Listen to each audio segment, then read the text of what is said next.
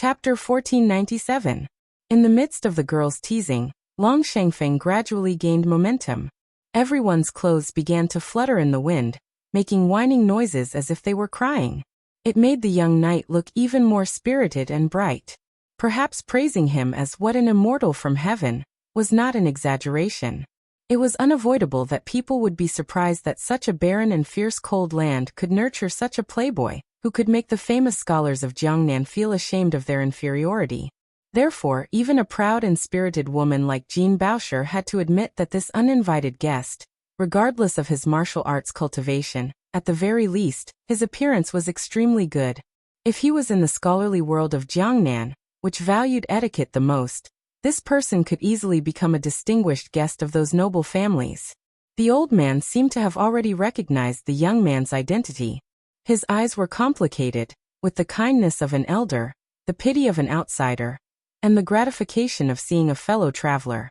Under the scrutinizing gaze of the crowd, the young knight who had threatened to perform the duties of a host under the hooves of thousands of Beimang cavalry skillfully turned his horse around and extended his hand, indicating for the carriage to go ahead.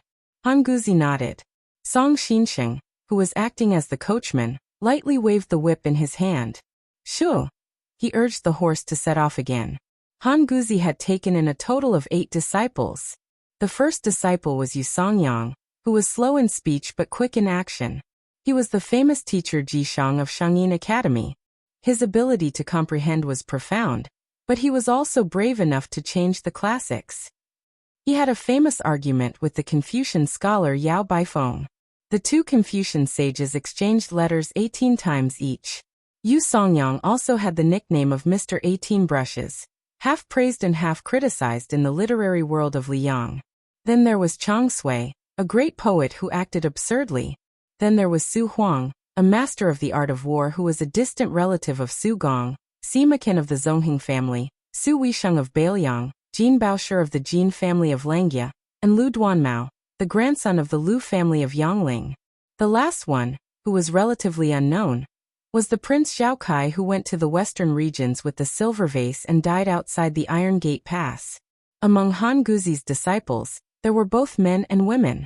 There were those who were gentle, refined, and strict. And there were also those who abandoned etiquette as if it were a pair of worn-out shoes. There were only 8 of them, but they were involved in as many as 5 schools of thought: Confucianism, art of war, yin and yang. The most important thing was that Han Guzi's disciples were all worthy of being called dragons and phoenixes among men. Therefore, in the Liang dynasty, this old man had the supreme reputation of Shuani.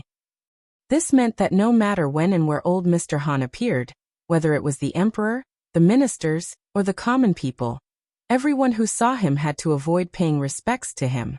As for who was the first to use this nickname, there was no proof. Some people said that it was either the Grand Preceptor of West Chu, Sun Shiji, or the State Preceptor Li Mi. Others swore that Huang Sanjia was the most arrogant old faker. In short, Han Guzi's reputation in the Liang dynasty grew as the Lu brothers of Lin Lang, Lu Daolin, Lu Baijie, Bailiang, Yao Baifeng, and Qi Yanglong entered the capital one after another to become officials. The old man, who had always shut himself in and refused to pay any attention to political affairs, was becoming more and more famous. Everyone was counting on their fingers to calculate when this old man would be summoned to the capital. When that time came, not only would he be extremely noble, but he would also gradually become the Minister of Rights. In order to take care of Han Guzi's old body, the convoy continued to move forward slowly. However, the north side was already covered in dust under the hooves of the Beimang cavalry. Soon they would arrive. The atmosphere here began to become a little strange. Even the fearless and heartless Han Guoxiu was a little flustered. From time to time, she would turn her head to look to the north, as if she could feel the violent tremors on the ground. Previously, she had used Sima Qian to kill the young knight, but unfortunately, she didn't get any response. That person neither refuted nor became angry out of humiliation. This made the girl, who was used to being arrogant in Shangyin Academy, very dissatisfied. She had already thought of many ingenious backup plans, but in the end, her opponent was a guy who was even more boring than Uncle Blockhead, Yu Songyang. She was so frustrated that she almost suffered internal injuries.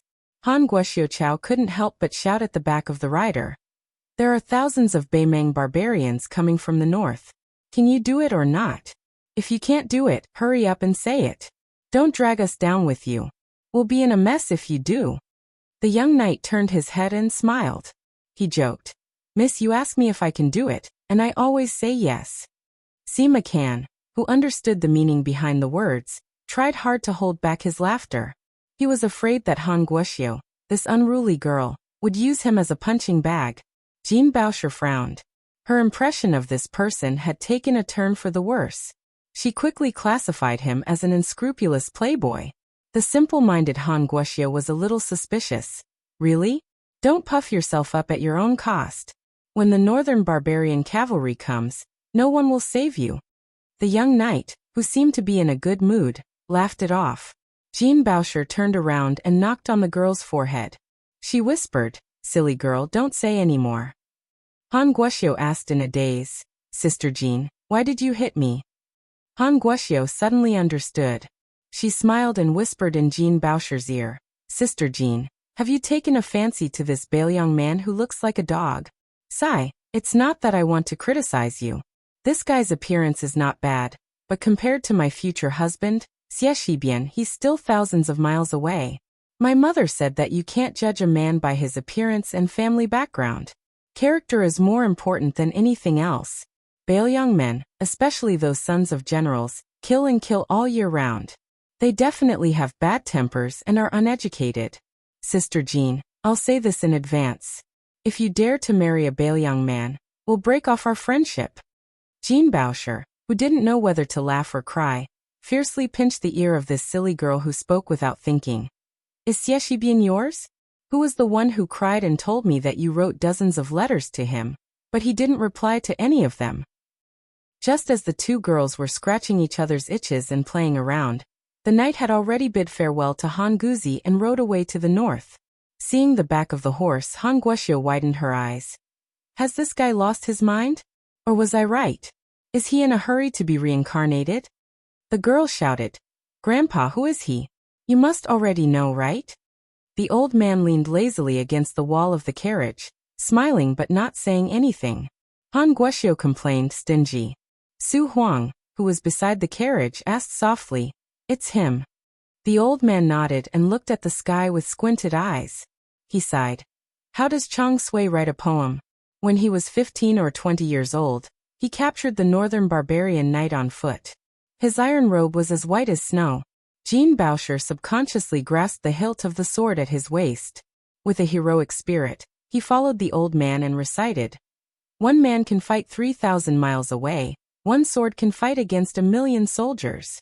But what happened next stunned everyone except Han Guzi. After galloping for a mile, they vaguely saw the man stop in front of them. Then, dozens of Beimeng's elite Black Fox guards suddenly turned around. Jean Bauscher and the others could barely see the armored Beimeng cavalry. For no reason, they slowed down their charge. Then, without hesitation, they turned around and ran away. In an instant, there was no one left. No matter what, there was an army of 2,000 to 3,000 cavalrymen. Even though the thunder was loud and the rain was small, there was no rain at all. It was Su Fengnian, who had rushed over after receiving the report from Whispering Water. He didn't chase after them alone. Instead, he reined in his horse and galloped back to the carriage.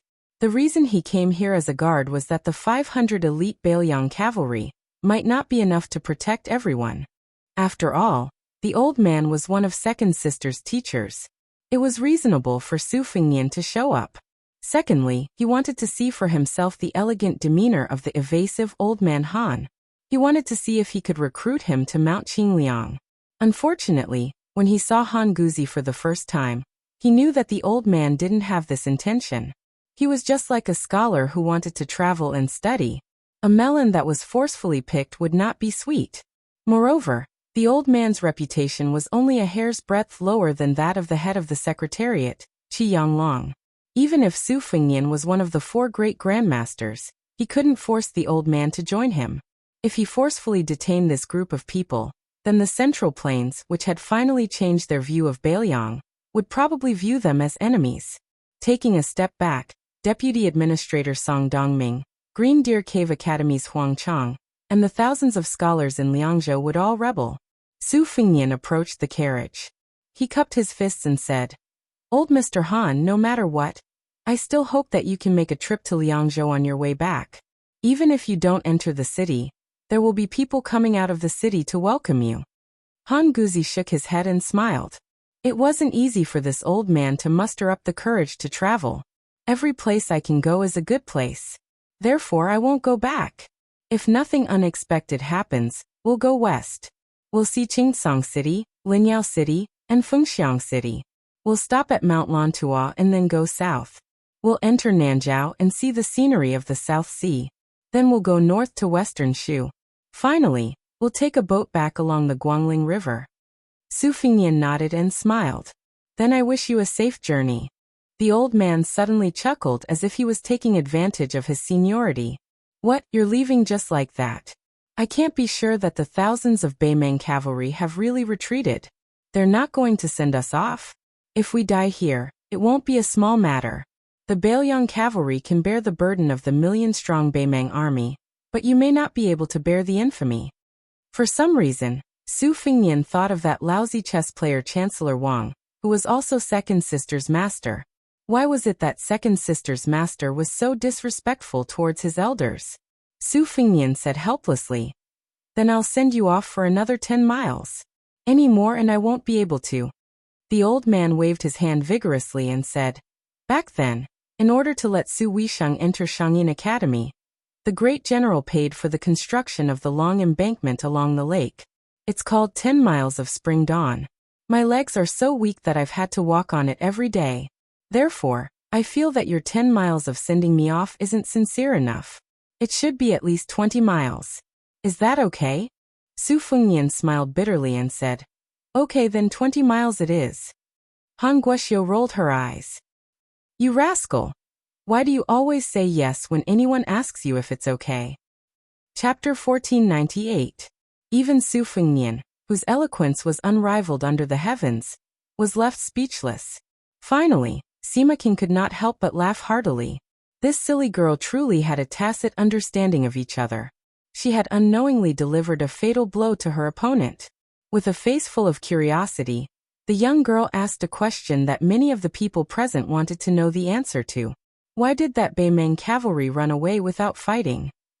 Su Fengnian replied with a deadpan expression, "I don't know either. I only said one sentence to them."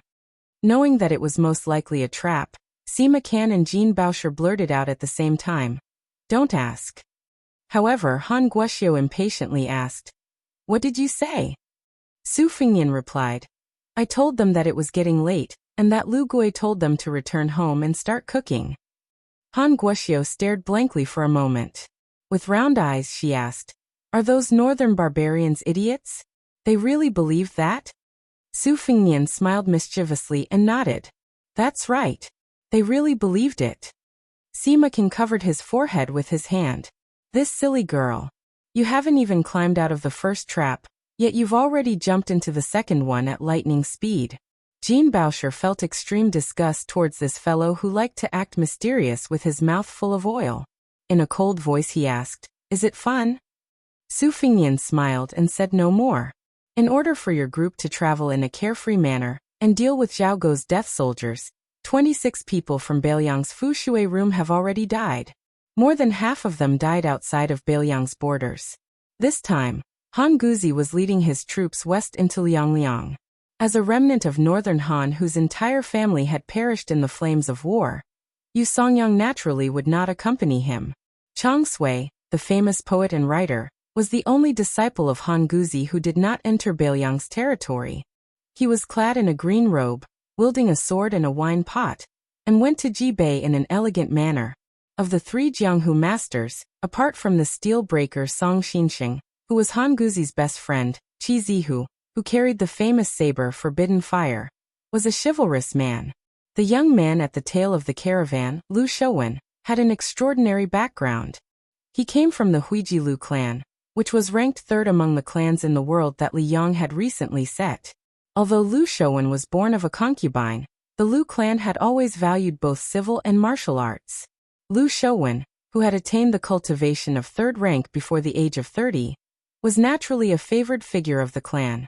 The spy report from the Fu Shui Fong mentioned that this person, like Lu Duanmao, liked the woman named Jean Baosher, but this was not the main point. The main point was that Lu Shouwen was most likely a double agent. On the surface he was under Zhao Yi's Guangling Spring Snow Building, but in secret he might be a spy from Nanjiang Road. Along the way, Lu Shouwen had risked his life to kill 3 Zhaogo masters. Once he returned, he would not be able to live in peace. It could be said that he was an infatuated type who did not love the country, but the beauty. For some reason, Han Guzi suddenly had a strange idea. He said that he wanted to try the feeling of riding a horse in the west wind. Song Xinxing, Su Huang, and the others could not persuade him. Han Guxiu, who wanted to see the world in chaos, clapped her hands and cheered. She taught the worried Jean Baosher a lesson. With the help of the sweaty Sima Can, the old man finally got on the horse. Su Fengnian had no choice but to move closer to prevent the old man from falling off the horse. Fortunately, the old man did not seem to have any intention of urging his horse forward. He rode side by side with Su Fengnian, while Su Huang carefully guarded him on the other side. The old man, who was swaying on the horse's back, laughed and said, "It's true that this old man is young and wild, but it's a pity that I don't have the money to wear that brocade hat and marten coat. I haven't touched a saddle in the past few decades, and I don't even have the luxury of riding a horse. Thinking back to the aggressive manner of those Beimeng barbarians just now, I'm really ashamed. I've read books and taught books for most of my life. The number of students and unofficial disciples I've taught is at least 20. In the end, even including the assistant minister of the Ministry of War, Su Gong, who is already on the border between the 2 Liao countries, I don't think anyone has ever killed a Beimeng barbarian with their own hands." The old man sadly murmured, "Not a single one." Su Fengnian said with a smile, "Yes, there is." The old man nodded and said, "Yes, I'm old and muddle-headed. That girl Su led the famous Bailiang cavalry straight into Beimeng's hinterland. At that time in Shangyin Academy, her fellow disciples stole a lot of jars of wine from me. The next day, they all reeked of alcohol and were disgraceful. As for me, I just pretended not to see it. Haha, at that time. Even Yu Songyang was no exception. It's said that he almost fell asleep during the lecture. Therefore, what the great general did back then was right. What you did was even better. Otherwise, with half of my neck buried in the yellow earth, I wouldn't have risked universal condemnation to make this trip." Su Fengnian said, "Old mister, you're risking universal condemnation." The old man said apologetically, "Although you didn't say it, I still have to apologize to you and your Bailiang. This old man only did it on a whim, but many people were killed because of it. In the end, it was like going on a spring vacation. I just patted my butt and left. I couldn't help you at all. For the sake of my reputation, I didn't even get to see that girl Su even once when I was already at your doorstep." Su Fengnian said softly, "The scholars of Shangyin Academy can't withstand the torment of wind and rain. Old mister didn't do anything wrong. Whether or not the warriors of Bailiang can defend the Northwest, this world still needs scholars to govern. Maybe one day, we'll need them to walk out of the library, put down their books, and step forward bravely in front of the flood of horses' hooves." Jean Baorum, who was behind the 3 riders, had actually been listening attentively. After hearing these words, she was a little surprised. She had to admit that she had a new level of respect for him. She couldn't help but raise her head and stare at the back of the rider. He was travel-worn and wore very ordinary clothes. He carried a cotton bag on his back. He didn't have the cold knives and light crossbows that Bailiang's roaming cavalry were equipped with. If it was the son of a general like Northern Liang, which was as numerous as the hairs on an ox, it didn't seem like it. Although many of the descendants of Northern Liang generals had joined the army, she really couldn't think of a young person in Liuzhou who was so special, to be able to chat calmly with her teacher. Could it be the Han clan strategist Chen Shiliang, who was unknown in Jiangnan, but had risen to fame in Northern Liang? Han Guoxia whispered into Jean Baorum's ear, "Sister Jean, I think this guy might be that person." Jean Baorum laughed involuntarily and shook her head. "Impossible. You don't practice martial arts. You don't know what kind of power the most outstanding great grandmasters in the world have. I've seen a number of first-level great grandmasters. Han Guoxiu hurriedly interrupted. How could I not know? Isn't it just a dragon's roar, a tiger's step in the abyss, a mountain's peak? The older ones should have some immortal-like and imposing manner. Then the girl muttered to herself. Now that you mention it, this guy really isn't an expert. Especially when he smiles, he doesn't look like a good person. He can't even compare to Lu Shouwen, who blocked a knife for you. In the end, Han Guoxiu sighed and said, There's nothing I can do. I originally wanted to come to Beiliang this time to see that Su Fingnian. Many of our sisters in the school seem to have given themselves a bewitching potion. If I see him with my own eyes, when I go back, won't they die of envy? Haha. I've thought about it. When the time comes, I'll say that I've seen Su Fingnian. I'll also tell them that the guy is 10 feet tall, with a strong back and a bare waist. His face is full of whiskers, and his arms are as thick as their legs. What dragon Phoenix, Northern Sioux Southern Song. Anyway, we've seen that Song Maolin with our own eyes. He's really handsome. Other than my husband, Xie Shibian, I don't think anyone in the world can compare to Song Maolin.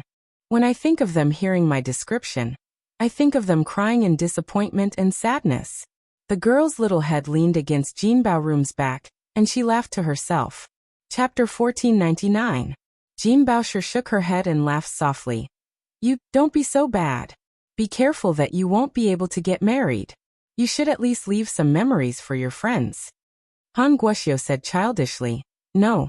Who told them to say that my husband is not even 1/10,000th of that Su Fingnian? Lu Duanmao was about to interrupt, but Lu Shouwen had already urged his horse forward, and came to Jin Baoshi's side.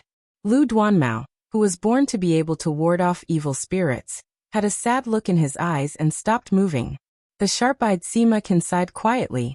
He had told his junior many times that junior sister Jean was not the kind of woman who judged people by their appearance, but Lu Duanmao would always be discouraged when he saw her. When his junior brother Zhao Kai was still in the academy, he had successfully tricked him into confessing after he got drunk. Although Jin Baoshi was not moved, it was obvious that she did not hate him. However, Lu Duanmao was still so scared that his legs trembled after he woke up. Originally, Zhao Kai had already thought of how to encourage Lu Duanmao to strike while the iron was hot. However, with the sudden departure of his junior brother from Shangyin Academy, and the shocking news that followed, Lu Duanmao completely retreated. For half a year, he drowned his sorrows in alcohol. In the end, he was awakened by Jin Baoshi, who could not stand it anymore. Only then did he let go of the wine jars and jugs that he relied on, and was teased by others as the drinking wife by others. Originally, except for Su Weisheng and Jin Baoshi, the 6 men of the same sect had all agreed that after Zhao Kai and Lu Duanmao returned with their beauties, they would get drunk together and drink all of their master's hidden wine in one go. Sima Qin looked to the south with red eyes. Junior brother, you and I agreed to be the monarch and minister who would go down in history together. Sima Qin did not hate the Beiliang, nor did he hate the young man who was his royal highness at that time. He just missed his playful junior brother very much. Lu Shouwen rode side by side with Jin Baoshi and Han Guoxiu, but he didn't speak to Jin Baoshi, who fell in love at first sight. He looked towards Han Guoxiu and said with a gentle smile, Are you scared after seeing those northern Mang barbarians? Han Guoxiu, who was naturally closer to that coward Lu Duanmao in her heart, rolled her eyes and said, Scared to death. Lu Shouwen was somewhat helpless, but he was not angry. In fact, his current situation was much better than when he had been targeted by the little girl. He shifted his gaze and asked softly, Miss Jean, why did the Beimeng cavalry take the initiative to retreat? Jin Baoshi shook his head and smiled faintly. I don't know. That person didn't want to talk about it, and Sir didn't want to reveal the secrets of heaven. Lu Shouwen made a sound of acknowledgement, and did not continue to pester him with words. He just silently rode his horse. After coming back to his senses, Sima Qin couldn't help but sigh. His junior brother Lu Duanmao had met his match. At the very front, Han Guzi and Su Huang, one knew.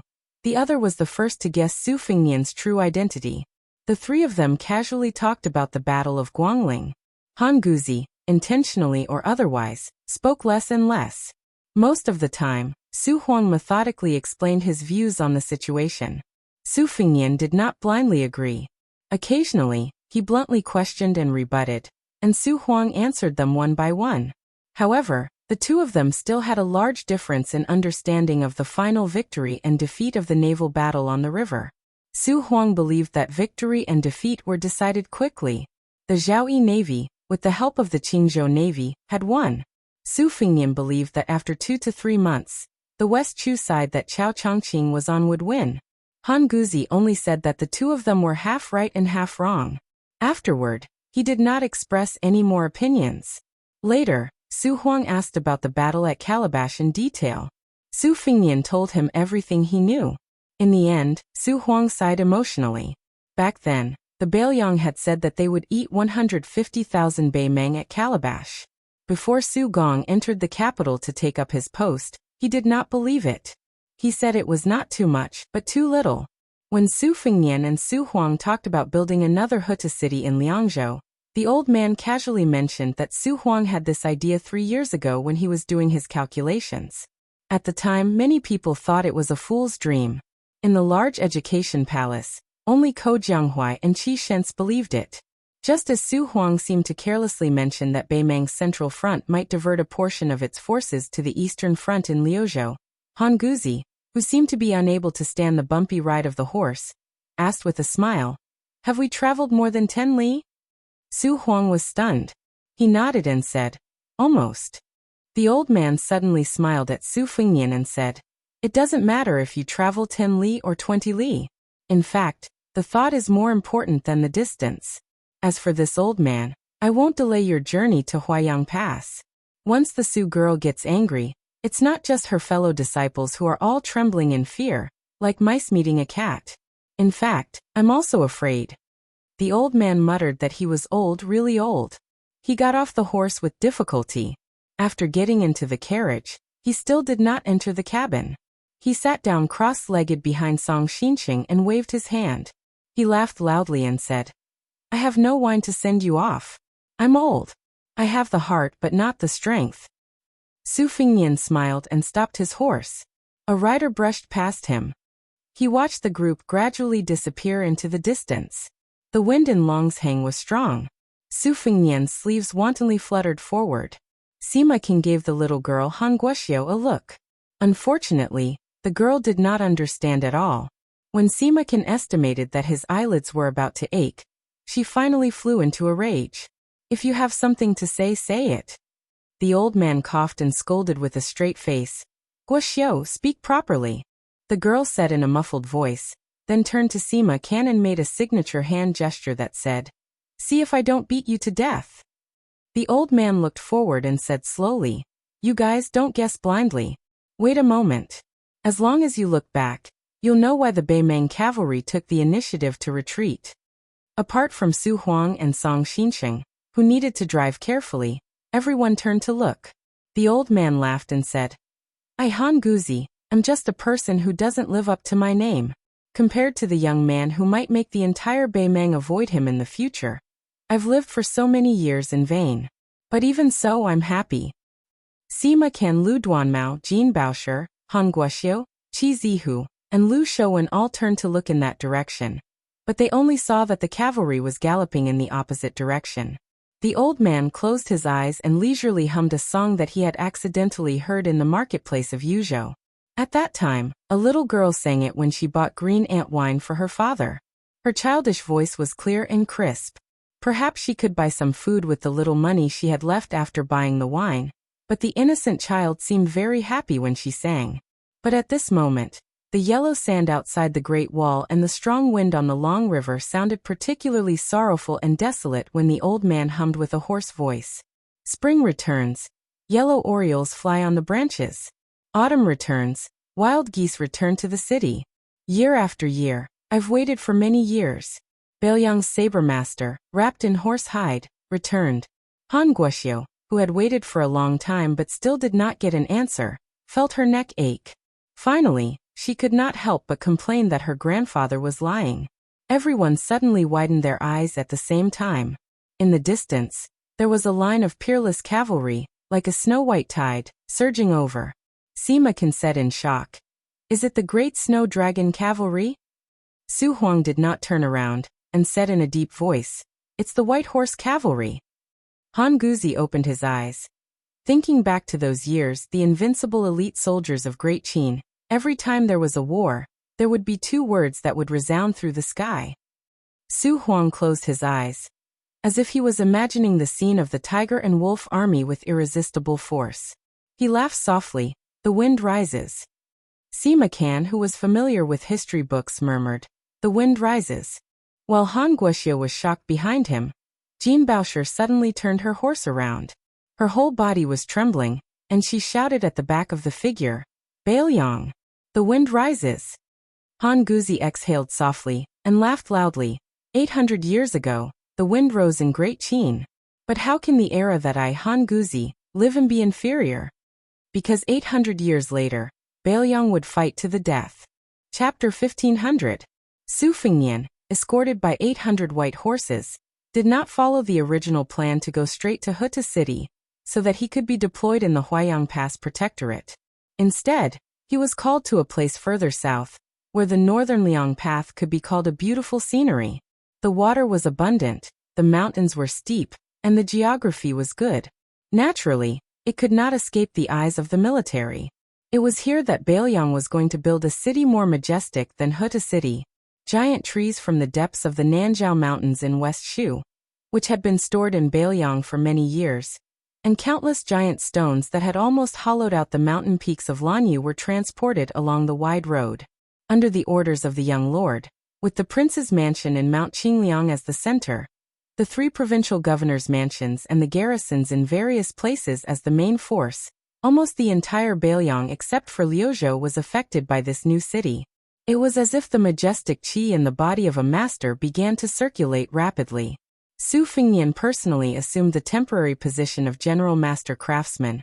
Administrator Li Gongda and a master of Moism acted as governors, and 6 people, including the Liangzhou provincial governor Wang Peifang, who was half a rank higher among the 4 provincial governors, and Wang Lingquan, who used to be the god of wealth in Qingzhou, acted as deputy supervisors who participated in specific affairs.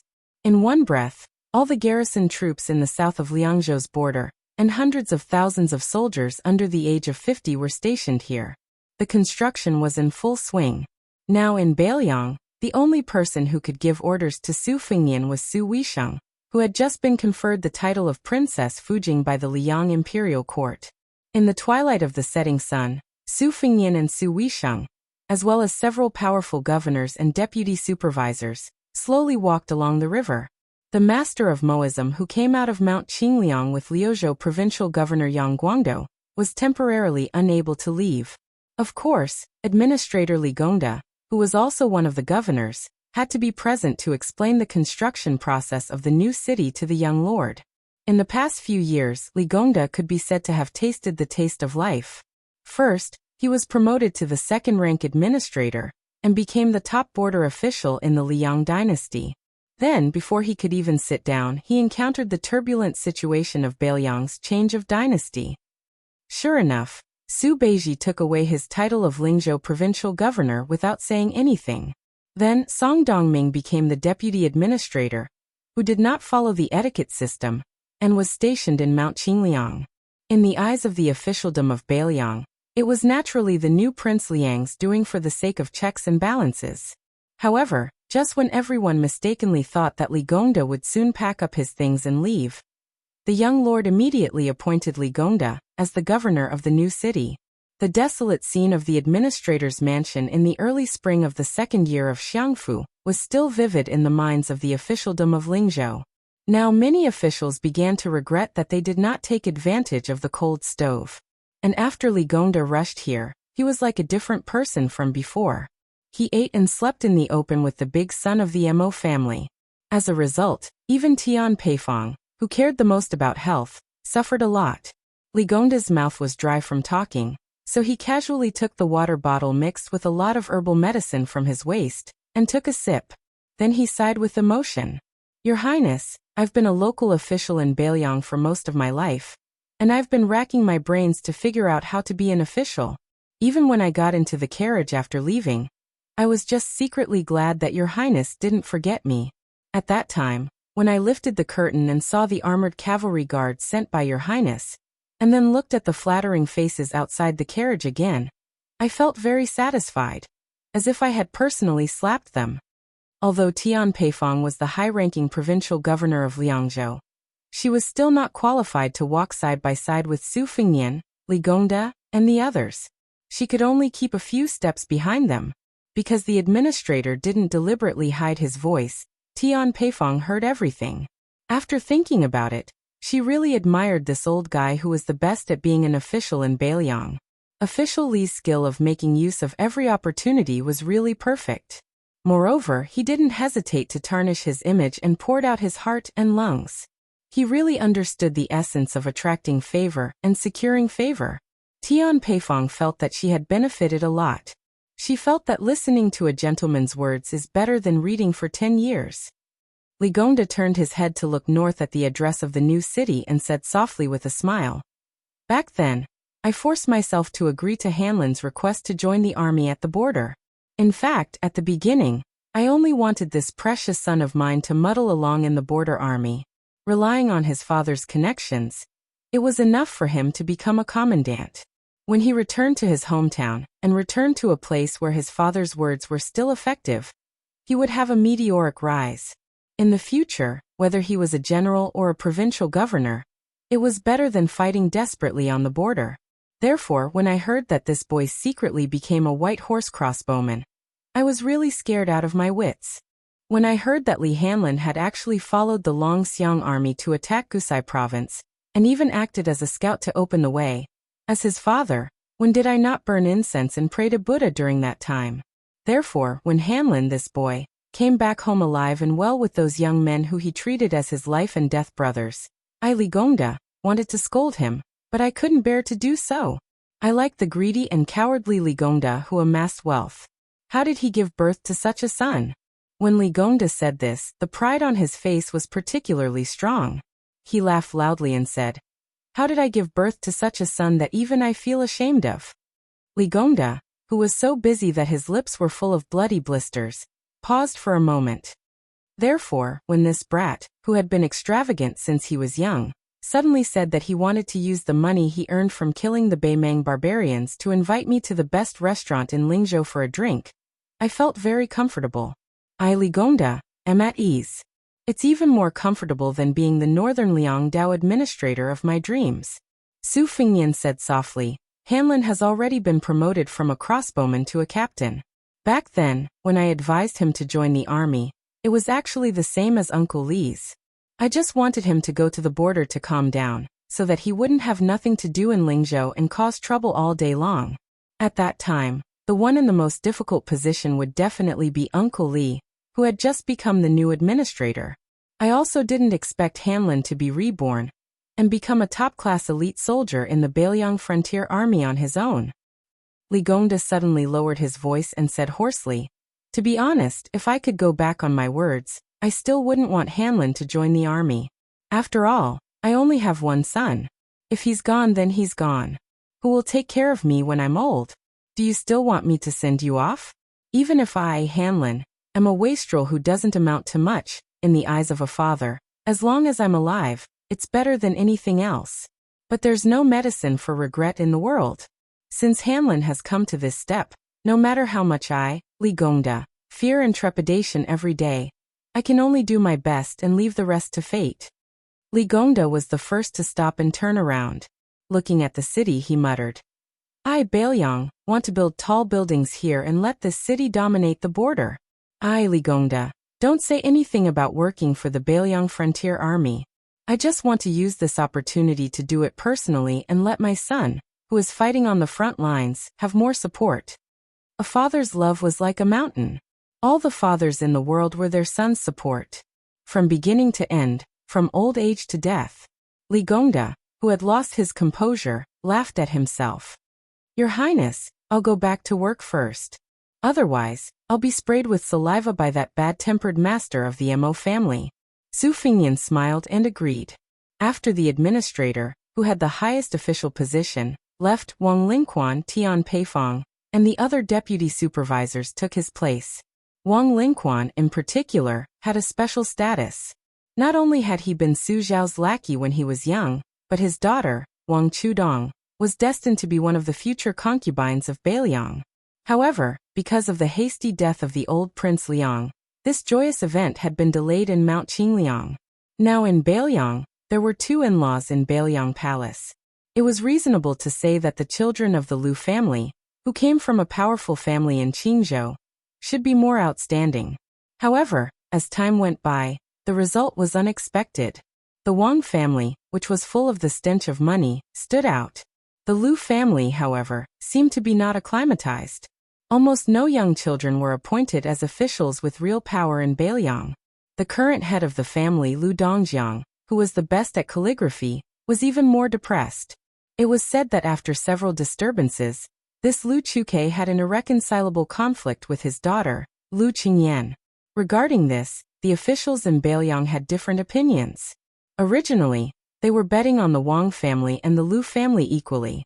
However, after Wang Lingquan became the deputy supervisor of the new city, and Lu Dongjiang did not have the opportunity to take up this position, the situation completely changed.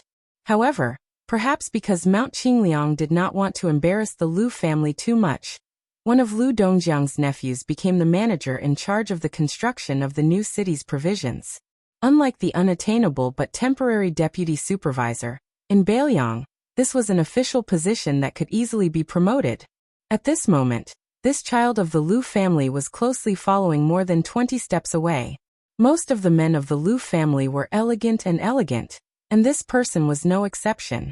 Today he deliberately took off his official robe and put on a brand new bright brocade robe. In the group he looked particularly outstanding. There were several scholars of similar age with him. Chapter 1501. In fact, Su Fengnian recognized this person at a glance. He was Lu Qingyan's cousin Lu Qingsong. He was one of the most outstanding talents in the Lu family of Qingzhou.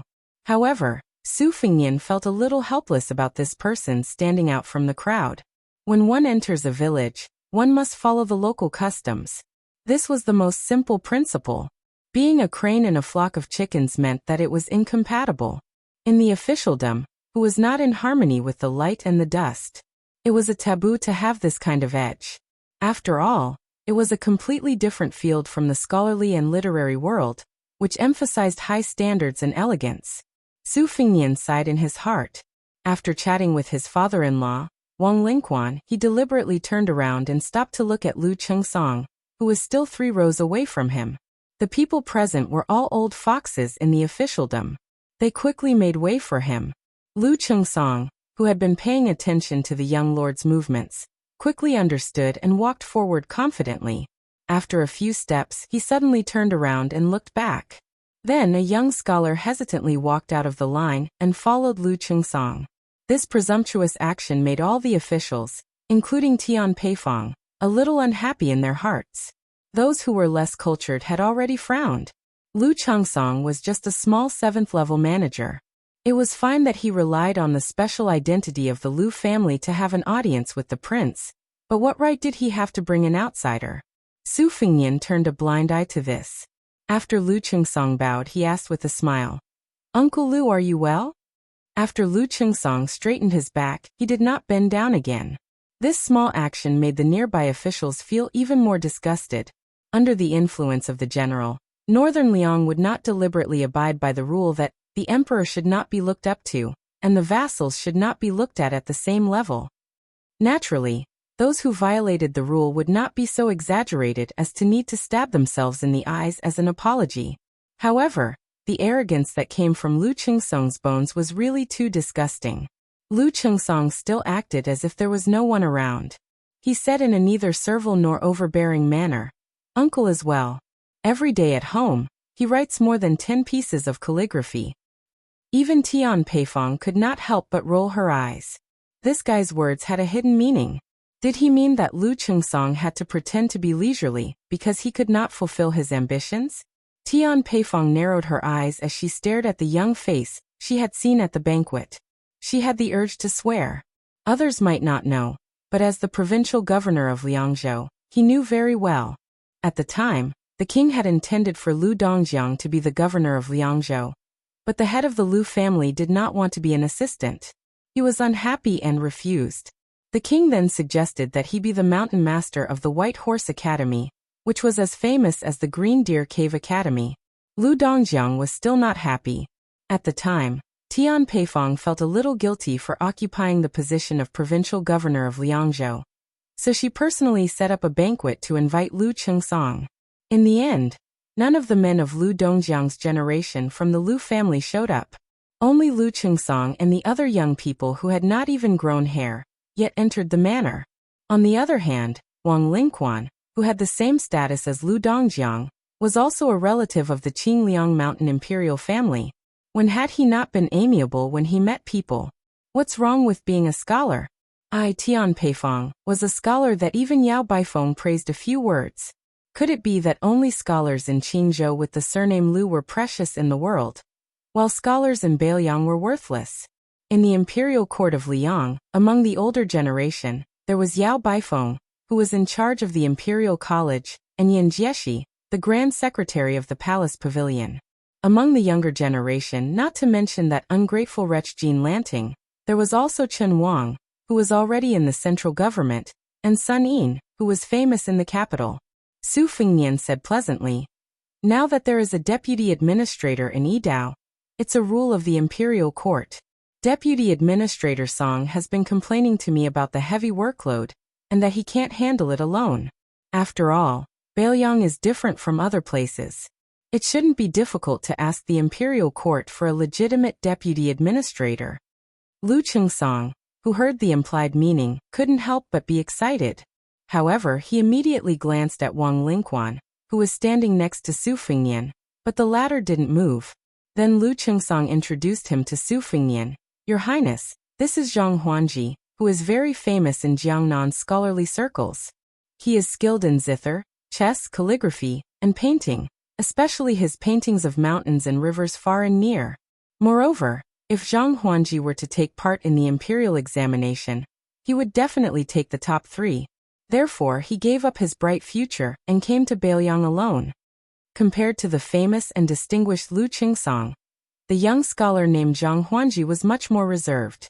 He bowed respectfully and said, "Zhang Huanji greets your highness with fear and trepidation." Tian Peifong carefully observed the prince's expression. As long as the prince showed a trace of dissatisfaction, he could let this young man named Zhang Huanji sit on the bench in Beiliang's officialdom for a long time. Su Fengnian had already sized up Zhang Huanji.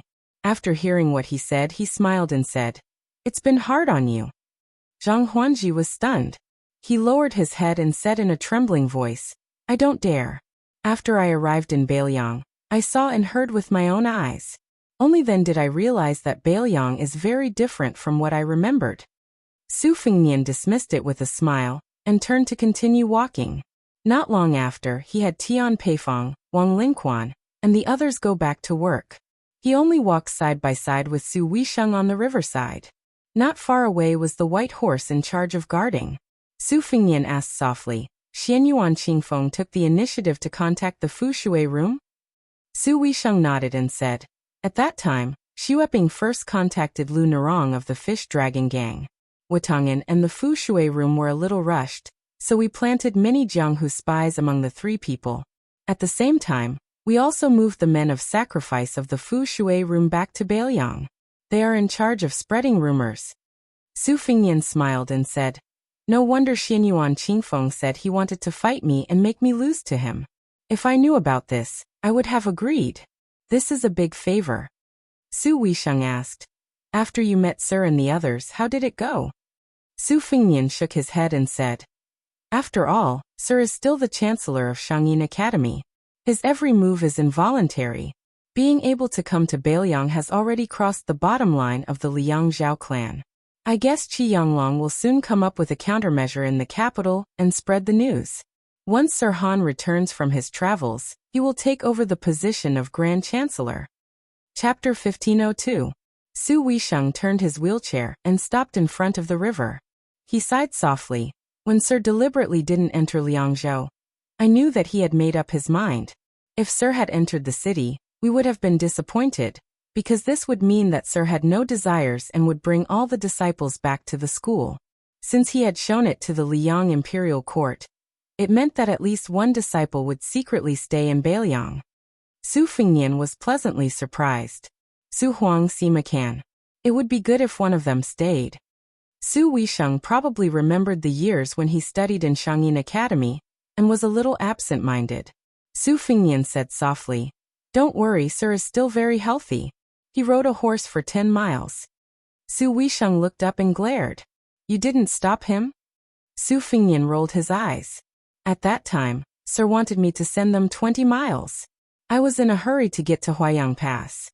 Plus, Su Huang and the others were desperately trying to stop me, so I didn't say anything." Speaking of this, Su Fengnian smirked and said, "In the end, old Mr. only asked me to accompany you for 10 miles.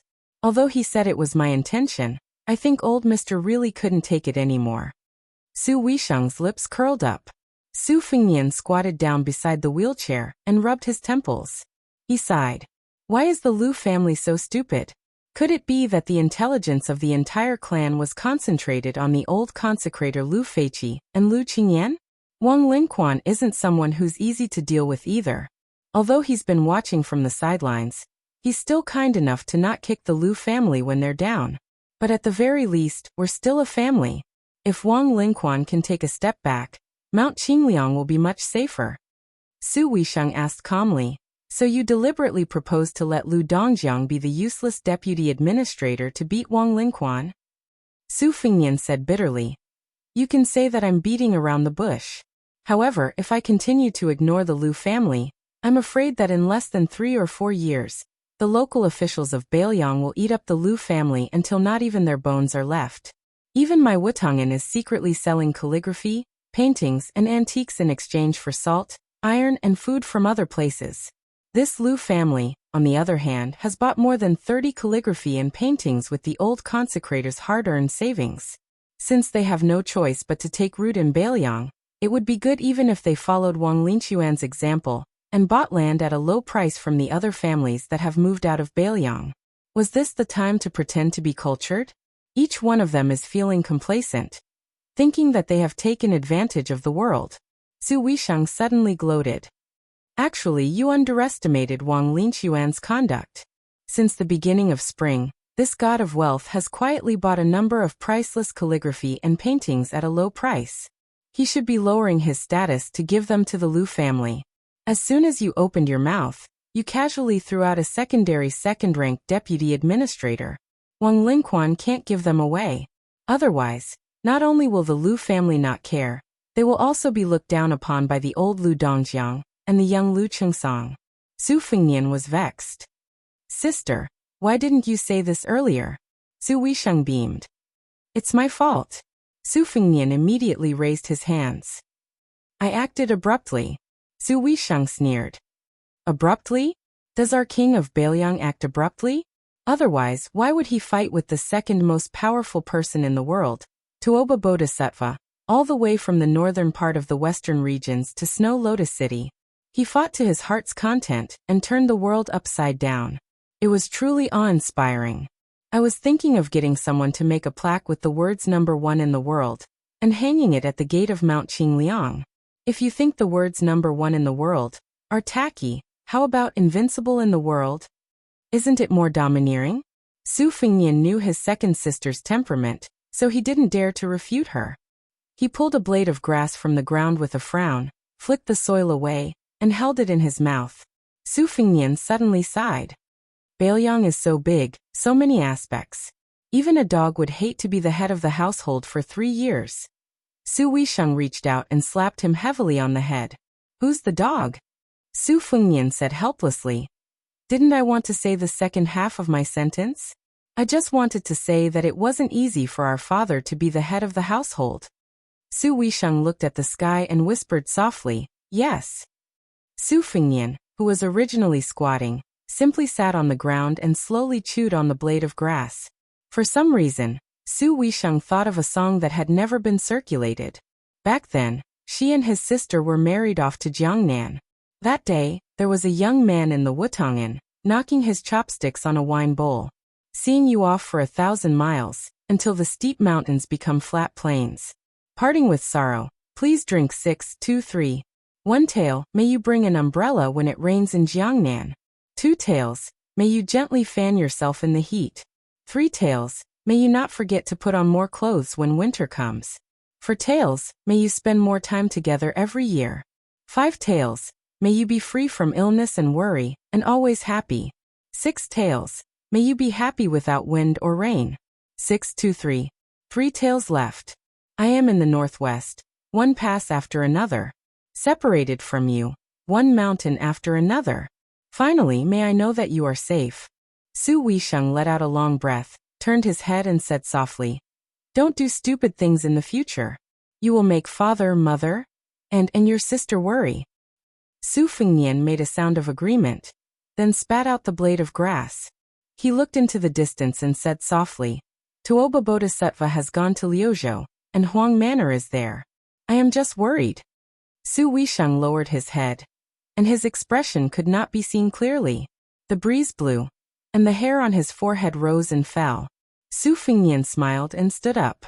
Sister, I am going to Huayang Pass. While Tuoba Bodhisattva is not at the border, I will personally go to Huta City. Sister, don't worry, this time I will not act on impulse. As long as the situation is not good, I will retreat. Su Weisheng raised his head and said in confusion, call me second sister. Su Fengnian scratched his head. It's all the same. Su Weisheng waved his hand. Go, when you reach Huta City, twist hundreds and thousands of Beimang heads off. Su Fengnian laughed. You said it yourself. 3 days later, at dusk, when a figure appeared on the city wall of Huta City, the Beimang army that had been attacking the city day and night for more than a month suddenly retreated. For the first time, they had a truce. Looking at that person from afar, the Beimang army was terrified. At dawn the next day, a strong wind blew. The king of the northern court, Dong Zhuo, only dared to take 100 steps out of the formation under the protection of the Beimang armored guards. He looked at the city wall of Huta City and did not say any heroic words. He only raised his arm high and then waved it down heavily. Thus, the most tragic battle in the second year of Xiangfu began. Chapter 1503. Yesterday, Su Fengnian had rushed to the top of the city wall from the south without any warning, and intruded into Huta City alone. Not to mention the Beimang army, even Lu Jinu and the other Bailiang soldiers looked at each other in dismay when they heard the news. When Su Fengnian had rushed all the way from Huayang Pass to Huta City, a Beimang martial arts master who had temporarily acted as a stable in the south of Huta City, simply abandoned his horse and ran madly toward the main camp. Then, the Beimang's momentum of attacking the city suddenly slowed down and retreated like the tide. This night, Su Fengnian stood on the blood-stained north city wall of Huta City. The Huta City's main general and lieutenant he had drunk with last time had lost 2 of their faces. The careless Ma Jili was dead, and the elegant Chu Hanqing was also dead. When they left, they were in the prime of their lives. From Lu Jinu's calm narration with a hoarse voice and not much emotional fluctuation, Su Fengnian learned that the 3,000 elite cavalrymen, who could wear heavy armor and fight as heavy cavalry, and the 6,000 light cavalrymen in the city were still intact. However, 8,000 of the 24,000 regular infantrymen, and nearly 10,000 auxiliary soldiers had died in battle. When Su Fengnian had asked how many wounded soldiers there were, Lu Jinu had only said that there were not many wounded soldiers. Su Fengnian was silent. In fact, he had known the cruel answer in Huayang Pass. The north, northeast, and northwest sides of Huta City were Beimang's 3 main attack fronts. Lu Jinu had accurately divided the city into 32 defensive lines, with each lieutenant leading their own defense. If the Beimang barbarians managed to reach the top of the city wall, and could not retreat within 30 minutes, Lu Jinu had to mobilize other forces to support them. Then, the main general would be dismissed on the spot, and become an ordinary soldier. The deputy would take his place and so on. In the past 2 months, a total of 7 lieutenants had died in battle. The reason why Lieutenant Chu Hanqing had died in battle was because the 3 senior captains under his command had died one after another in just 2 hours. This was the first time that Tiger Head City had a situation where more than 600 enemies were continuously pouring in. The key point was that the defensive line seemed to be getting bigger and bigger. Furious, Lu Jinu asked the sentries to send a message to Chu Hanqing, who was already covered in blood, saying, If you really can't defend the city, just say the word. I, Lu Jinyu, will personally lead people to help. Bei Meng, who had finally found a breakthrough, began to frantically mobilize their troops. When Lu Jinyu rushed to the battlefield with 800 personal guards and killed off the Bei Meng barbarians, Chu Hanqing, who had countless corpses at his feet, was sitting in a pool of blood at the foot of the wall. His face had been chopped beyond recognition.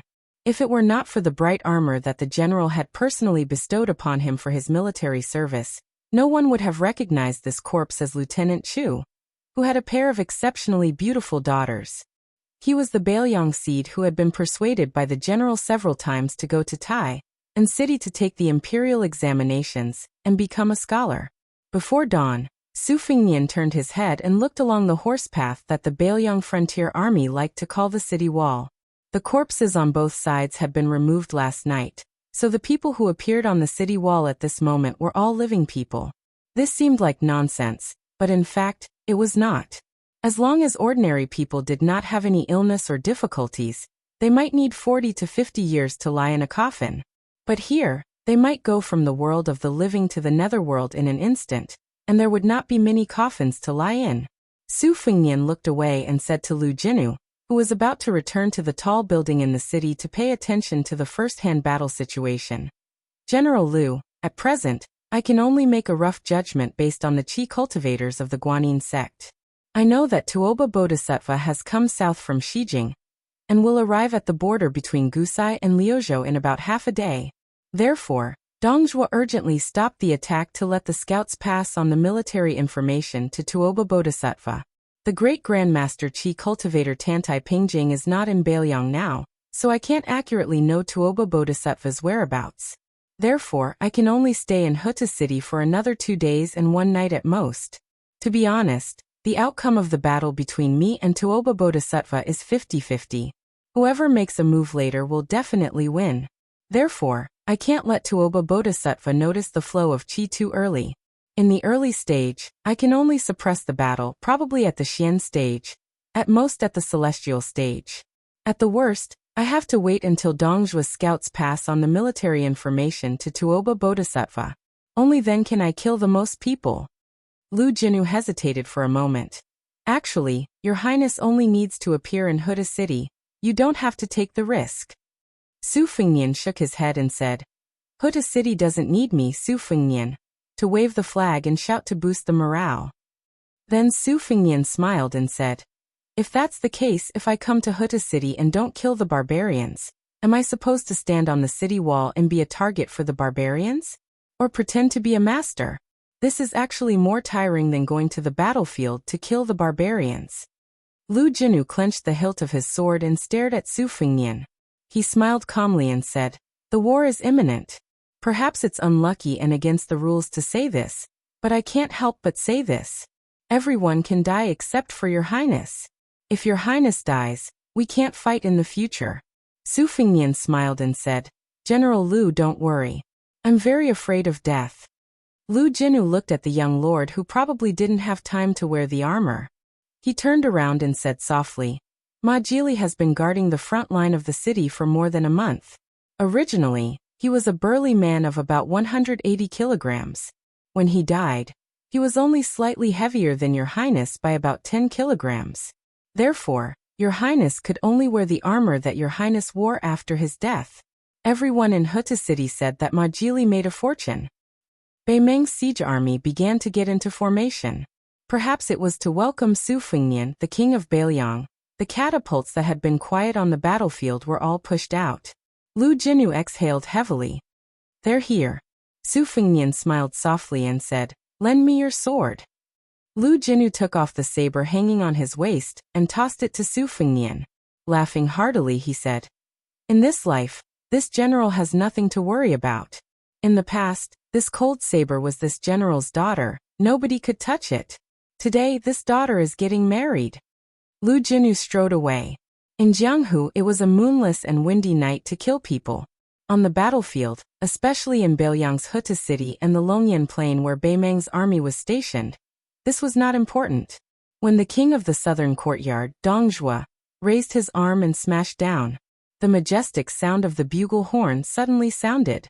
Pitch-black armored torrents slowly surged forward from both sides of Dong Zhuo's personal army's phalanx.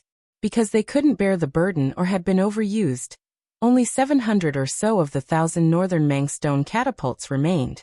However, most of the large-scale stone catapults were still in good condition. Under this round of neat firing, the might of the catapult still caused one's expression to change. It was like flowing fire that filled the sky. Dong Zhuo subconsciously tapped his teeth lightly and looked around. Other than the nearly 1,000 elite personal cavalry and squires of the Dong family, the top Beimang martial arts experts from the three major sects, Tao Dao sect, Chess and Sword Music School, and Princess Grave, were also hidden by him. On the periphery, there were a total of 40 huge ballistae that were said to be able to shoot a sword that was equivalent to the sword of a land sword immortal within 1,000 feet. They were all operated by the strongest person in the army, and the remaining dozen or so Qi refinement warriors of the Southern Dynasty were in charge of aiming.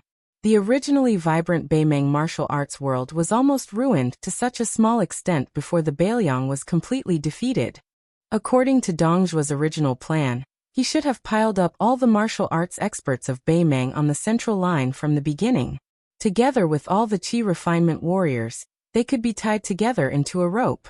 Even if you were Su Fengnian or Su Yambing, could you stop them? Unfortunately, even if he was already the king of the southern courtyard, he still had to take care of all the forces. As a result, he was now in such a messy and pitiful situation. Was it interesting to go through so much trouble to infiltrate Yuzhou to assassinate Yan Wenwan and cause a great loss to his vitality? Dong Zhuo curled his lips and raised his head. His gaze followed a huge rock that was smashing towards Huta City and looked at the figure. He said to himself, "Su, come and kill me. Aren't you tempted to take the head of a general in the midst of thousands of soldiers? Anyway, it's still too early for Tuoba Bodhisattva to get here. If you have the ability, you can open up your realm. If you can dodge the rain of flying swords shot out from the ballista, I Dong Zhuo promise, will definitely escape." Just as Dong Zhuo was dilly-dallying by himself, the man on the city wall rose into the air like a dazzling white streak of light. Dong Zhuo narrowed his eyes and clicked his tongue. One man once fought against millions of soldiers. The Sword Emperor of West Shu did this kind of shady business. What happened in the end? That guy died under the hooves of your Su family's iron cavalry. Be careful that you don't suffer retribution today. Next to the fat man, there was a valiant young woman who was riding a horse and wearing armor. She frowned and said, "Can you kill with your mouth?" Dong Zhuo put on a straight face and said seriously, "If you never forget, there will be an echo." This fat man's second daughter-in-law was the daughter of Mount Bubang's leader, Diwu Raccoon. Back in Beimang, she had met Dong Zhuo and Su Fengnian once because of the little girl Tao Manwu. But at that time, she never thought that her father would die in the hands of a young man. Even his head was taken back to Beiliang. Dong Zhuo suddenly laughed and said, "My Dong army was already on the way to Liuzhou last night. Killing his brother is more interesting than killing Su Fengnian." Chapter 1504. Dong Zhuo was clad in armor and carrying a saber as he sat on a large and majestic steed. The man and horse complemented each other perfectly. Although Dong Zhuo was fat, he did not appear fat and bloated. Compared to the king of the South Courtyard who controlled half of the Beimang army, Zhao Yi and Zhao Yuang of the Guangling Path were indeed much more lacking in appearance. Dong Zhuo straightened his neck and looked at the white rainbow that had fallen in front of the city. His eyes were shining. He was also a skilled martial artist. Otherwise, he would have been beaten into a skinny man if he had not swindled the daughter of the fifth raccoon of the Bingbing Mountain. Personally, Dong Zhuo did not have a bad impression of Su Fengnian from the opposing camp. When they first met in Beimang, he was the founder of the Dong Army, a separatist force. He was still separated from the current king of the South Courtyard by the great general of the Beimang. It could even be said that if Su Fengnian had not appeared out of nowhere, and not only succeeded in usurping the position of the king of Beiliang, but also won the hearts of the Beiliang cavalry and the hearts of the people of Beiliang, then Dong Zhuo would at most be working under Lu Gui or Yang Yuanzan, just like Hong Jingyan and Zhong Tan. In addition, Dong Zhuo owed Su Fengnian a favor because of the incident with Tao Manwu. Therefore, if it was not for the general trend, Dong Zhuo actually wanted to sit down and have a good chat with Su Fengnian. He wanted to learn from the famous scholars of the Central Plains who liked to chat and talk about heroes over wine on a snowy night, instead of being in such a situation. In Dong Zhuo's vision, the person was indeed as expected. Because he was afraid of Tuoba Bodhisattva, he did not display the supreme cultivation of the celestial state. Instead, he borrowed weapons from the border army of Huta City, or the armored soldiers of Beimang, to block the giant stones thrown by nearly 1,000 catapults. The attacking figure landed in the open space between the two armies. Although he had suppressed his qi and momentum, his momentum was not inferior to the scene of thousands of cavalry charging out of the city. This made Dong Zhuo, who was limited to the Vajra state, because of his root bone and fate, could not help but tremble with fear. Fatty Dong said that even the Sword Emperor of Shishu could not be a match for 10,000 people on the battlefield. However, Dong Zhuo knew that if Su Fengnian did not have the worry of Tuoba Bodhisattva and allowed him to fight freely, the formation of the Beimang siege army, which was mostly infantrymen and only had 2 winged cavalry, would be easily disrupted. Therefore, Dong Zhuo hoped that the great guru would show the magnanimity of an immortal on the land and ignore the fight between the ants under his feet. It would be best if he came alone to find trouble with Dong Zhuo. In this regard, Dong Zhuo had already prepared a response. In addition to the top masters around him and the large ballistae that could shoot the immortal sword of 1,000 feet, Dong Zhuo had also placed many masters who could conceal their qi in the cavalry on both sides. As long as Su Fengnian was deeply trapped in the formation, when he wanted to retreat, it would be easy for them to form a circle around him. Not to mention intercepting and killing Su Fengnian, who was returning to Huta City. The worst-case scenario would be to consume a large amount of Su Fengnian's essence, qi and spirit. In this way, they would be able to delay until Tuoba Bodhisattva entered the formation. For this reason, Dong Zhuo had specially asked several grandmasters of Beimang, and repeatedly confirmed that after entering the celestial phenomenon state, one would be able to achieve what the Confucians called the heavens perception, and be able to resonate with heaven and earth. Then the qi in the martial artist's body would be like a turbulent river meeting a flood season. It could be said that it was like adding wings to a tiger. However, this kind of behavior that belonged to stealing the qi of heaven and earth had a congenital flaw. That was, God could only add flowers to brocade, but could not provide timely help. Once it involved the consumption of the martial artist's root, it would still be difficult to make up for it in a short period of time. Otherwise, 2 grandmasters of the celestial phenomenon state would not be able to determine the winner, even if they fought until the end of time. In the past, there was an old swordsman named Li Chenggang at Liang Lake. He had used 1 qi to break 2,600 armors by the Guangling River. Most of the ordinary people were shocked by the number of the Great Destruction cavalry. However, only those who had reached a higher level in martial arts would understand that the true horror lay in the 2 words, 1 qi. This meant that the old man named Li Chenggang did not care about the celestial phenomenon of qi and qi. 1 qi was 1 qi, and 1 sword was 1 sword. Dong Zhuo had made it clear that he wanted to use the lives of hundreds or even thousands of Beimang masters and soldiers to deplete a trace of Su Fengnian's root, just so that the king of the northern courtyard, Tuoba Bodhisattva, could have a better chance of victory. In his line of sight, the streak of white light began to charge in a straight line in a barbaric manner. Dong Zhuo curled his lips and said, "If he wasn't the king of Beiliang and was just a man of Jianghu, then who in the world would be able to stop him? Being Li Chenggang and Chao Changqing, he's really cool. This guy is really admirable." It's said that those women from the Norland tycoons have all offered money, saying that as long as I capture this unparalleled young king, and let them enjoy him once, they would dare to offer 5,000 taels of gold. And the price is negotiable. It's just 1 night of sex. How many sons of the Dong family can I feed with this amount of money? Damn it, I, Dong Zhuo, am only a little fatter and taller than that Su guy. Am I inferior in any way? Why don't you yell at me that just hearing the name Su Fengnian makes my ears pregnant? Fatty Dong's wife coughed a few times when she heard the vulgar words, reminding her man to pay attention to his image in public. Dong Zhuo turned a deaf ear and continued to talk to himself. If it were me, not to mention 5,000 taels of gold, even 500 taels of silver would be fine. His wife, who was already burning with anger, glared at him and said, "Dong Zhuo." Fatty Dong shrunk his neck and restrained the frivolous expression that he deliberately showed to reduce his nervousness. He said indifferently, "They're here. One person, one saber." Su Fengnian began to break the formation.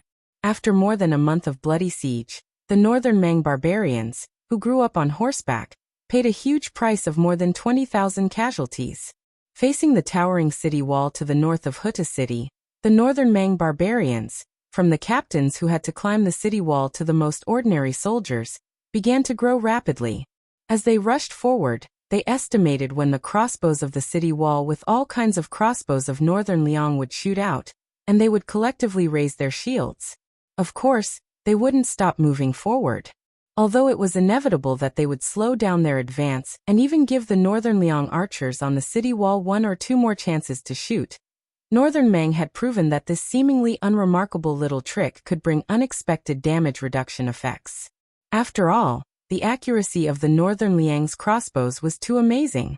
Even if they were advancing in formation, as long as they dared to ignore the splashing arrows, the northern Liang border army dared to kill them within 300 steps of the city wall in order to reach the city wall sooner. In front of Dong Zhuo's eyes, there were 3 densely packed armored torrents, which were almost mixed with all the siege weapons recorded in military books. The contributions of the southern dynasties couldn't be ignored. There was a battering ram cart pushed by dozens of strong men, a mobile opposite tower as high as the city wall, or even higher than the city wall. The opposite tower was wrapped in special cowhide that could stop rockets, and there were nearly 100 people hiding in it. A hook ladder with pulleys at the bottom, and a trench bridge that was originally only used to level the trench. Under the suggestion of Dong Zhuo's aides in the tent, once they were placed on the city wall, it would be like an artificial slope. At that time, the reason why Bei Mang was able to send 600 people to the city wall at the same time was because of the 2 trench bridges that turned something rotten into something magical. More than 30,000 infantrymen, and as many as 15,000 in the middle army that was mainly attacking the north side of Tiger Head City. The 2 flanks were slightly less in number, so they attacked the north side of Tiger Head City. Between the 2 gaps formed by the 3 square formations of infantrymen, there were 2 groups of over 1,000 elite cavalry that took the lead to break in, trying their best to suppress the rain of arrows. On the 2 outermost flanks, there were 2 groups of cavalry charging separately. Besides supporting the siege soldiers with their skillful archery skills to prevent the cavalry in Tiger Head City from attacking, they also needed to restrain the cavalry stationed in Huaiyang Pass from afar to deal with the lightning attacks of the Bailiang cavalry reinforcements that came and went as fast as the wind. According to Zhong Tan's valuable experience in sieging cities at Heluku on the Eastern Front, the continuous attack on Huta City should be led by about 10 Kiliarchs who were well-trained and close to the battlefield. Once there was an emergency situation where a Chiliarch lost 200 or at most 300 men, this troop should immediately withdraw from the battlefield regardless of the outcome. Then a Chiliarch in the rear should lead the troops to replace them in sieging the city. If these 10,000 men who were eyeing the city covetously found an opportunity on the battlefield, Dong Zhuo would also give them the military power to act as they pleased. They would not need to wait for orders from the commander-in-chief's tent, and could immediately send their troops to the battlefield. Those Kiliarchs who were hoping for a fluke and not to make any mistakes, because they missed the opportunity, before they could return to the camp, 2 of them had already been executed by the King of South Courtyard's cavalry. Because of this, 2 of the generals were demoted to Kiliarchs. One of them managed to atone for his crime, and eventually led 300 men of sacrifice to attack Huta City's city wall. After killing a Bailiang lieutenant surnamed Zhu, he was personally beheaded by Lu Jinu and died on the city wall. His corpse was nailed to the neck by a Bailiang soldier with a flying hook and hung on the city wall. After Bei Mang took back the badly mutilated corpse, Dong Zhuo personally sent the first generals to die on the Central Front battlefield into a coffin, and sent people to transport it back to the Southern Dynasty. At this moment, when the 2 groups of cavalry who were charging ahead saw that lightning-fast figure crash into the Central Army's infantry, some of the cavalry who were proficient in riding and archery received orders from their commander-in-chief, almost simultaneously released a rain of arrows into the empty space in the center. Even though almost all of the cavalry had predicted that person's speed and did not shoot at him but at the area in front of him, They still only saw the arrows land behind that white streak. It was simply too fast. The two groups of cavalry no longer wasted the arrows in their bags and continued to charge forward. Chapter 1505. As Su Fengnian charged forward, his left hand lightly rested on the hilt of the saber at his waist.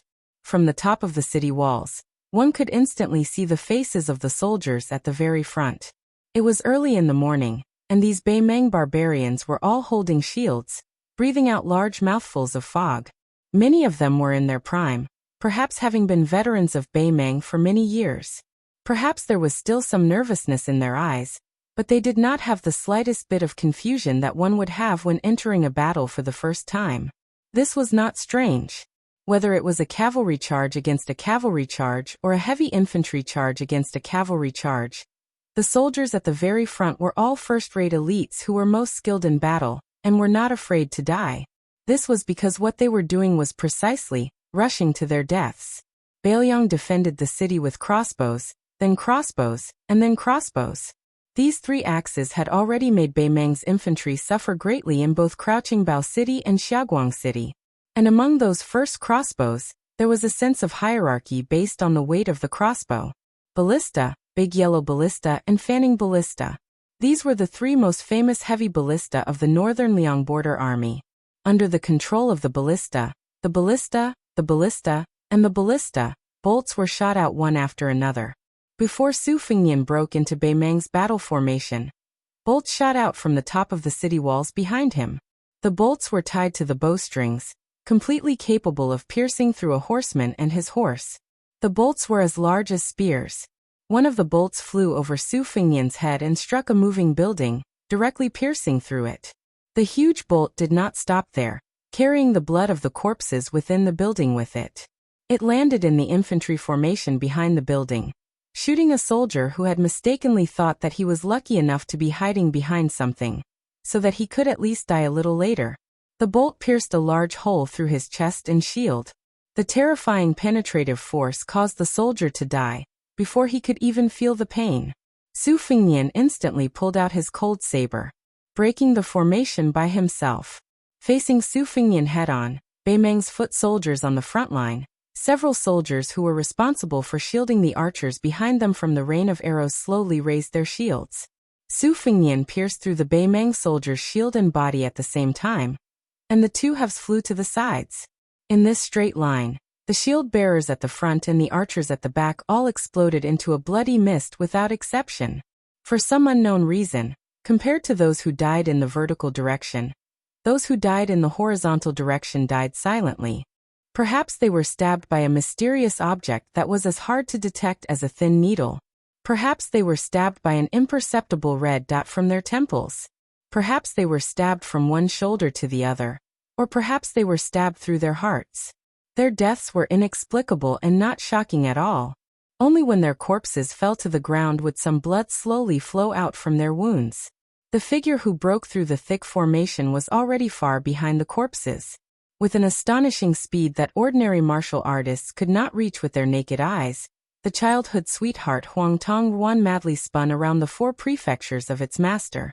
Four flying swords rose into the air. It was as if a sharp weapon had drawn out a bloody groove on his skin. After Su Fengnian broke through the formation 160 steps in one go, his figure paused for a moment. He raised his head and looked over.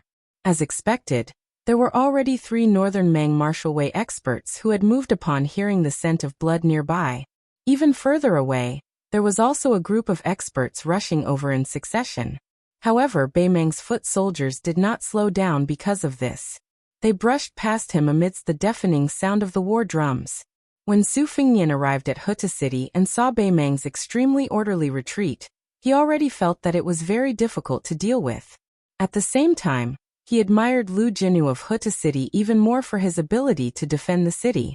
Su Fengnian seized the moment when the leading blade-wielding expert hacked downwards to leisurely and carefree shake of his wrist. It looked like he was casually shaking off the blood on his cold blade, but because of that wave of fierce aura, the corpses of those Northern Mang armored soldiers to his left flew outwards in large amounts. The master wielding a sword was not afraid of death. He poured all of his chi into the sword that he thought had reached the realm of perfection.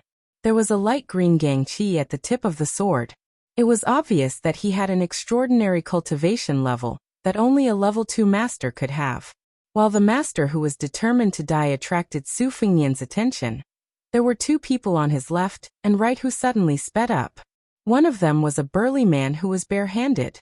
He suddenly pounced forward after descending from the sky. On the other hand, the short old man to the right of Su Fengnian closed his mouth tightly. He placed one hand on his chest and the other hand behind his back like a long spear. He bent his back and rushed towards the young man who was one of the 4 masters in the world.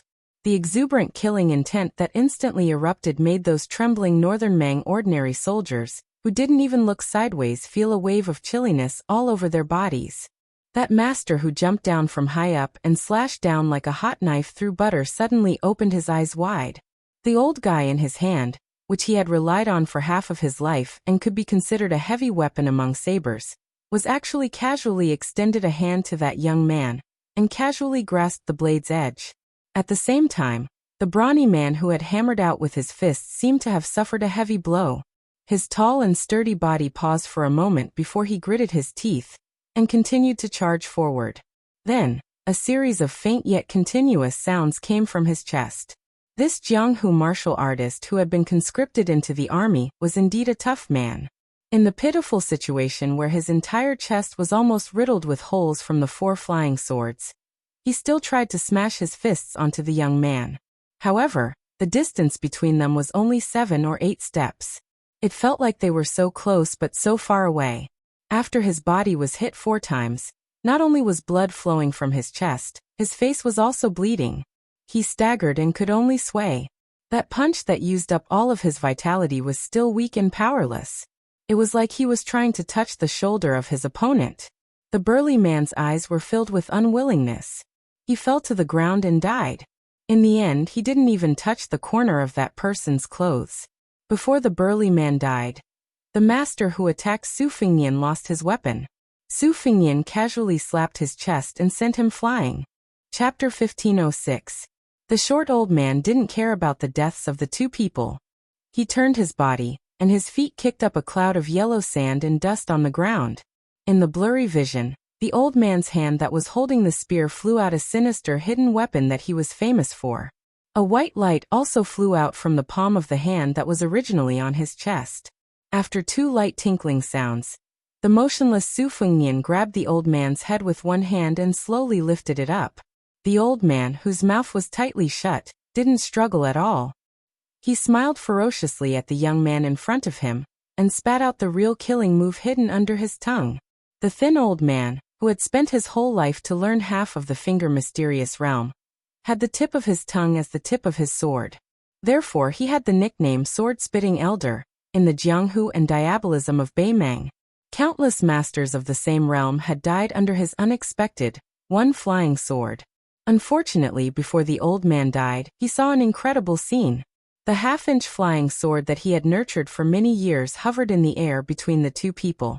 Before the old man's head was pressed down by Su Fengnian and turned into a pile of meat paste, he could vaguely see that there was a real flying sword in front of his half-baked flying sword. The saber master, who was sent flying by Su Fengnian but was surprised to find that he wasn't seriously injured, suddenly felt a sharp pain in his chest before he could sigh with emotion. After falling to the ground, he found that there was a crossbow arrow that was almost as big as an iron spear in his chest. On the city wall of Huta City, a crossbowman fiercely slapped the back of the head of the ballista leader, who was sweating in fear. The ballista leader, who had been paying attention to the situation below the city wall, said angrily, "Damn it, Jiang Wensheng. Are you a spy sent by the barbarians of Beimang? It's fine if you can't shoot the enemy, but how come you almost hurt our prince? Just 4 or 5 steps away. Do you still want to be a crossbowman? Alright, scram to the side. I'll do it myself." The crossbowman from Huta City named Jiang Wensheng was young, but because of his outstanding eyesight and amazing eyesight, he had already been ranked as one of the most valiant crossbowmen in the border army.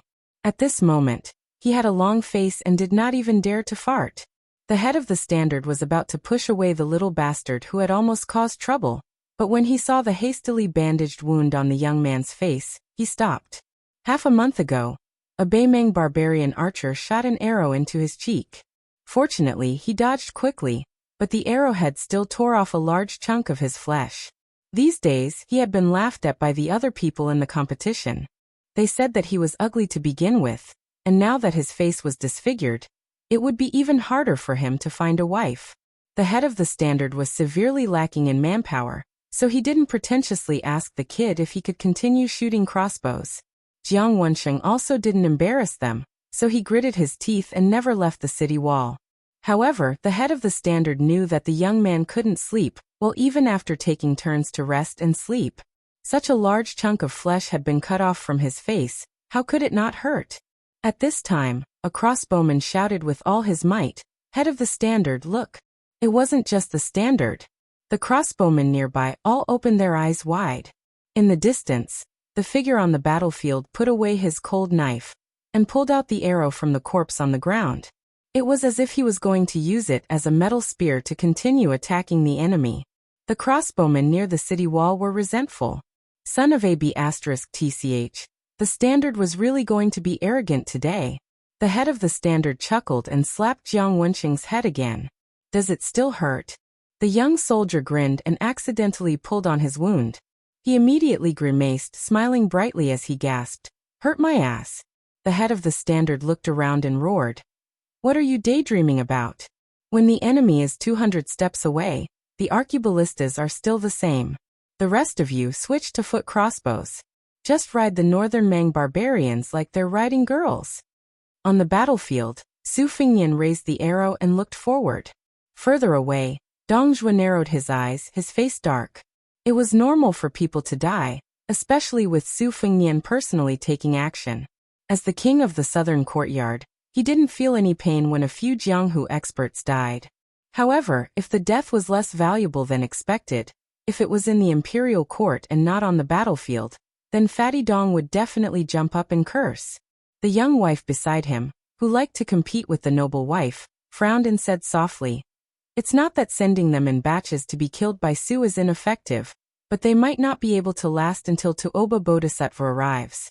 It's best if husband withdraws to the rear, and let those level 1 experts, especially those at the finger-profound realm, attack together. They only need to harass from the side and not engage in close combat. They can cut flesh with blunt knives and slowly wear them down." Dong Zhuo shook his head slightly and said with a sinister smile, "They won't come to the table if we don't give them a few appetizers first. Besides, it's fine if Su Fengnian doesn't want to come to the table.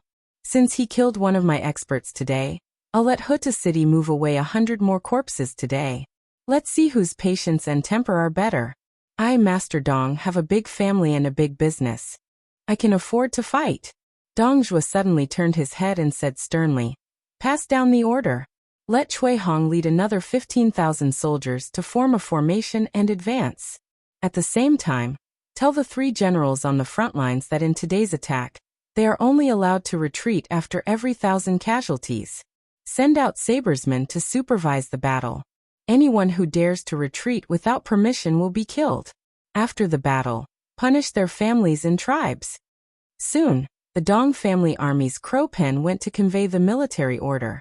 Dong Zhuo tapped his teeth and said softly, "If they have the ability, let me order them to retreat only after every 1,000 casualties."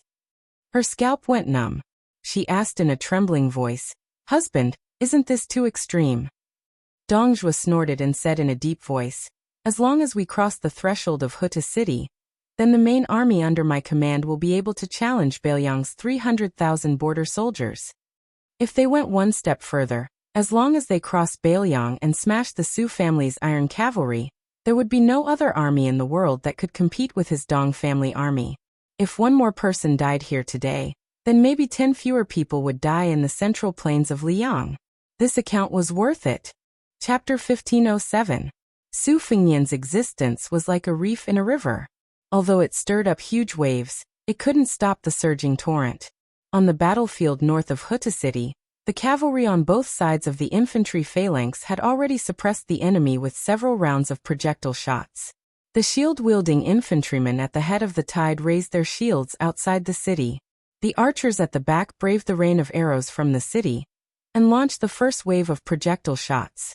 While the shield-wielding infantrymen and archers were attacking and defending, the scaling ladders and towers suddenly sped up in the gaps between the phalanx. While the latter attracted the attention of the Baoyang's crossbows, the archers under the cover of the shield-wielding infantrymen didn't stop shooting. More Baimang soldiers, who acted as men of sacrifice, began to run wildly. They didn't wear heavy iron armor, only lighter leather armor. They held a shield in one hand and a saber in the other. These men of sacrifice, who had been conserving their energy during the advance of the phalanx, began to charge forward when they were 150 steps away from the city. They would play the most bloody role in the history of war. Almost at the same time, nearly 100 scaling ladders raised high by the Baimang soldiers were placed in the gaps between the battlements. As the name suggested, the 10 or so towers, which were almost as tall as the city, formed a pattern of confrontation with the city after they stopped. At this time, they seemed to show their ferocious faces. The thick cowhide, which was called a mask by the remnants of the southern dynasties of Baimang, was suddenly torn off. The archers hiding in the towers were all great archers of the grassland. Compared to the archers who created the rain of arrows behind the shield-wielding infantrymen, their accuracy was far better. They wanted to kill as many soldiers of Huta city who could hide in their blind spots as possible. Between the towers, the scaling ladders with iron hooks at the top were like maggots in tarsal bones, biting the body of the giant of the northwest border, Huta city. At the same time, the ordinary soldiers who pushed the scaling ladders first began to climb the ladders with their shields. The shields in their hands were smaller than those of the shield-wielding infantrymen, but they were sturdier than the men of sacrifice who had followed them to the city. These soldiers' duty was to open a path for the men of sacrifice behind them. They didn't expect them to be able to reach the top of the city, so they simply didn't hold any weapons. They were purely using their flesh and blood, and even their lives in exchange for that little bit of height. In the distance, a group of elite cavalry appeared beside Dong Zhuo. Their iron armor was particularly bright, but it wasn't flashy. Each of them had a big bow, a light crossbow, and a saber. There was an iron spear hanging on the side of the saddle. They were the elite guards of the Baimang royal court, Yelu and Murong. They were the Iron Guards of Jie Shui, the Iron Guards of Shui, the elite guards of Bimortal's royal families. The only heavy cavalry of Baimang that had never appeared in the world was selected from the Jie Shui guards. From this, it could be seen that Baimang relied heavily on this army. 200 Jie Shui guards surrounded a young man and woman. The man was wearing a light yellow boa suit. He was born with a rough appearance, but he seemed to be ill. His face was pale, and he sat on the back of a Fergana horse. He was slightly bent and seemed to be restrained. On the other hand, the graceful and generous woman beside him seemed to be more adapted to the atmosphere of the battlefield than her man. She squinted her eyes and looked in the direction of the city wall. Occasionally, she would retract her gaze and look at the figure that was constantly breaking the formation and getting closer and closer. She exuded a deep and gloomy aura. In her chess and sword music school, except for Taiping Ling, who was still the emperor's tutor, and Hong Jingyan, who was fighting at the mouth of the gourd, there were a few other famous poets. The ancestor of bronze men was missing. The great music school had died in battle, and Huang Qing, who was close to the sword Qi, had also died. Therefore, as the famous poet of the chess and sword music school, Han Gu, she, who had always been regarded as the graceful crown princess of Baimang, had almost forced her man to come here. She wanted to see with her own eyes the culprit that could cause the collapse of half of her sect. The crown prince of Baimang, Yelu Hongkai, whispered, "King of the South Courtyard, that guy is still breaking the formation and coming here. Should we retreat a little later?" Dong Zhuo chuckled and didn't say anything. Fatty Dong's wife, the fifth fox, frowned. In the past, she had heard from the woman who always competed with her for the title of first wife that Yelu Hongkai seemed to have been scared out of his wits when he was young. Now he looked 70 to 80% similar to the late emperor, but his boldness was lacking. He even fainted at the sight of blood.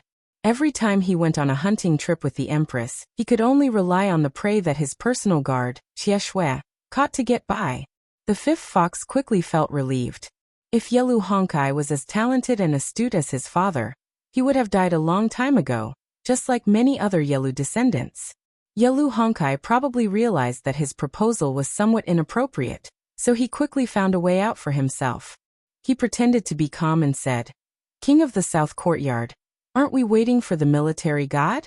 The deeper the king of Beimeng breaks through the formation, the more energy he will need. If our position is too close to the front, won't that Sugai immediately run into a wall and retreat? When the time comes, the one surnamed Su will suffer and hide in Tiger Head City without coming out. Wouldn't that ruin the South Courtyard King's plan?" Dong Zhuo finally turned his head slowly and looked at the burly man with the most distinguished status in Beimeng. He smiled and said, "Your Highness is right. Luring the enemy deep into the enemy's territory with a deep understanding of the art of war is also good. Let's do as Your Highness says. How about we retreat 500 steps?" Yelu Honkai whispered, "Will 800 steps be safer?" Dong Zhuo laughed and said, "Whatever Your Highness says." Dong family's personal army and the Crown Prince's cowardly Shui Iron Guards began to withdraw. Those hidden experts and archiballista formations also began to move. Yelu Honkai immediately smiled widely, even his waist subconsciously straightening a bit. It was unknown if this Crown Prince who was like a puppet in Beimeng's imperial court was rejoicing that he escaped danger, or if he was enjoying the great sense of accomplishment brought by Fatty Dong's respect. Yelu Honkai reined in his horse and turned around. When he was about to raise his whip in high spirits, he suddenly heard Dong Zhuo cough a few times from beside him. The Crown Prince stared at this king of the South Courtyard in confusion, his face full of confusion. Fatty Dong secretly moved his chin. Only now did Yelu Honkai notice that his wife was still standing in place, having no intention of retreating with him at all. This Beimeng Crown Prince who didn't have any news of accomplishments in Liang's royal court released a light sigh, indicating for the cowardly Shui Iron Guards to continue forward. He turned his horse around alone and arrived at her side, gently asking, "What's wrong?" She raised her horsewhip, pointing it in Tiger Head City's direction, coldly saying, "On that battlefield, my tens of thousands of great Mang men are all heading to their deaths." Yelu Honkai reached out his hand to rub his chin, nodding and saying, "Indeed, Bailiang indeed dares to fight, but when have my grasslands warriors ever feared death?"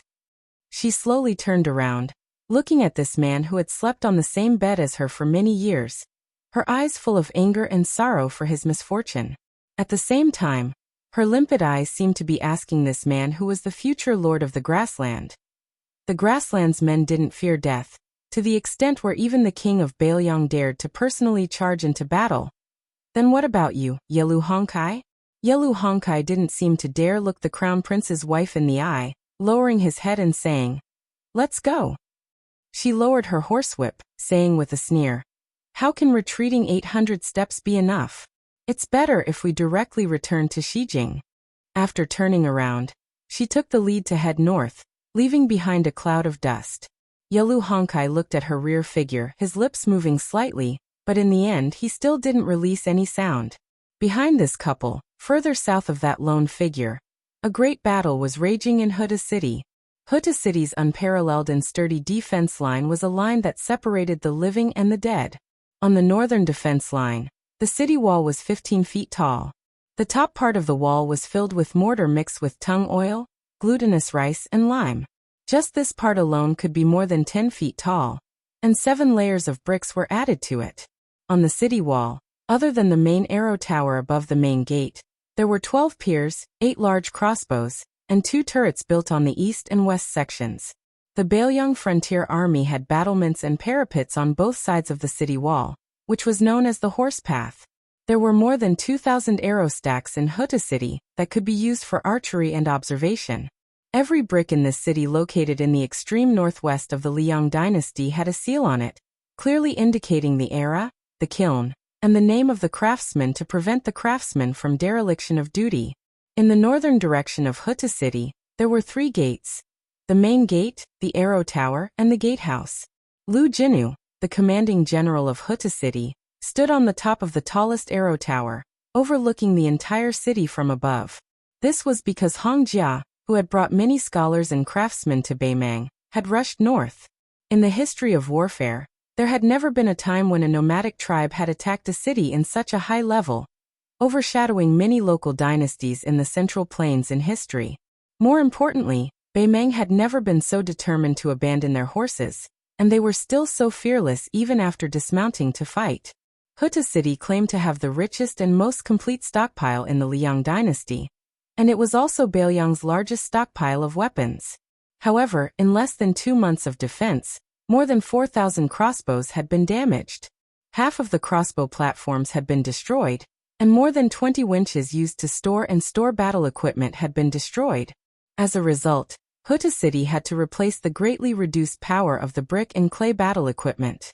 More than half of Northern Mang's 1,000 or so death-sworn soldiers who made it up the city walls were either injured or killed. Even though there were more than 10 death-sworn soldiers who made it up the city walls, in the end, they still couldn't gain a firm footing. Below the city walls, there were layers upon layers of corpses and wounded soldiers who couldn't be dragged out of the battlefield in time. The former were silent, while the latter howled in grief. Their casualties, apart from the arrows that poured down from above, could also be caused by a country's pot of boiling oil, rolling batons, or even batons similar to those used by Navy ships. A single strike from these batons could instantly shatter an entire cloud ladder. Meanwhile, the Northern Mang strong soldiers who climbed up the cloud ladders were as weak as mosquitoes, killed on the city walls with a single strike. Chapter 1508. Compared with the bravery of the men of sacrifice on the ladder, the Beimang archers in the giant towers outside the city caused significant damage to the defenders of Tiger Head City. Compared with the Beimang soldiers who had to pay the price of less heavy armor in order to climb up the city quickly, the Beiliang Frontier Army's armors were tougher and sturdier. Earlier, the archers of the Beimang's 2 flanks and the archers behind the shield soldiers seemed to be dense, but they could not cause any real damage unless they hit the vital parts. However, the Beimang's arrows could almost be called a face-to-face, close-range shooting, especially when they were all excellent archers. One by one, the defenders of Tiger Head City had their throats and eyes pierced through. Many Beiliang soldiers even had their armors pierced through on the spot. The ladders in the infantry phalanx were constantly placed on top of the city wall. After more than 1,000 light-armored men of sacrifice opened a path for the rear to buy time, Beimang would not give Tiger Head City any chance to breathe. Soon, the strong men of Beimang wearing iron helmets and chain armor began to climb up the tower. If the first batch of men of sacrifice were all agile Beimang infantry, then this batch of strong men of sacrifice could be said to be comparable to the heavy infantry of the Central Plains who had almost destroyed the cavalry in history, if they put on real heavy armor. When these strong men climbed up the city wall, even if the arrows shot down from the top of the city wall were close at hand, they only paused for a moment with their shields raised. Occasionally, a powerful Beiliang archer would shoot an arrow through the shield, and the sharp arrowhead directly into the arm, but they would never flinch. In the deafening sound of fighting, a Beimang man climbing up the tower had 4 or 5 arrows nailed into the shield on top of his head. He was in the prime of his life, a man from a small tribe on the northern grassland. For him, there was no royal court or Aquarius state. This time, he followed the army to the south only because he wanted to accumulate enough military merits before winter this year so that his son, who was growing up, could have enough meat to eat and be promoted by 1 level with him. He hoped that his son could walk out of the unpredictable grassland in the future and have a chance to go to the central plains of Liang on his behalf. As for himself, he did not expect to leave the battlefield alive. This Tiger Head City was too hard to shake, which was very different from the rumors when he joined the army. However, he was not annoyed because he was deceived. Even if he died in the battle, the pension would be enough for his son to grow up and let his son grow into a grassland man who was not inferior to him. Out of the corner of his eye, the strong man wearing iron armor and a shield on top of his head saw that a tower opposite the city wall was heavily smashed down by a baton. The tower shook violently and the top of the tower was smashed into pieces. More than a dozen master archers were killed on the spot and merged into the tower like meat paste. He breathed heavily, gritted his teeth, and continued to climb up. Then he left the ladder in an instant. Not only him, but 3 or 4 strong men behind him also met the same fate. His heart immediately turned to ashes. Immediately afterwards, he and several other Beimang strongmen's backs smashed into the city wall near the ladder at almost the same time. They were like a bunch of pitiful grasshoppers that were strung up by ropes. The man who fell until he was completely dizzy held his shield tightly, raising his arm to block above his head. Sure enough, immediately afterwards, there were light crossbows that shot down from above the city wall. He who temporarily escaped this disaster knew that the true danger was still to come. Their group had their armors hooked by Bailiang's flying owls. This type of weapon used specifically to deal with Great Mang's strong men was a 7-zhang long iron chain. There were sharp flying hooks nailed to the iron chain every 3 feet.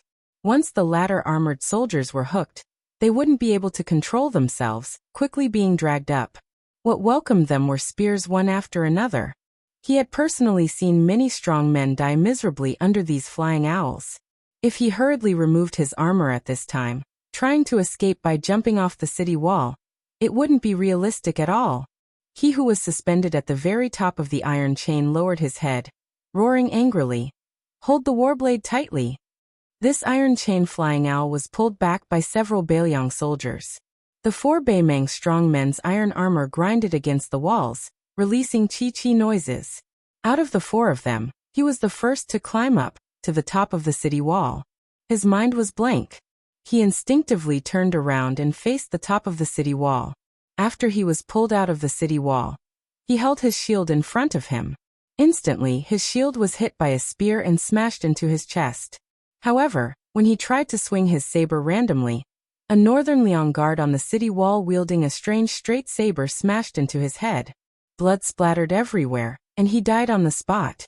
As for the 3 strong men who were dragged onto the city wall after his death, they either died under this type of axe or spear. Their corpses were removed from the flying owl, and then casually pushed off the city wall. Then that flying owl was flung off the city wall again. On Tiger Head City's battlefront, one side was like ants, the other side was like ants. Both sides' lives truly were like ants.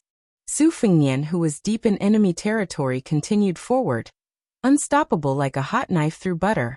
He swept through everything before him, no one able to withstand a single blow. However, Su Fengnian could clearly feel a few balls of dense energy following him.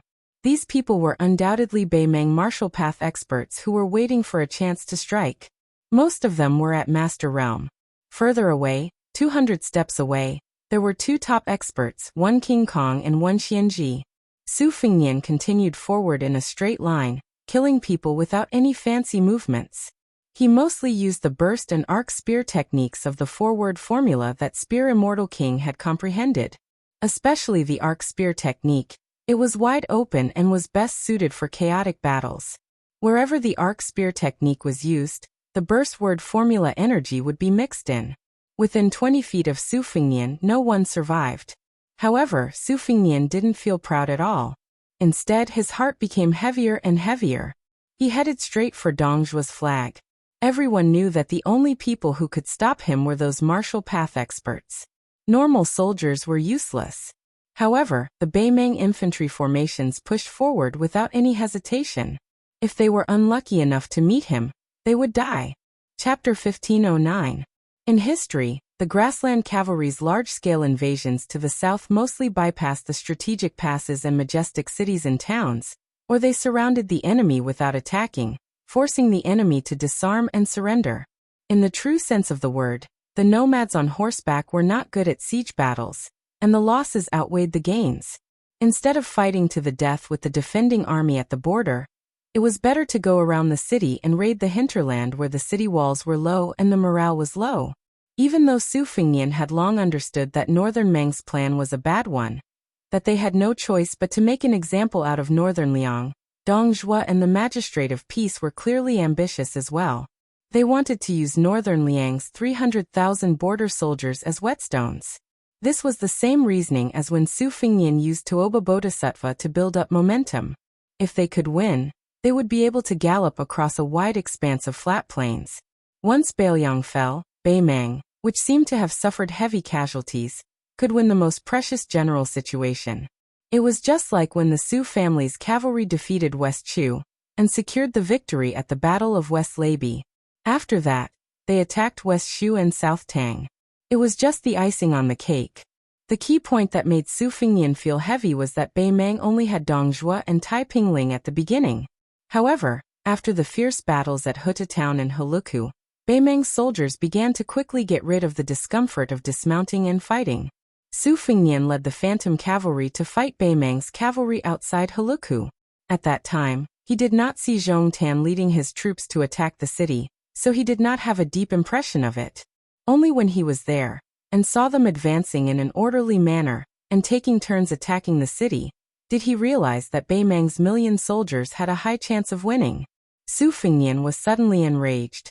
Bailiang was a small place with few people. Every time Qingliang Mountain recruited a master, they had to use them carefully. Even Su Fengnian treated the Fingerxian Realm Sword Path Grandmaster Mi Fengjie with respect. But on this battlefield, a few Master Realm Masters had already died. Out of the 3 that showed up, there were 2 that blocked his path. He found some clues and casually tossed out an arrow to kill one of them. In the blink of an eye, there were 6. On the other hand, how many Master Realm Masters could there be in the entire Whispering Water Room? Just as Su Fengnian was about to kill the hidden masters, those Wu Dao masters suddenly retreated from the battlefield at the same time. Su Fengnian raised his head and looked.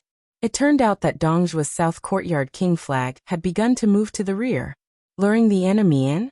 Su Fengnian, who originally wanted to quickly charge forward, suddenly stopped.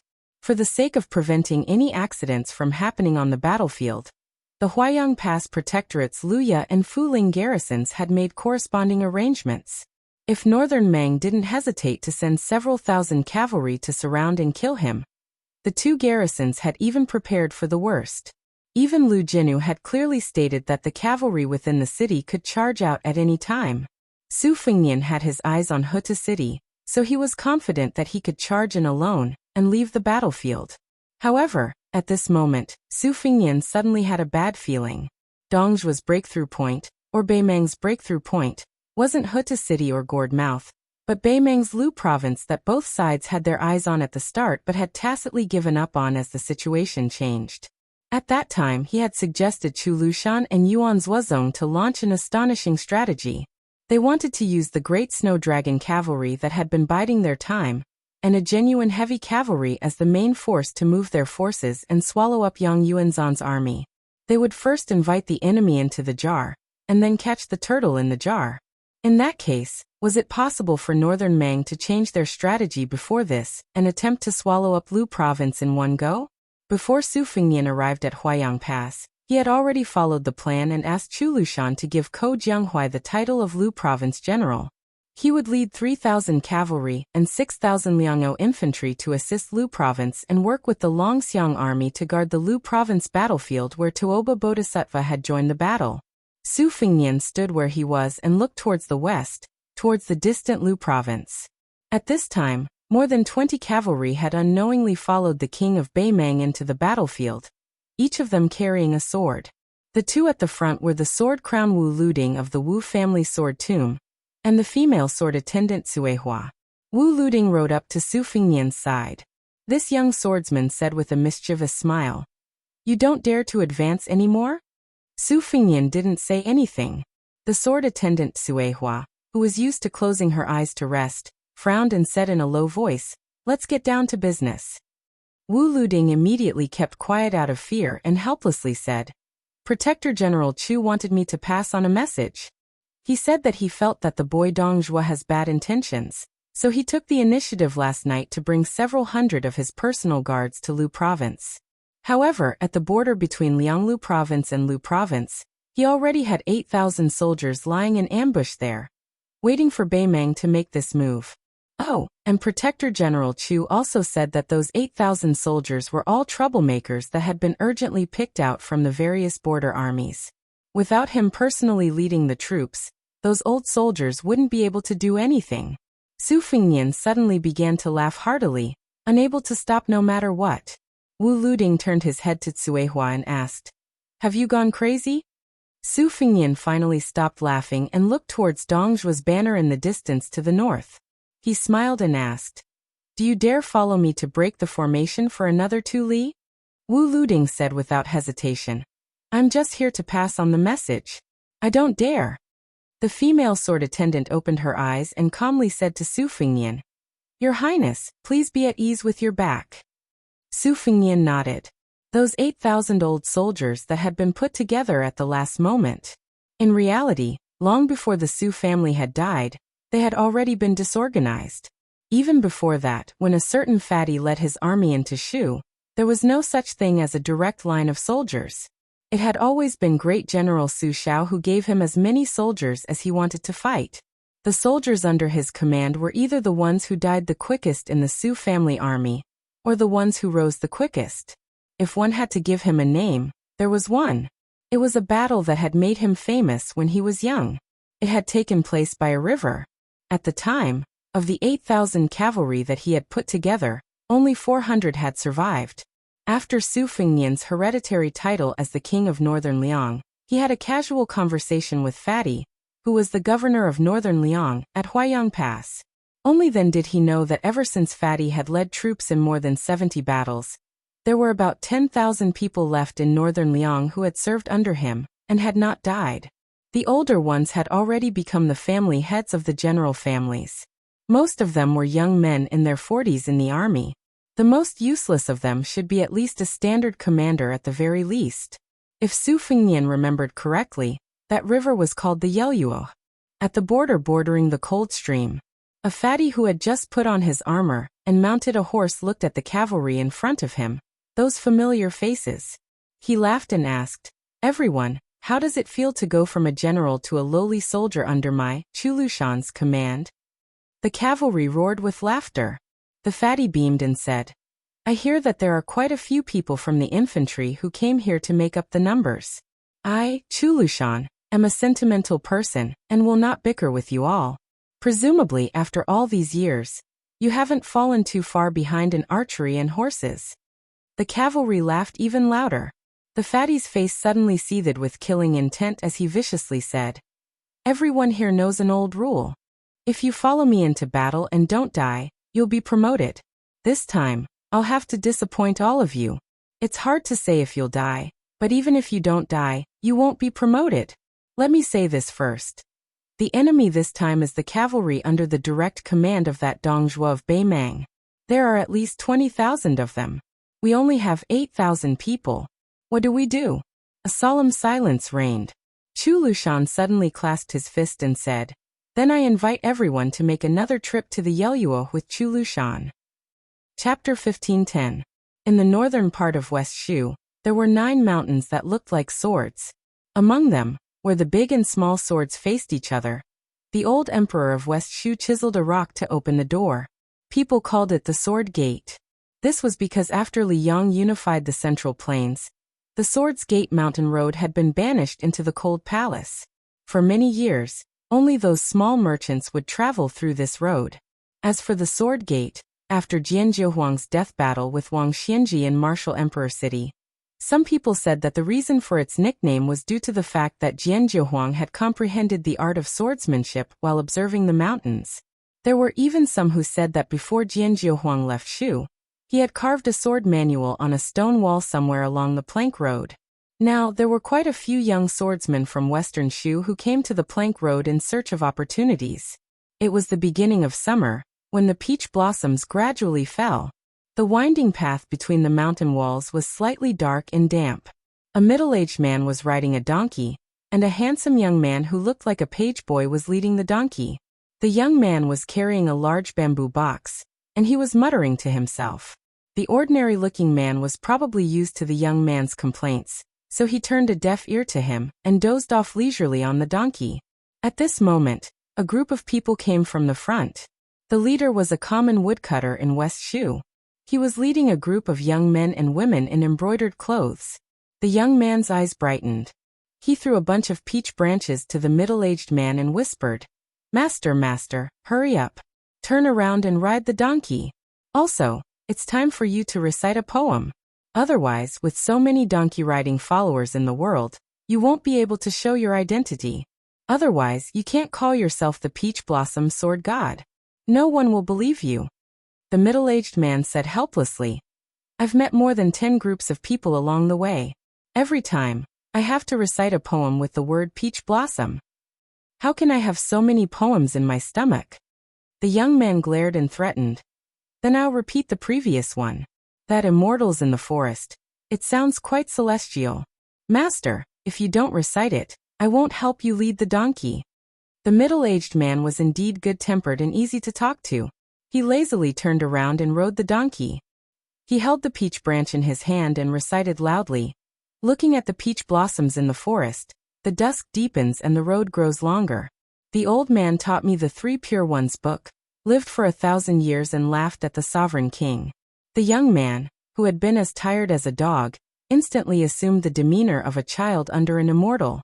He looked straight ahead and led the donkey forward in large strides.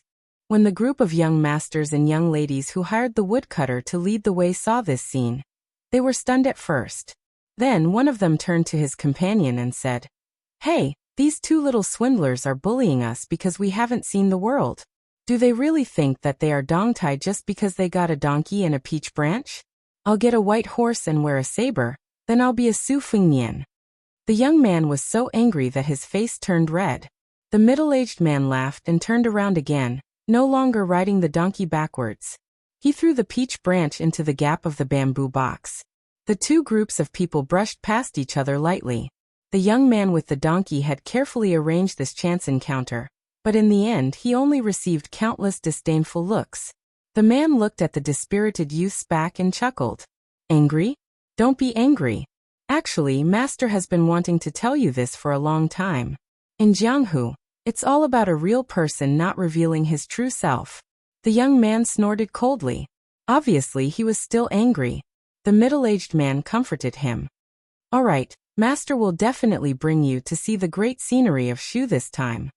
The young man was silent. The man could only smile. Why don't Master ride the sword and let those people broaden their horizons? The young man sighed. "Forget it. Those guys have eyes but can't see. Anyway, they are the ones who are at a disadvantage." The young man had his own worries. "Master, it's not that I want to criticize you. Among the 4 grandmasters in Jianghu, Chao Chongqing admires you. Later, you fought with Tuoba Bodhisattva so fiercely that even Su Fengnian's flying sword was given by you. But now, everyone is talking about how Chao Chongqing defeated that useless monk and how domineering Su Fengnian was when he fought with Tuoba Bodhisattva for thousands of miles in the western region. No one said anything good about you. I'm worried." The man joked. "Then why do you always practice swordsmanship when I teach you swordsmanship?" The young man sighed heavily like an old man. "I know my own limitations. I don't have the foundation nor the talent. I can't be a disciple, so I can only hope that Master will be more successful." The man laughed angrily. "You're really open-minded." The young man suddenly turned his head and asked, "Master, why did you take me in as your disciple back then? Look at Wang Xianji, Linya and the others. They are all top-notch martial arts grandmasters. So let me tell you, don't expect me to help you make a name for yourself in Jianghu."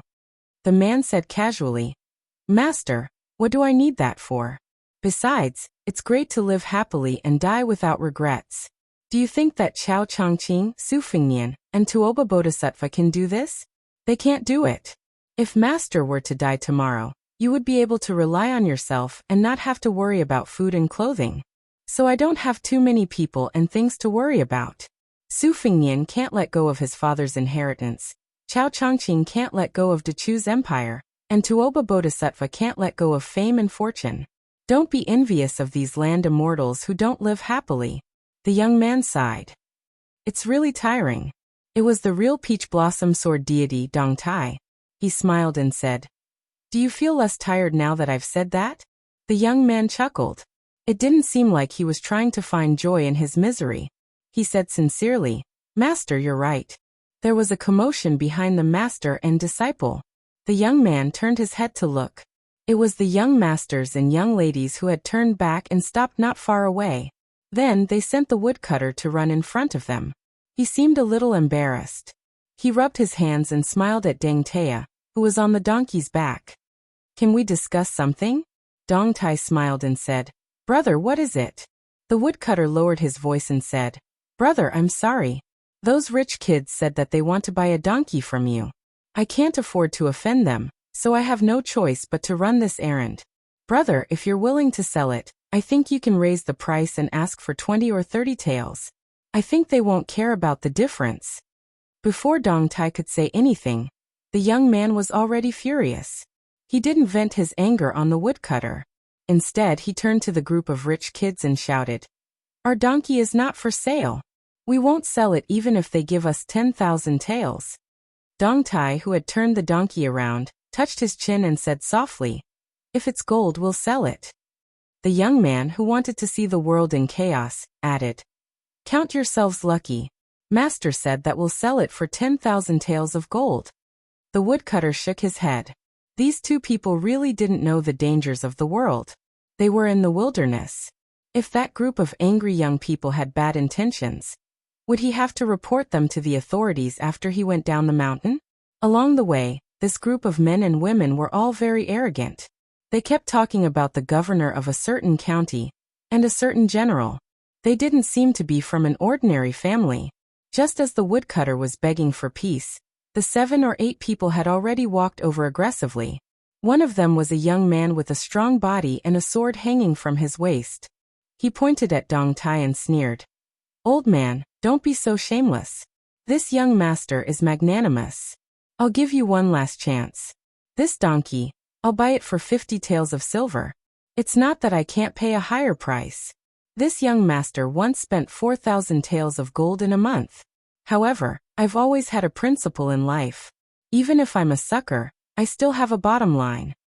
The young man suppressed the anger in his chest and said, "Master, how can you tolerate this? In short, I don't want to tolerate this anymore. I want to make a move. I won't be able to deal with a grandmaster, but I'm more than enough to deal with these guys." Dong Tai glanced at a beautiful young woman in the group, and then looked at his disciple. The latter swallowed his saliva guiltily. Chapter 15:11. At that time, Dong Tai had just left the Wu family sword tomb, and was not yet the peach blossom sword god. He was a nobody in Jianghu and had no interest in showing off his swordsmanship to others. He tolerated as much as he could. In the early years, it was this foolish disciple who had been beaten up by others when he saw injustice on the road.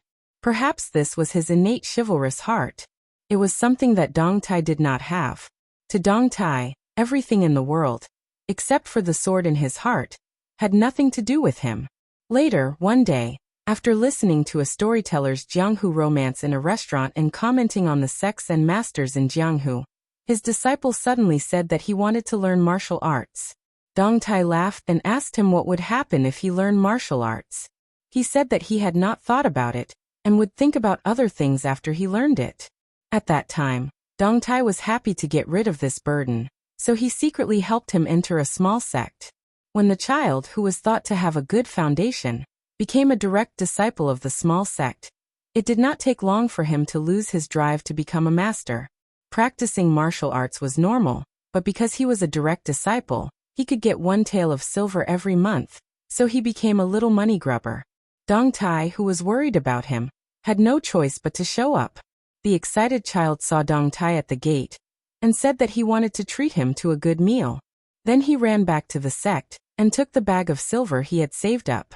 It turned out that the child had bought a saber for Dong Tai and the sect. Because the child had traveled with Dong Tai in the past, he had occasionally heard Dong Tai snort disdainfully at the swordsman of the world. He thought that his savior, who could not afford a weapon, should not like being a swordsman but rather a saber wielder. From then on, Dong Tai took in his one and only disciple. As for the saber, he exchanged it for a donkey. When Dong Tai went to martial emperor city of the Eastern Sea to fight with Wang Xianji, it was a time when peach blossoms were blooming. His disciple was very attentive, at least much more attentive than Dong Tai, who had gone empty-handed. He earnestly advised his master not to fight with someone empty-handed, as it would be too disadvantageous. In the end, he could not persuade his master, who was unwilling to use a sword. The child could only point angrily at a peach tree, saying that his master should at least use a peach branch as a sword. After that, there was a peach blossom sword deity who rode a donkey in the Jianghu. Ever since Dong Tai became famous, this disciple would still complain about his master not being able to win against Wang Xianji. He complained that Wang Xianji had an advantage in age, and that it was an unfair victory. He complained that Dong Tai gave that box of 12 flying swords to Su Fengnian, but he did not complain about his master not thinking about his disciple first when he had something good. Instead, he complained that his master never showed that box of flying swords in front of him, and treated him as an outsider. Because of this, he even had a cold war with Dong Tai for half a month. The youth also complained that the Jianghu did not have good eyesight. His master was clearly a grandmaster in the art of killing, but he had to stand shoulder to shoulder with the other three. Amidst these trivial complaints, Dong Tai felt that his ears were about to grow calluses. Then, suddenly one day, he realized that this seemingly young disciple of his had really grown up. He began to steal glances at the beautiful women he met on the streets. It turned out that his lips were starting to grow stubble. Just as Dong Tai was in a daze, the tall and sturdy youth holding the sword angrily said, "My temper. Hey old man, don't be so shameless. Luckily, I'm not an unscrupulous disciple who uses his power to bully others. Otherwise, you would have already been beaten to the ground. Hurry up, 50 taels of silver, and the donkey is mine. You and that brat can take the money and scram. It's enough for you two poor bastards to go to the best restaurant in the Shu lands to eat and drink." Dong Tai flipped off the donkey and patted the back of the donkey.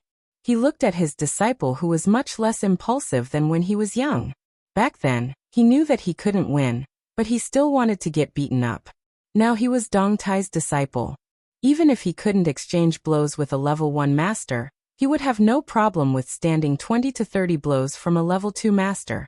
However, he was becoming more and more disinterested in small fights. Dong Tai did not pay attention to the disciple who was actually not too bad. He walked in front of his disciple and rubbed his head. He smiled lazily and said, "Disciple, although you don't have much potential, I am very happy to have a disciple like you." The youth felt his hair stand on end and said, "Master, what's wrong with you? You can't be sick, right?" Dong Tai smiled and said, "I'm just happy." In the crowd, a young man who drank too much waved his fan. He didn't put the donkey-riding middle-aged uncle in his eyes at all. However, that little bastard's eyes were too evil. Just now he actually dared to secretly look at the girl he liked. Did he think that he didn't notice? The only daughter of the Western Shu Ijo deputy general, was she someone that a donkey-riding young man could covet? He skillfully closed his fan and smiled at the youth. 50 taels of silver is not a small amount. If you want to go to the Jianghu, you can buy a good weapon. If you want to go to the imperial examinations, you can even buy a lot of books. Dong Tai heard these words that were like needles hidden in cotton floss and laughed it off. His disciple rolled his eyes and said to Dong Tai, "Master, let's go." "Ignore them." Dong Tai nodded and said, "Give me the bamboo box." The youth frowned and said, "Don't. Although I'm afraid of being tired, I'm more afraid of our donkey being tired." "Master, you're carrying it." In the end, it's still the donkey carrying it. It's not young anymore. Dong Tai glared at him and said, "Give it to me if I want you to." The youth reluctantly took off the bamboo box and handed it to Dong Tai. He couldn't help but mumble again. Large and small swords faced off against each other. Between the mountains, there was a strong wind. Occasionally, birds would fly past. Dong Tai rarely carried the box himself. He then smiled at his disciple and said, "You go down the mountain first." In the next moment, Dong Tai made a strange movement. He took out the peach branch from the bamboo box and threw it high up. Just when everyone was confused, someone with sharp eyes suddenly realized that after the peach branch was thrown, it actually stopped in the air. Just when the youth was at a loss, Dong Tai lightly pushed his shoulder and shouted, "Raise the sword with chi, mountain stepping technique." After the youth who was pushed out of the cliff by his master heard this, even though he was high up in the air, he still subconsciously made the sword stepping technique. The youth just happened to step on the peach branch. This scene was like an immortal riding a sword. After a brief moment of panic, the young man, who had never eaten pork but had at least seen pigs run, suddenly laughed heartily and shouted, "Let's go down the mountain." The youth rode the wind and went down the mountain. His laughter echoed in the cliffs for a long time. How many Jianghu youths in the world dreamed of roaming Jianghu with a sword? How many people could be like the youth who was leading the donkey, flying around Jianghu like an immortal riding the wind? Dong Tai rode the donkey again and joked with the stunned youths. 50 taels of silver is really not enough to buy this donkey. Finally, Dong Tai glanced at the young lady that his disciple liked and said with a smile, Little girl, remember that youth.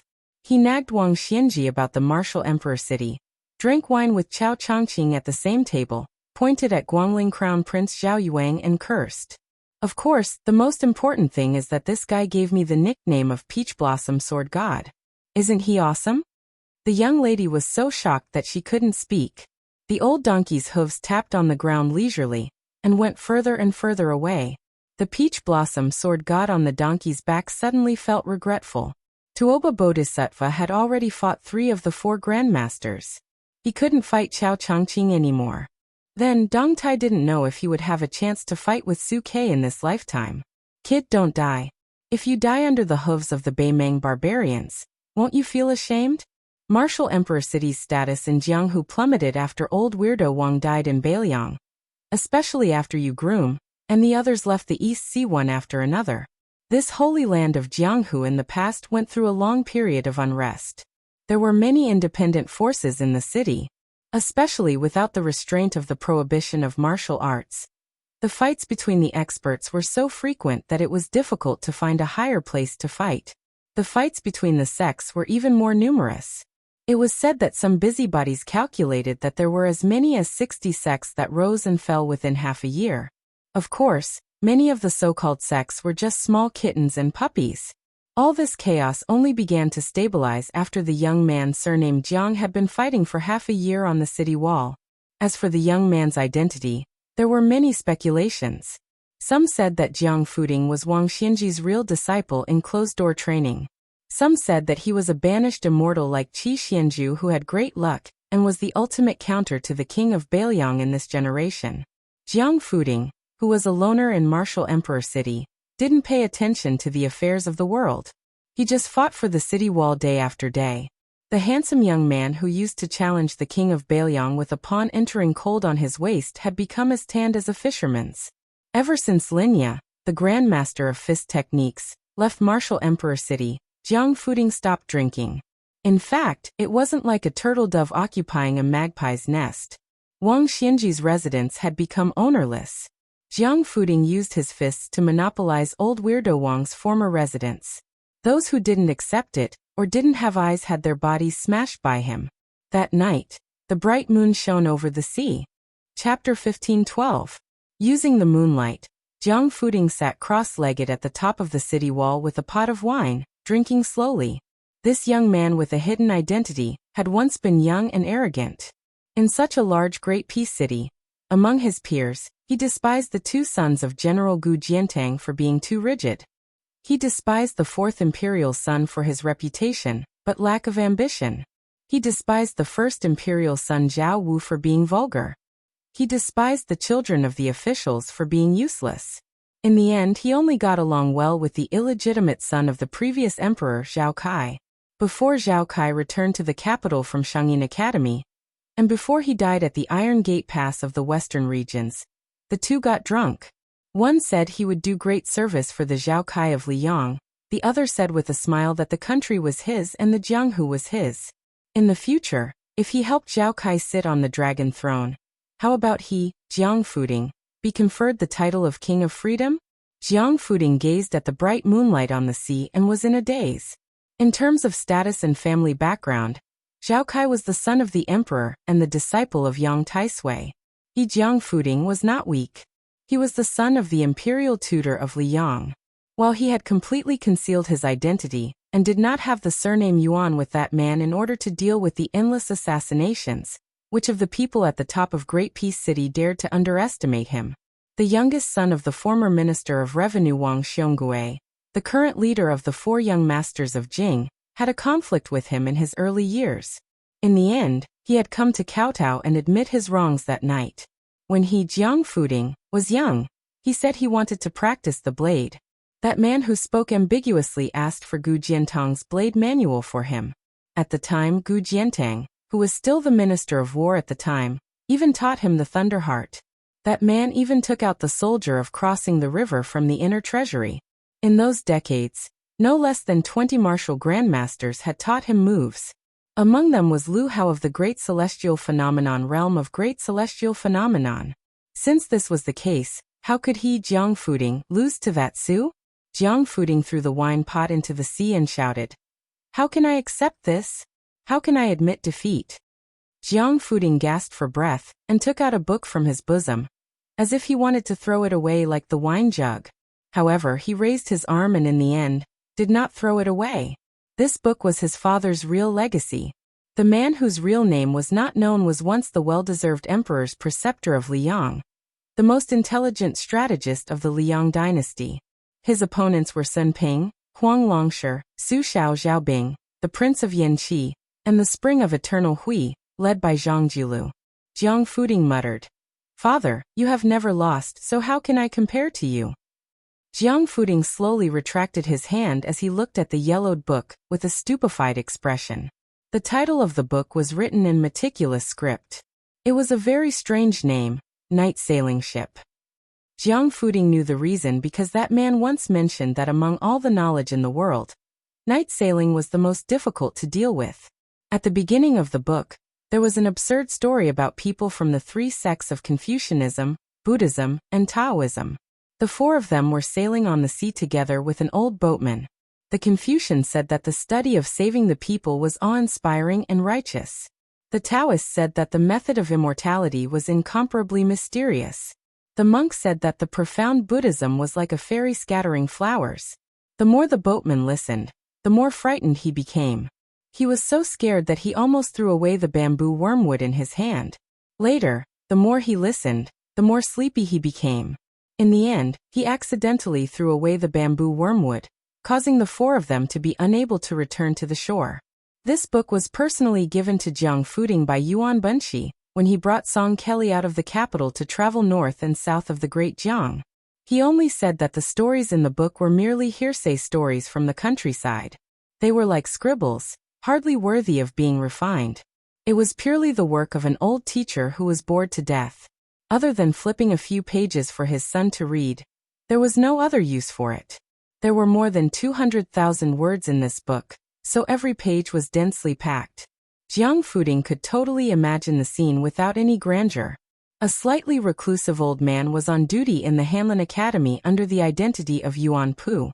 He had a bottle of cheap and good wine, a plate of fragrant peanuts, and a purple brush that was as sharp as a knife. He sat alone and drank. His strokes were very slow, and his strokes were very small.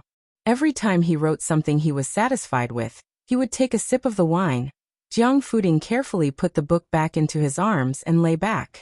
He looked at the bright moon above his head. "When I was young, you told me that heaven and earth gave birth to me as a man. If I win, I'll be a hero.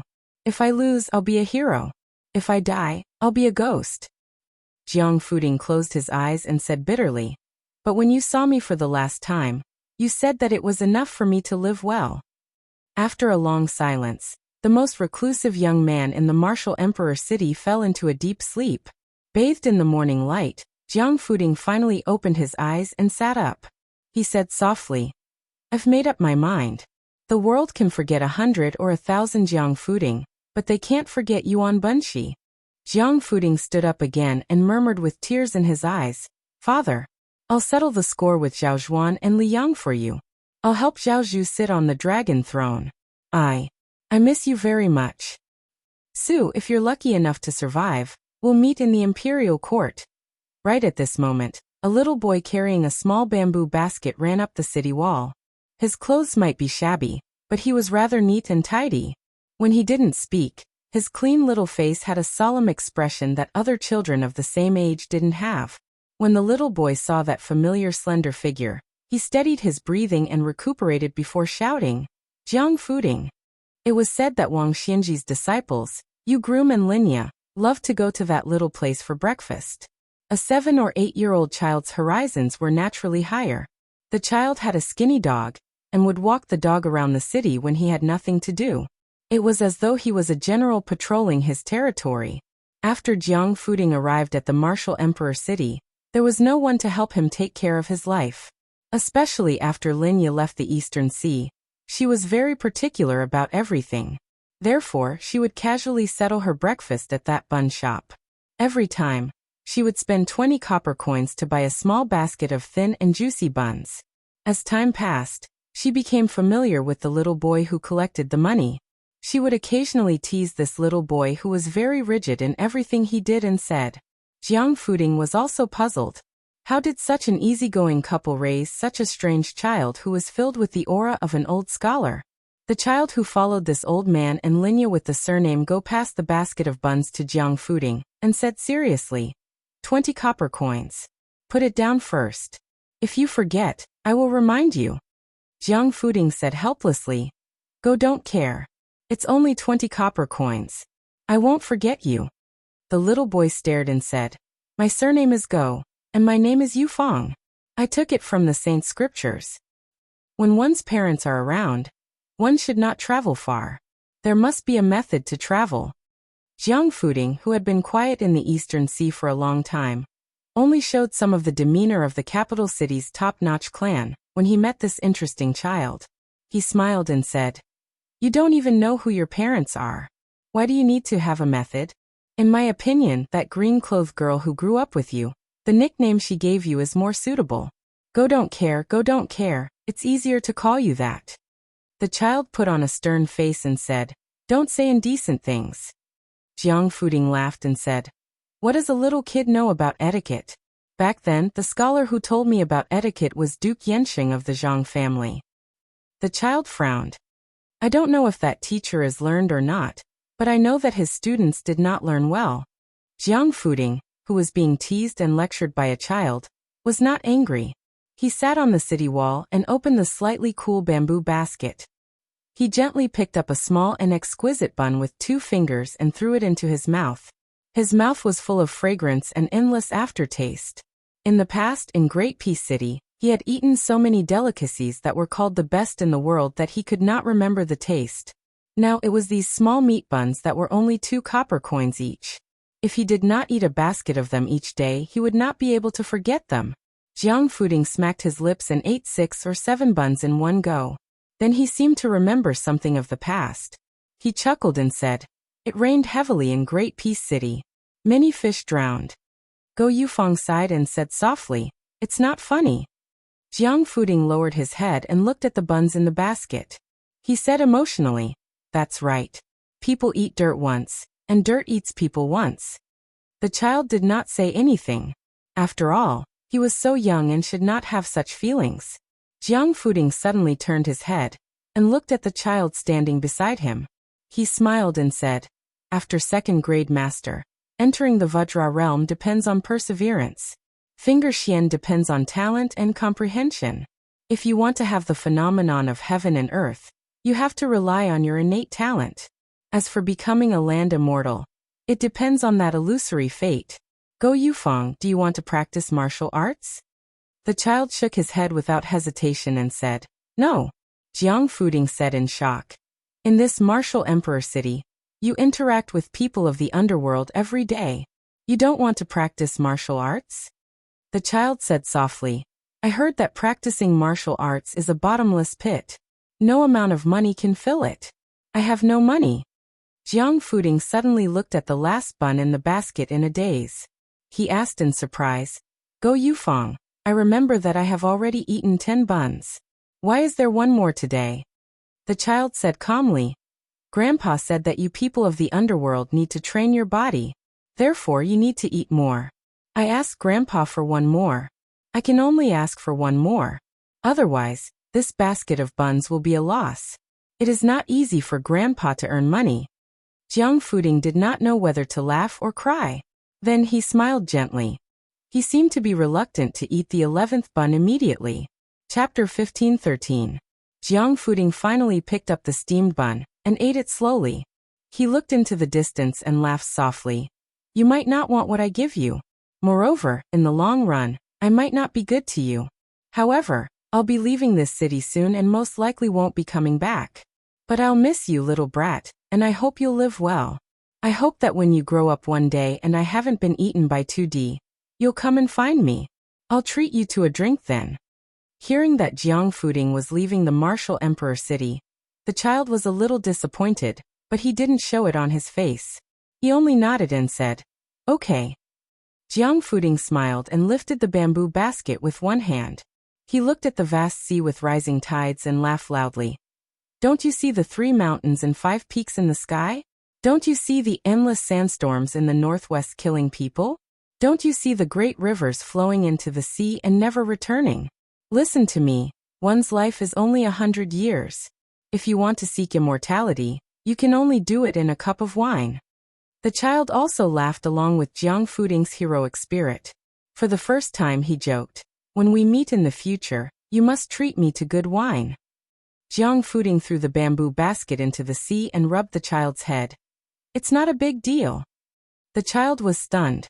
He said anxiously, "Jiang Fuding, why did you throw the steamed bun basket away? I want to bring it back for Grandpa." Jiang Fuding was stunned and speechless. He was in the wrong. A long time later, in the Jianghu where the grandmasters of the older generation passed away one after another, there would be a very interesting saying. Yu Dilong wasn't really invincible. It was because there were still some tricks in the world. The people south of the Guangling River in Liang found it hard to imagine that there were places where the frost hadn't completely stopped at the beginning of summer. This was the Tuliao. There were black mountains and white rivers here.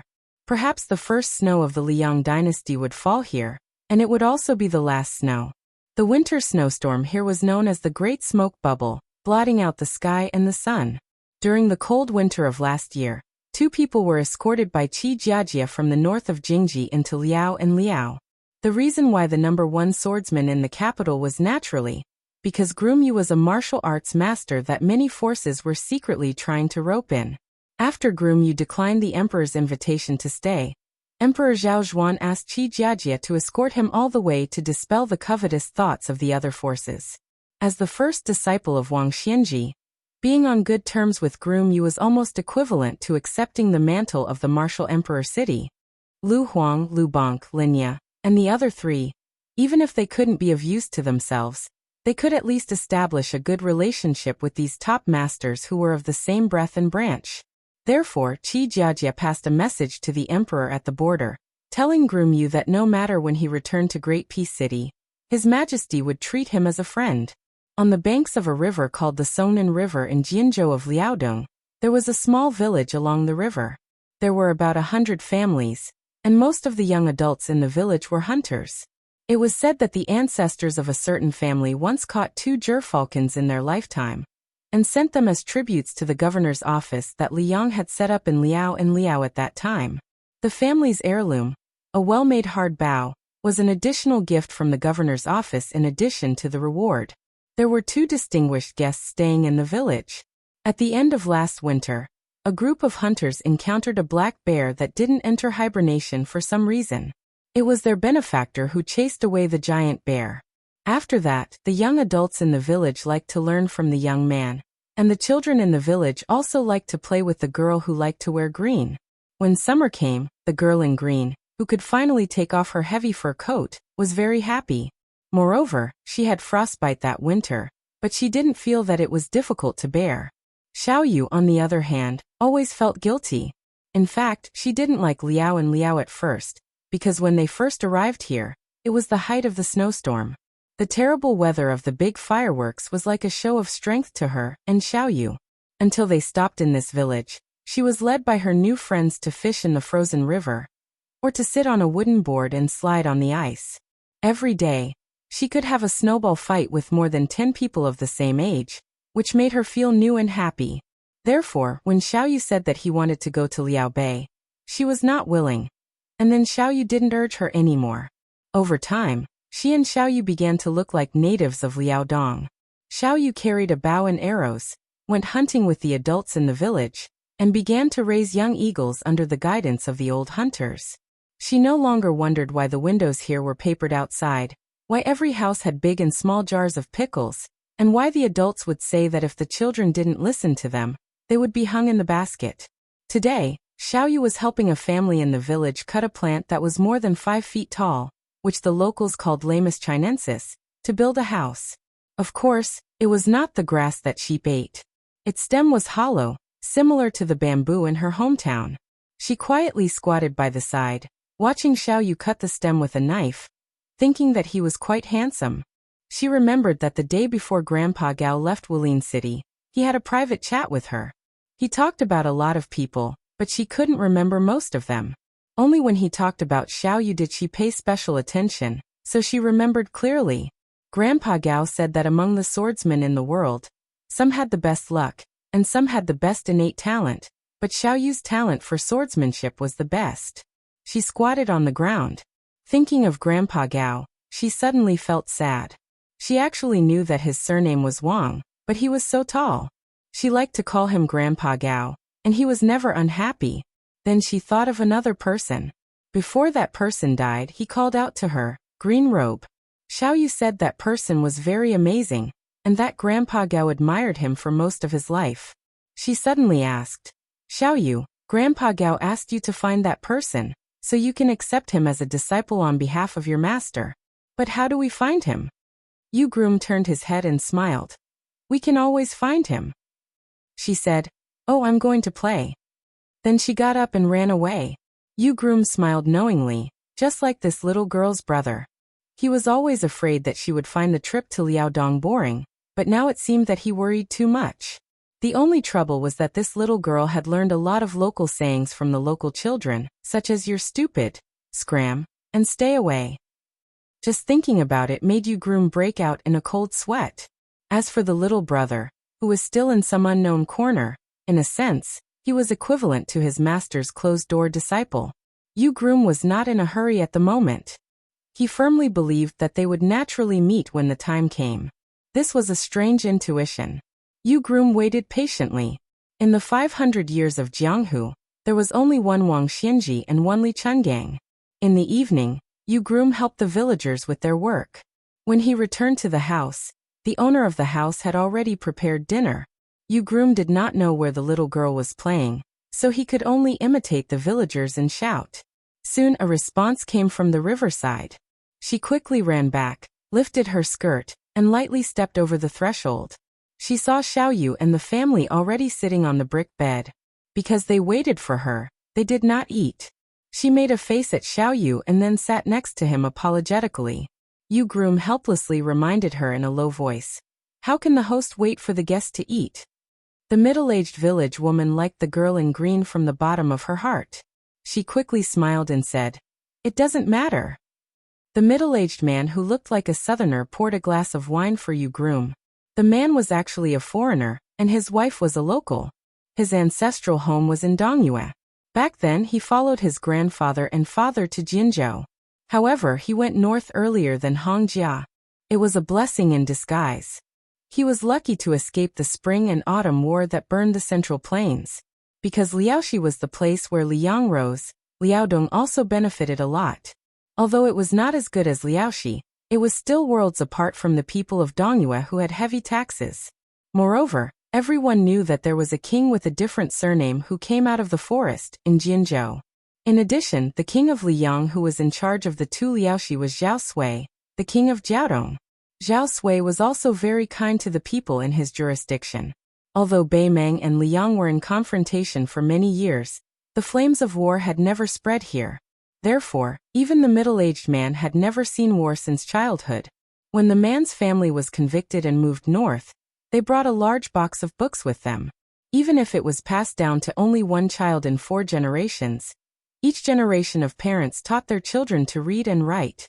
They were able to do something that many nobles in the Central Plains could not do.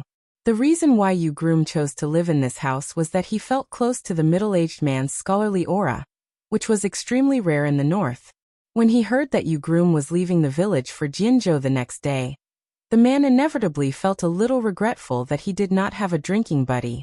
Probably after drinking half a bowl of wine, the middle-aged man, who could not hold his liquor but was good at drinking, did not have too many taboos.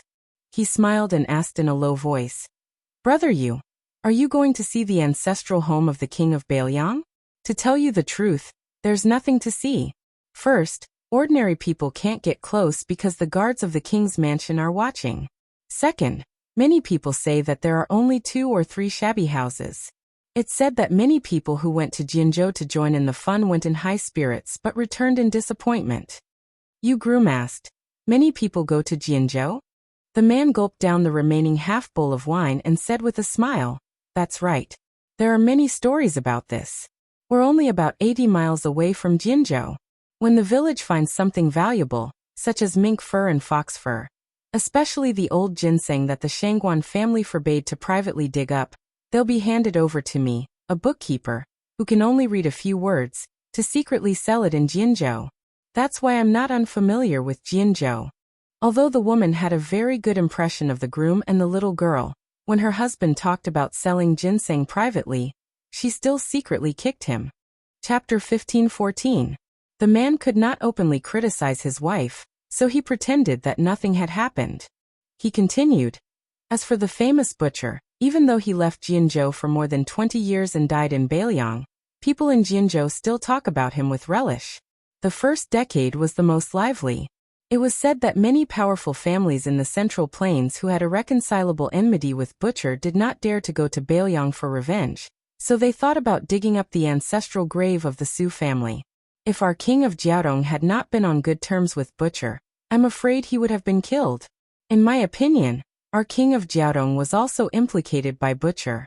Otherwise, with his ability, he would not be in such a bleak situation now.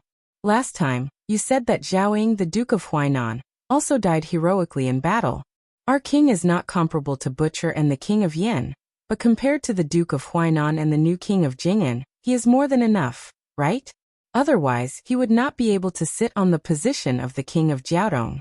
Besides Beiliang, only the vassal territories here face to face with the barbarians of Beimang, right? If the late emperor did not trust our king's ability, he would not dare to make such an arrangement. Yu Groom nodded. The late emperor of Liang had painstakingly placed Zhao Ying in Huainan Dao, which was right under his nose. He banished the ambitious Zhao Bing to Nanjiang. He let his brother Zhao Yi, who had the same father and mother, govern the richest Guangling Dao. The king of Jing'an, who was the most unruly, was placed in Xiangfan, Qingzhou, which was surrounded by enemies. Only Su Shao and Zhao Sui were placed in the two places of Beijiang. The middle-aged man, who was neither a scholar nor a scholar, had unwittingly drunk 2 bowls of wine. Originally, he could only hold this much alcohol, but perhaps it was because 1,000 cups were not enough for a bosom friend. He poured himself another bowl. His wife could not stop him. He raised the bowl and smelled it, but did not drink. He raised his head and looked at Yu Groom opposite him. His eyes were a little unfocused. This middle-aged man, who was far away from the smoke of war and the court, seemed to be talking to himself. The Dongyue where my ancestors were in was destroyed by General Gu Jiantang. Perhaps it was not the work of Ren Tu's day. My grandfather had never had any ill feelings towards Ren Tu, and I am no exception. I heard that Tai and City was the place where people scolded Ren Tu the most in the world. Then it was Guangling Dao, which was known as the talented scholar, followed by Jiangnan, where there were countless distinguished scholars. Now, even the new king of Liang is being scolded together. It seems that the more they scold, the more powerful they get. One of them is the assistant minister of the Ministry of Rights. I heard that he is from Beiliang. Hey, so I really want to understand one thing. Since those people have all become officials of the Liang imperial court, many of them have not even seen Ren Tu and the new king of Liang. Even the rise of their families can be attributed to Ren Tu's victory. Younger brother you have seen a lot. Looking at your temperament, I think you are also a well-read person. Can you help me clear up my doubts? Groom Yu hesitated and smiled. Pick up the bowl to eat, put down the chopsticks to curse? The middle-aged man sighed. Yes. A country without a hero is like a house without a pillar, a person without a backbone. The man drank a big mouthful of the 3rd bowl of wine, and was really drunk. He fell asleep under the care of his wife. He muttered to himself that if the new Liang prince couldn't defend the northwest, he would also curse, including the young king's father. The middle-aged man's wife didn't know whether to laugh or cry. She nagged. Do you really think you are a high official? I don't see you working so hard on the crops all these years. Although the woman was nagging, she lowered her head to look at her man's face, which was much rougher than when he was young. Her slightly tanned face couldn't help but reveal a smile. She thought to herself, who asked you to be so handsome? Back then, I had to fight with many women to get you. Even if your farming is sloppy, it doesn't matter. After hearing that, Groom Yu suddenly drank a bowl of wine and said indifferently, A country without a hero, how sad. A country that has heroes but doesn't know how to respect them, how sad is that? Groomyu got off the Kong and brought a small stool with the little girl to sit outside the room. He turned his head to look at her, who was in a daze, and said with a smile, "How about we go somewhere else to find your Grandpa Gao's disciple?" The little girl turned her head and rolled her eyes. "If you want to go to Bailiang, just say it. I don't really care." Groomyu was a little embarrassed. He was about to say something when the little girl said seriously, Go. I miss Uncle Lu anyway." This Uncle Lu, when he was still in Wu City, he didn't know how to take care of himself. "I don't feel at ease with him away." Groomyu rubbed her little head and smiled. Yes. Uncle Lu, Uncle Gong and your Aunt Lin, they can't do without you." She hurriedly shushed him. "You have to call her Sister Lin. If you call her Aunt Lin, she'll get angry." Groomyu laughed. "No wonder Master said you're not afraid of anything except the forest crows." The little girl suddenly sighed and said earnestly to Groomyu, "Xiaoyu, let's make a deal first. When we reach Bailiang, let's not fight and talk nicely, okay?" Groomyu pretended to be surprised. Who said we shouldn't quarrel, if we can use our fists?" The little girl raised her chin and said fiercely, "I haven't said the second half of my sentence. When it's time to quarrel, we should discuss things properly. Those who use their fists aren't heroes." Groomyu narrowed his eyes and said softly, "If you travel the Jianghu in the future, you'll definitely become a heavenly heroine." The little girl nodded vigorously, and then put her head on Groomyu's knee. She said in a muffled voice, "Xiaoyu, I've wanted to go to Bailiang for a long time. I want to visit the place where Grandpa Gao passed away." Groomyu nodded lightly and didn't say anything. The little girl raised her head slightly. There were still traces of tears, but there was a smile on her face. Xiaoyu, Bailiang is in the northwest. Then won't we be eating the northwest wind every day?" Groomyu smiled. "Yes, there are battlefields everywhere. We might have to eat a lot of sand." It was not easy to be an official in the capital. Even though Fan Zhongho, who had been bestowed the title of the #1 national chess player of the dynasty by the emperor, had become a new noble in the Hanlin Academy, he couldn't help but sigh. The Fan family could be said to be a scholarly family. However, in Xiangzhou, it was not considered a luxurious family. When he was summoned to the capital, he went north alone. He didn't bring any servants with him. He had about 700 to 800 taels of silver on him. He thought that even if he couldn't be extravagant in the capital, he wouldn't be too shabby. He didn't think that when he actually became an official in the capital, he would realize how expensive it was. After all, Fan Zhongho had never received the special honor of being conferred by the emperor, and he wasn't a true scholar in the imperial examinations. He didn't have a master room in Tai and city to rely on, and he didn't have the financial support of his fellow countrymen.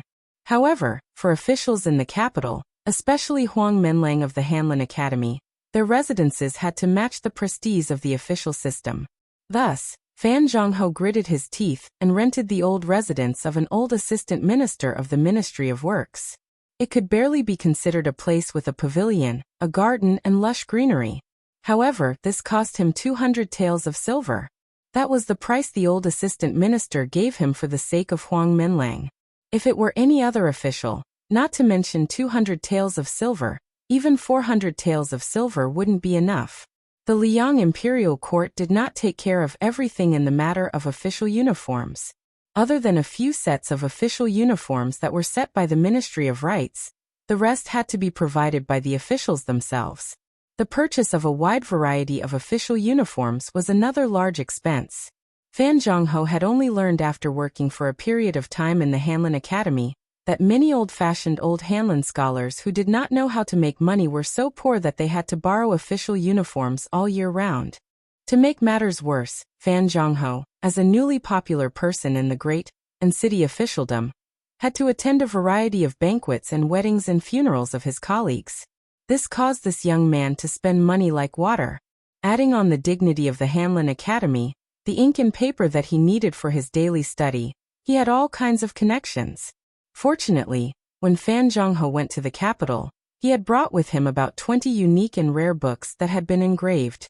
Many of his colleagues in the Hanlin Academy loved books to the point that they would borrow money to buy books even if they were poor. After receiving this gift, Fan Zhongho started to gain a foothold in the Hanlin Academy.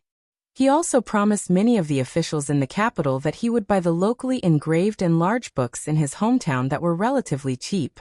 This gave Fan Zhongho a good impression. In reality, the purchase was just an excuse.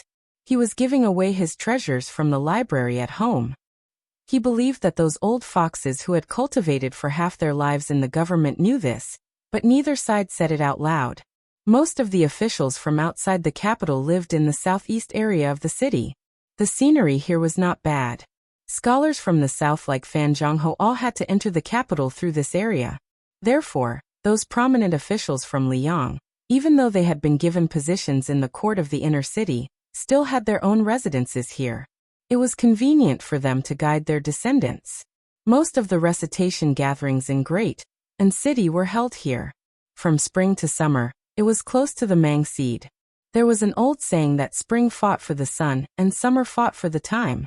In the past, it was always the Mang seed time. Large numbers of scholars and refined scholars would hold gatherings near the Shinran Pavilion. What was interesting was that some family was so large that they had specially set up 20 or so mu of rice fields that were not easily seen in the north for people to enjoy. In the summer, every night, there would be frogs croaking. This year's Shinran Pavilion gathering was especially interesting. It was unknown if those old officials had a tacit understanding. From Secretary of the Secretariat Qi Yangwang, to Tantanan of Munxia Province, to Zhao Yuling and Yin Maochun who had risen in the eternal Hui Spring, none of them participated this year.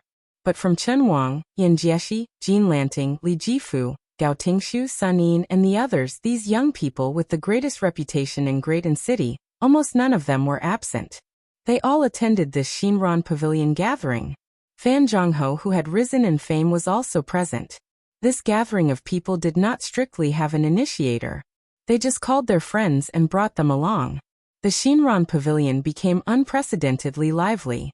Chapter 15:15.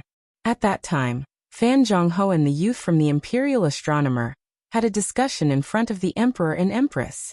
In the end, 6 people stayed until the end. Among them, Chen Wang and the Zhuangyu and Li Jifu had a good chat. The imperial brother-in-law, Yin Qiji, chatted with Song Kelly, and he, Fan Zhongho, got along well with the crazy Sun Yin on chess. Interestingly, his experience in the bureaucracy of the capital followed this trend. Li Jifu was often an honored guest of the Qin Manor, and in the Hanlin Academy, Yin Qiji and the young phoenix of the Song family studied history together. It was said that they got along very well. Although Fan Zhongho and Sun Yin were not close friends, they would occasionally talk about the state of the world. Today, Fan Zhongho met with Sun Yin, and then went to the Shinran Pavilion together. In Great Peace City, many officials would laugh and say, high officials ride thin horses and don't show off their wealth. But Sun Yin, who had been banished, was different. He openly bought a tall horse from Bailiang and rode this horse to and fro every court meeting, and when he was on duty. It was very eye-catching. Today, Fan Zhongho had the good fortune to ride a horse with the wind. He rode the same horse with Sun Yin. When they arrived near the Shinran Pavilion, where there were many carriages and tourists, Fan Zhongho flipped off the horse and couldn't help but rub his butt. Sun Yin, this guy, really rode in Great Peace City. Fan Zhongho was going to suffer. When Sun Yin saw Fan Zhongho's sorry state, he gloated. They arrived at the Shinran Pavilion one after the other in an inconspicuous carriage. 2 men wearing simple but elegant green robes stepped out. Sun Yin saw that they were Chen Wang, the assistant of the left scattered cavalry, and Li Jifu, the Zhuangyuan scholar. He originally thought that, according to Sun Yin's noble nature, he would at most give them a sidelong glance and then ignore them. Unexpectedly, Sun Yin actually took the initiative to pull him forward. Li Jifu, who also saw the 2 of them, obviously did not expect Sun Yin to greet them. He could not conceal the incredulity in his eyes. On the other hand, Chen Xiaobao, who was the most successful official in the entire Liang dynasty, whose official career was comparable to that of Jin Saburo, did not show the slightest bit of surprise. He warmly smiled at them and said, "Brother Sun, Mr. Yuetian, let me make it clear in advance that I still won't drink today. I can only use tea as a substitute for wine." Sun Yin coldly snorted and said, So what if you drink tea? I'll drink wine. Let's each have a cup. I can still make the assistant go to the toilet 4, 5, 6, or 7 times. Chen Wang bitterly smiled and cupped his fists to beg for mercy. Brother Sun, please don't bully a fellow countryman. I implore Brother Sun to point the spearhead at Ji Fu. Otherwise, Mr. Yuetian is also fine. Fan Zhongho smiled and said, Assistant Minister, you can't just rely on your high official status to divert trouble to someone else. It will damage the reputation of the court. Li Jifu looked at the 3 people who were talking without restraint, and felt a little envious. Although he had many private gatherings with the assistant minister, who was both a relative of the emperor and an important official of the court, he had never really let loose. Every time he returned home from a gathering, he would even think carefully about whether there was something wrong with his words, or if there was something wrong with his words, or if he had been rude. It was no wonder that Li Jifu was worried about personal gains and losses. Everyone knew that Chen Xiaobao, who was the #1 official of the emperor, would soon have a place in the small court meeting. Moreover, compared to other officials in the capital, Li Jifu knew more reliable insider information. The secretariat of the Liang Imperial Court had been empty for decades.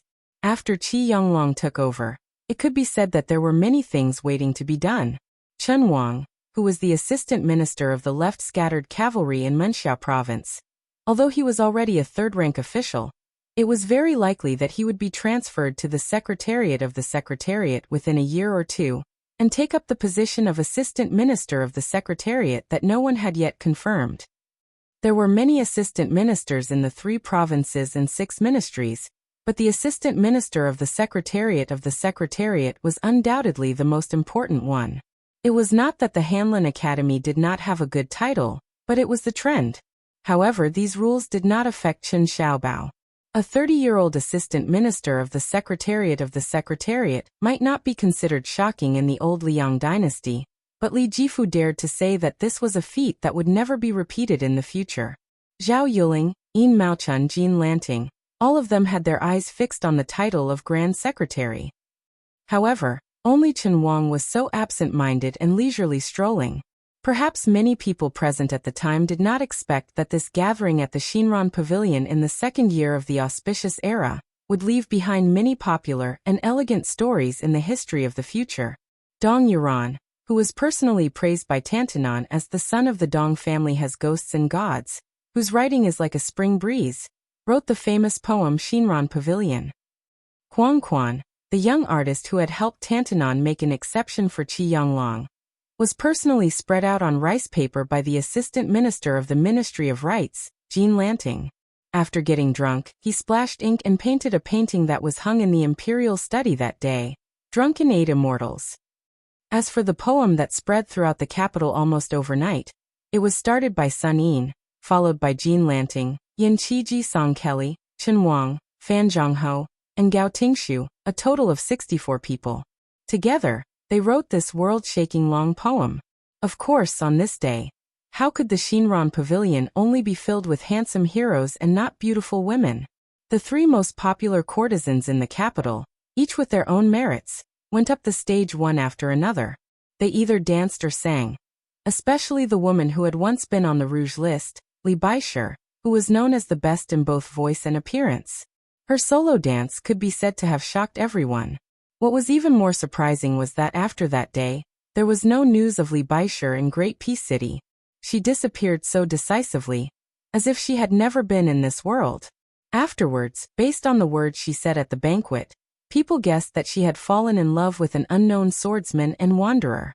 From then on, they went off to roam the Jianghu together.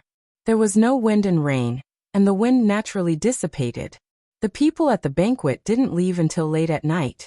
Li Jifu was already drunk to the point of unconsciousness. Chen Wang, the highest-ranking official and the only one who did not drink, wanted to personally take Li Jifu away, but was urged to stay. He really couldn't leave, and could only ask someone to take Li Jifu back. That person was the assistant minister of the Ministry of Rites, Jin Lanting. He personally helped Li Jifu back to the carriage with Gao Tingshu. Sun Yin also left late. He came with 2 people but left alone, as if there was no one around. He rode his horse wildly, smelling of alcohol, and shocked many of the graceful ladies of the large families in the capital. Under the crowd's instigation, Fan Zhongho and Wu Songxian had another battle of who's first and who's last. Both sides played their best moves one after another. Although Wu Songxian lost the game, he didn't lose his momentum, which made the spectators exclaim in satisfaction. After this game, Wu Songxian vaguely established Fan Zhongho's second place in Liang's Go. Yin Qiji, Song Kelly, and that fellow villager nicknamed Kong Wuqi left together. Shinran Pavilion, Drunken Eight Immortals, and Heroes Travel to the Capital were all given to this young relative of the emperor. He would immediately send them to the imperial palace. Deep in the night, the lights were still bright. There were only a dozen people left in Shinran Pavilion. Everyone in the capital knew that Chen Wang, who usually did not touch alcohol, was the last to leave. Fan Zhongho and Wu Songxian had already finished their game of Go. The latter and a group of friends left in high spirits. The people still in the pavilion were all new nobles in the Great Peace City. They were also willing to put down their faces to get close to Chen Wang, a high official in the central government. However, they were all scholars. Even if they drank too much, their chatter and actions did not diminish their scholarly habits. And Chen Wang was never the kind of person who liked to put on airs, so he got along well with them. In the end, it was unknown who was still unsatisfied, so they spent some money to call over a musician who had earned money in this gathering. The woman held a pipa in her arms and did not wear any makeup. Although she was not a national beauty, under the flickering lights, there was a hint of lovely and moving feeling. She was very timid. It was clear that business at the banquet today was slow, and she did not attract any business. She was not like the other women of the same trade. While they were tired, they had already returned full of money. This woman sat on a small stool prepared outside the pavilion. Before she played the pipa, she quickly glanced at the people sitting on the prayer mats in front of the pavilion. There were more than a dozen people, most of them sitting on the prayer mats on the steps. The steps had different heights. At the highest point sat two young men side by side. She could guess that since these people were able to appear in Shinran Pavilion and not far from the pavilion like most of the scholars, then they should be the most important people at the banquet today. They were the true important people of Great Peace City. Even if they were not today, they would be in the future. She was lost in thought for a moment. She was very curious what it would be like if these young masters who were waiting for her pipa played, put on their official robes. The young master who had hired her to sing was sitting at the bottom of the steps. He smiled and reminded her in a gentle voice, "Miss, it is time to start." Her pretty face blushed and she appeared slightly nervous. She said softly, "Young master, please wait a moment. Allow this servant to test the sound." Hearing the woman gently twist the strings of the pipa, Fan Zhongho, who had intentionally or unintentionally sat next to Chen Xiaobao, said with a slight smile, "This is the typical technique of the Wu family of Jiangzhou in our Xiangzhou. The lower part is the strength of the upper part. The tone is not high, the rhythm is not rushed, and it is slow. It is not as full as the big bows of the north, but it has its own unique charm. Due to this, the song is also a small tune with the charm of Jiangnan. After drinking too much, it is very comfortable to listen to this song." Chen Wang smiled and nodded. He said softly, "I only learned about the pipa when I came to Jing. In my hometown, there is a saying about the drum on horseback. In the past, I was just a poor scholar and did not go to the border to study. I am ashamed to say that even if I wanted to pretend to be cultured, I would only be a laughingstock. Therefore, in these years, I have sensibly not attended banquets and gatherings. Other people say that I am not good at raising wang. That is really flattering me." The name of the song, Daughters Red, refers to the Jiangnan water, Jiangnan wine, and Jiangnan women. Then he heard the woman's clear and melodious voice reciting the first part of the song. Fan Zhongho was surprised. He smiled and said, "What a coincidence. It refers to the Daughters Red wine. My hometown has this custom since ancient times. When a daughter is born, they will bury a jar of wine. When the wine is drunk, it is the day the woman gets married. In addition, there is also the Zhuangyuan Red, which is taken out for banquets when the man in the family obtains scholarly honors." Chapter 15-16. Then Fan Zhongho suddenly discovered that Chen Wang seemed to be in a trance. One part of the millet fragrance lingers around the beam, 2 parts of the flowing water, the cool weather, 3 parts of the fragrance of apricot flowers. A spring thunder buries a jar, after 18 years. The daughter is red, the daughter smiles, the daughter is delicate, the new wine becomes old wine. The little girl is waiting to wear the red dress. Fan Zhongho closed his eyes and listened to the sound of the pipa and the woman singing. He finally sighed softly. The ending of this song was not as beautiful as the name of the wine. The woman in the song had waited for many years, but still did not meet the young master who was far away. She also did not wear the red dress for another man, and died just like that. According to custom, if the woman in the family died before she was married, then the jar of daughter's red wine would be called huadiao, and would be taken out and drunk. At the end of the song, it was said that the young master had finally returned home. Although he was the top scholar, he could only drink the jar of wine alone at the grave. After Fan Zhongho opened his eyes, he could not see anything strange from Chen Wang's face. The song ended, and the people gradually dispersed. There was no need for Fan Zhongho to ask. Someone had taken the initiative to lend him a fine horse. When Fan Zhongho mounted the horse, he inadvertently turned his head, and saw Chen Wang standing outside the pavilion. He seemed to have said something to the little girl singing, and then walked towards the carriage. Fan Zhongho didn't have the slightest intention of probing further. With Chen Wang's well-known conduct and Fan Zhongho's understanding of this Chen Xiaobao, he definitely didn't think that this left-scattered cavalry regular attendant would have the slightest intention of taking advantage of him. Fan Zhongho slowly rode his horse. Back then, he was far away in the Jianghu, and now he was high up in the imperial court. Benevolent teacher, even that Sun Yin wants to be an official. Although I, Fan Zhongho, cannot play your game of spring and autumn, but I will do my best to play my own game of chess well. In the distance, Chen Wang boarded the carriage. Before boarding, he asked the woman holding the pipa a question. He asked her if the young master in the song was better off not returning at all if he returned late. The woman was timid, and did not know how to answer. Chen Wang did not mean it, so he bid farewell and left. Chen Wang slumped against the wall of the carriage.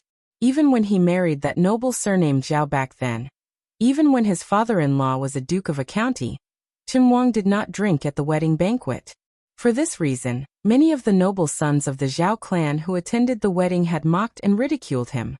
However, after so many years he, Chen Wang, had swept through the various departments of the capital, leaping through the Dragon Gate time and time again. Not to mention those unaccomplished noble sons. Even those powerful dukes and county kings only dared to sit on equal footing with him. Today, Chen Wang actually brought back a small bottle of wine. Just yesterday he had received a secret intelligence report verbally. There were only 4 words in the message, dead. He felt guilty. Bailiang was the one who felt guilty. Already dead. She was just like the pitiful woman in the song who waited from Nu, or Hong to Huadiao, but did not see anyone. In the south of Jiangnan, it rained every family during the Huangmei season. In the north of the northwest, the reeds were fluttering. Chen Wang drank the wine one mouthful after another. Silently he drank without stopping, and his tears flowed without stopping. At the time, Chen Wang's first thought was to vent his anger on that young vassal king, to vent his anger on the entire Bailiang, where he had long had nothing to worry about. Everything he had done these years, apart from the silver back then and the kindness of recognizing his worth, was more because she was in Bailiang. He hoped for Bailiang's stability. In the end, he only hoped for her to be stable. For this reason, he was not afraid of accompanying a monarch was like accompanying a tiger, not afraid of the treacherous clouds of officialdom. This extremely patient man was only afraid that he would talk in his sleep and call out that name.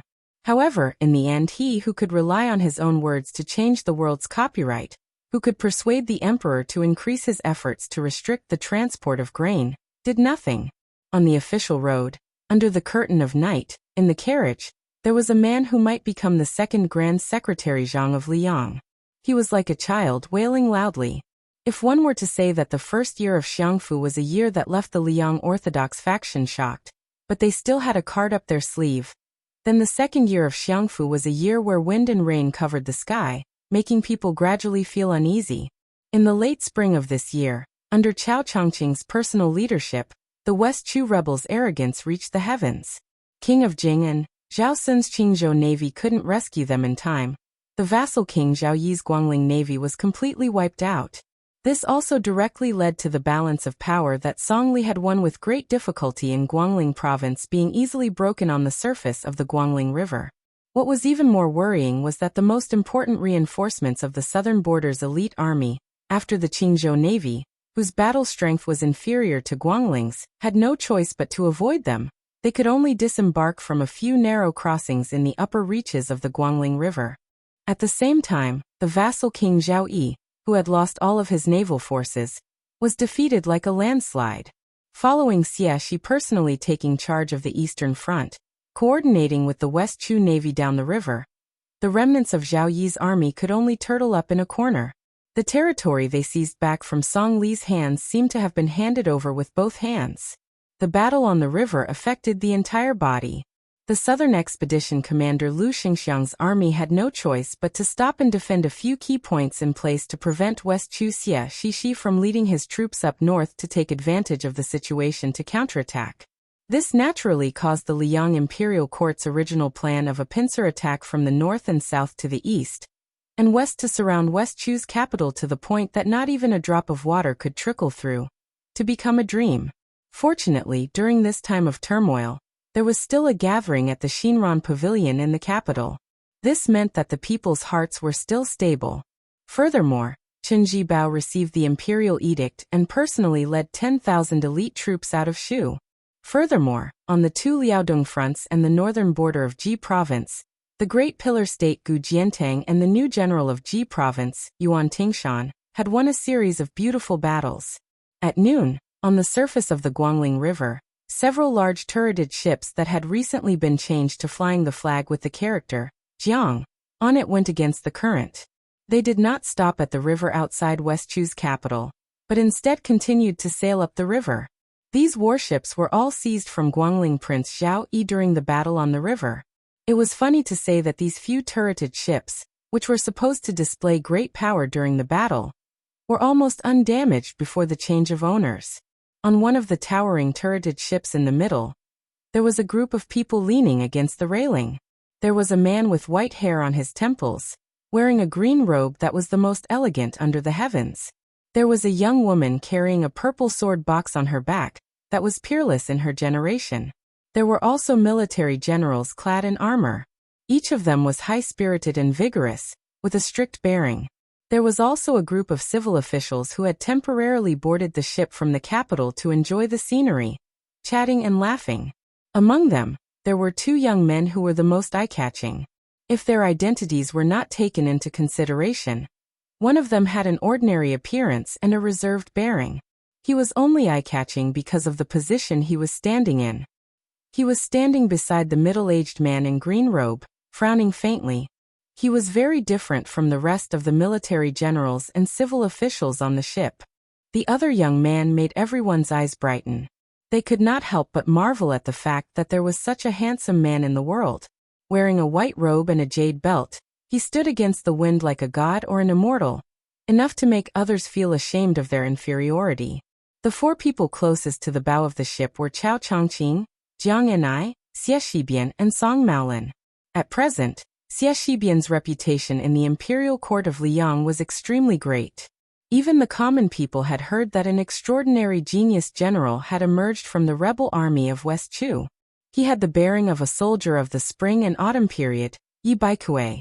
As for Song Maolin, although he was a late bloomer in the imperial court of West Chu, he was not inferior to Xie Shibian, who had established brilliant military achievements. The two of them, one in civil and the other in military, were known as the twin jade annulus of Dechu. Because of Song Maolin's outstanding appearance, he was like an immortal banished from the world. In addition to his brilliant literary talent, other than being known as the twin jade annulus of Dechu, he was also known as the Northern Su and the Southern Song dynasty together with the Northwest vassal king. Song Maolin was born into a rich and powerful family, so he was probably a true proud son of heaven. The main pillar of West Chu, Chao Chongqing, whose hair was even more white, suddenly turned his head to Xie Shibian and laughed in a low voice. "What's wrong?" It wasn't easy to chase away Song Li, but in the end, Chen Jibao from the east came to the Qingzhou navy, Wu Zhongshuan from the south, and Lu Xingxiang from the north is also truly in control of military power. Do you think the fierce battle has just begun? Xie Shibian said softly. If General Ko was still here, it would be much better. Chao Changqing laughed casually. Don't worry about that guy. He has a big temper. Yes, and his heart is not small either. Xie Shibian was silent, as if he was afraid of something taboo. Chao Changqing sighed. Last year, old Grand Preceptor's son said that West Chu was a burden to me, Chao Changqing. Today, I also want to say something to you. It is I, Chao Changqing, who is a burden to you, my student. Xie Shibian shook his head. Teacher, you must not think this way. I have been a citizen of Dechu for generations. Dechu was born in Xie Shibian, and I am willing to die for it. Chao Changqing suddenly laughed. There is a young man who should really get to know you. Only then will he know what it means to be a scholar. That guy, back in the day, had a lot of resentment towards us scholars. In Gangnam-do, the first time he saw Tangxi Sword Immortal Lu Baijie, he asked, Teacher, can you sell me a few pounds of benevolence, righteousness, and morals? When he saw me, he did not have a good expression either. Xie Shibian was puzzled. But I have seen Beiliang's various actions. They have established academies within their borders, and are very kind to scholars.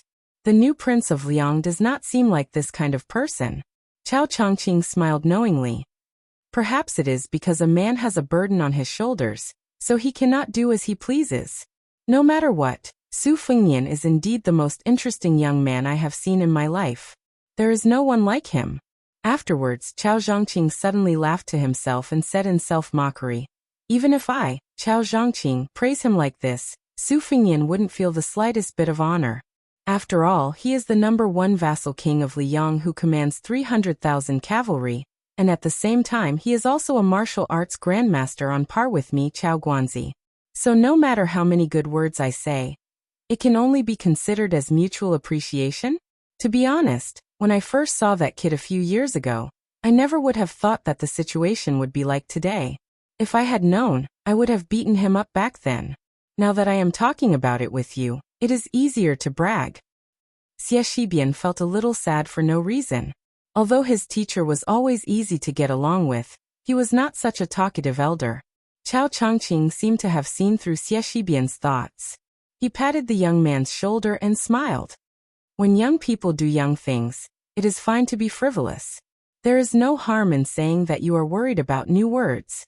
When you are 30, you can do things that are responsible. As for people like me who are old, they should honestly admit that they are old. Occasionally taking advantage of my seniority is one of the few pleasures in life. Chapter 15-17. Xie Shibian forced a smile. Dechu was most proud of Mr. Chao. Would he grow old? Chao Changqing lowered his voice and said, That guest will secretly come in the evening. You and Song Maolin will stay by my side. You don't have to do anything. Xie Shibian asked worriedly, Why does the current Duke of Yansheng, a saint family with a history of more than 800 years, want to meet you? I don't understand. What else is there to say? Chao Changqing did not immediately give an answer. Lu Songtao, who became a Buddha and launched to a mountain, came to him to persuade him to let it go. That Duke of Yansheng should be the same. Kings and officials can decide life and death with a word. Scholars like us are full of hot blood and have nothing to fear. However, if there was someone who could decide whether a person's name would be passed down through the ages or go down in infamy, wouldn't they calm down and think about it carefully? Chao Changqing looked at the sky and muttered, When one has to let go of one's country, one can only let go. Jiang Hu can also be let go. But some things can't be let go even if I want to. No matter how much I read and how much I know, it is still the same. Xie Shibian was mentally wondering. If one day he could fight the Beiliang cavalry on the battlefield, he would have no regrets even if he died. But such an opportunity would not appear. Jiang and I walked to a secluded place and looked at the rolling waves of the river alone. Song Maolin hesitated for a moment and came to her side. He said softly, Princess. Jiang and I, who had her back facing this immortal, did not move. She pretended not to hear and let Song Maolin know to leave. Song Maolin smiled bitterly. Princess, I only have one thing to say. I will leave after that. Jiang and I could only turn her head and said calmly, "Speak." Song Maolin's voice was warm as he said softly, "I can guess where you went and who you met a while ago. I don't dare to say anything. I only hope that you will not take such risks in the future. There are many things in the world that should be done by men. There is no reason for women to help." Jiang and I made an "oh" sound. Unfortunately, she did not say anything else. Song Maolin smiled and left. But in the next moment, Song Maolin was pleasantly surprised.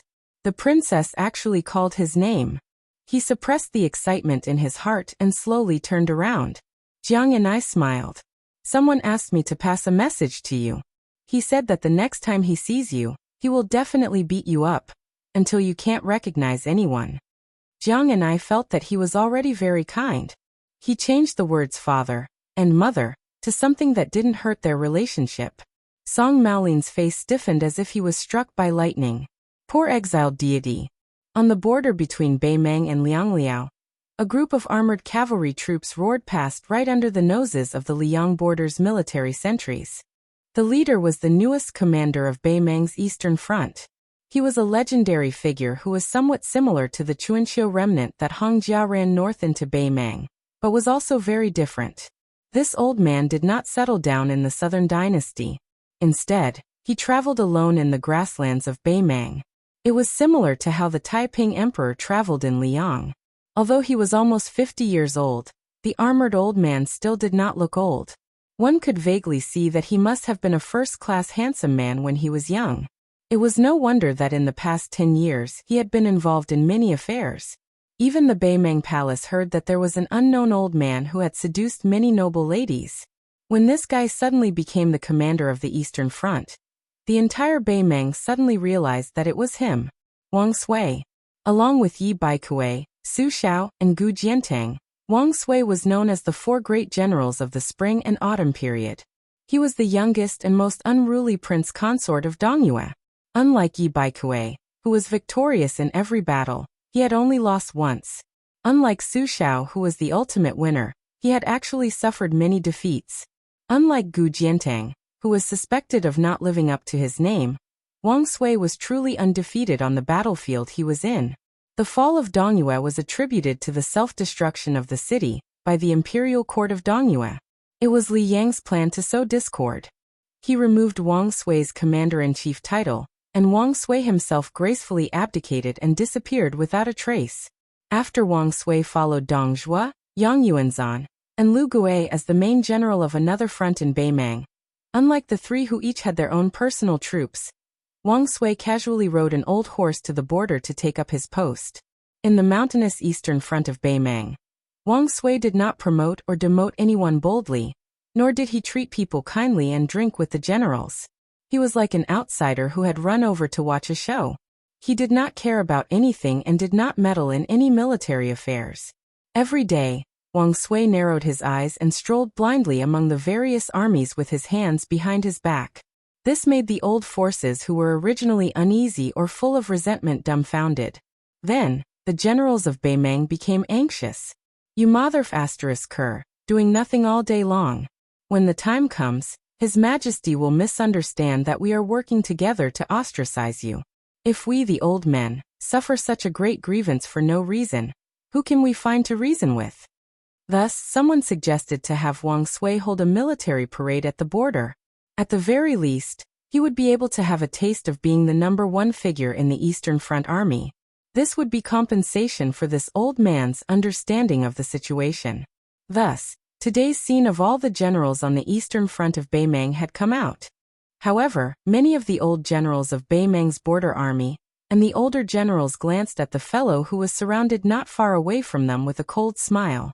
Wang Sui's awe-inspiring might was just for show. Wang Sui, in addition to the personal guards and elite cavalry that were randomly assembled by various factions, also had the personal attendants of Qiuju Bo Deruju Bo Deruju Bo Deruju Bo Deruju Bo Deruju Bo Deruju Bo Deruju Bo de Jingchong, as well as 4 to 5 young and strong captains by his side. The Eastern Front of Beimang claimed to have an army of 300,000, but in fact, it was only a little more than 200,000. There were 23 generals. Above them, There were two Beimeng generals who were not as famous as Lu Gui and Yang Yuanzhan. This could not be helped. In the Southern Dynasty, the Bailiang cavalry could fight each other from afar and fight a few tough battles from time to time. However, on the peaceful Eastern Front, they could only confront the two big turtles, Zhao Sui, the Prince of Jiaodong, and Gu Jiantang, one after another. There was no military merit to be gained. Now the situation was even worse.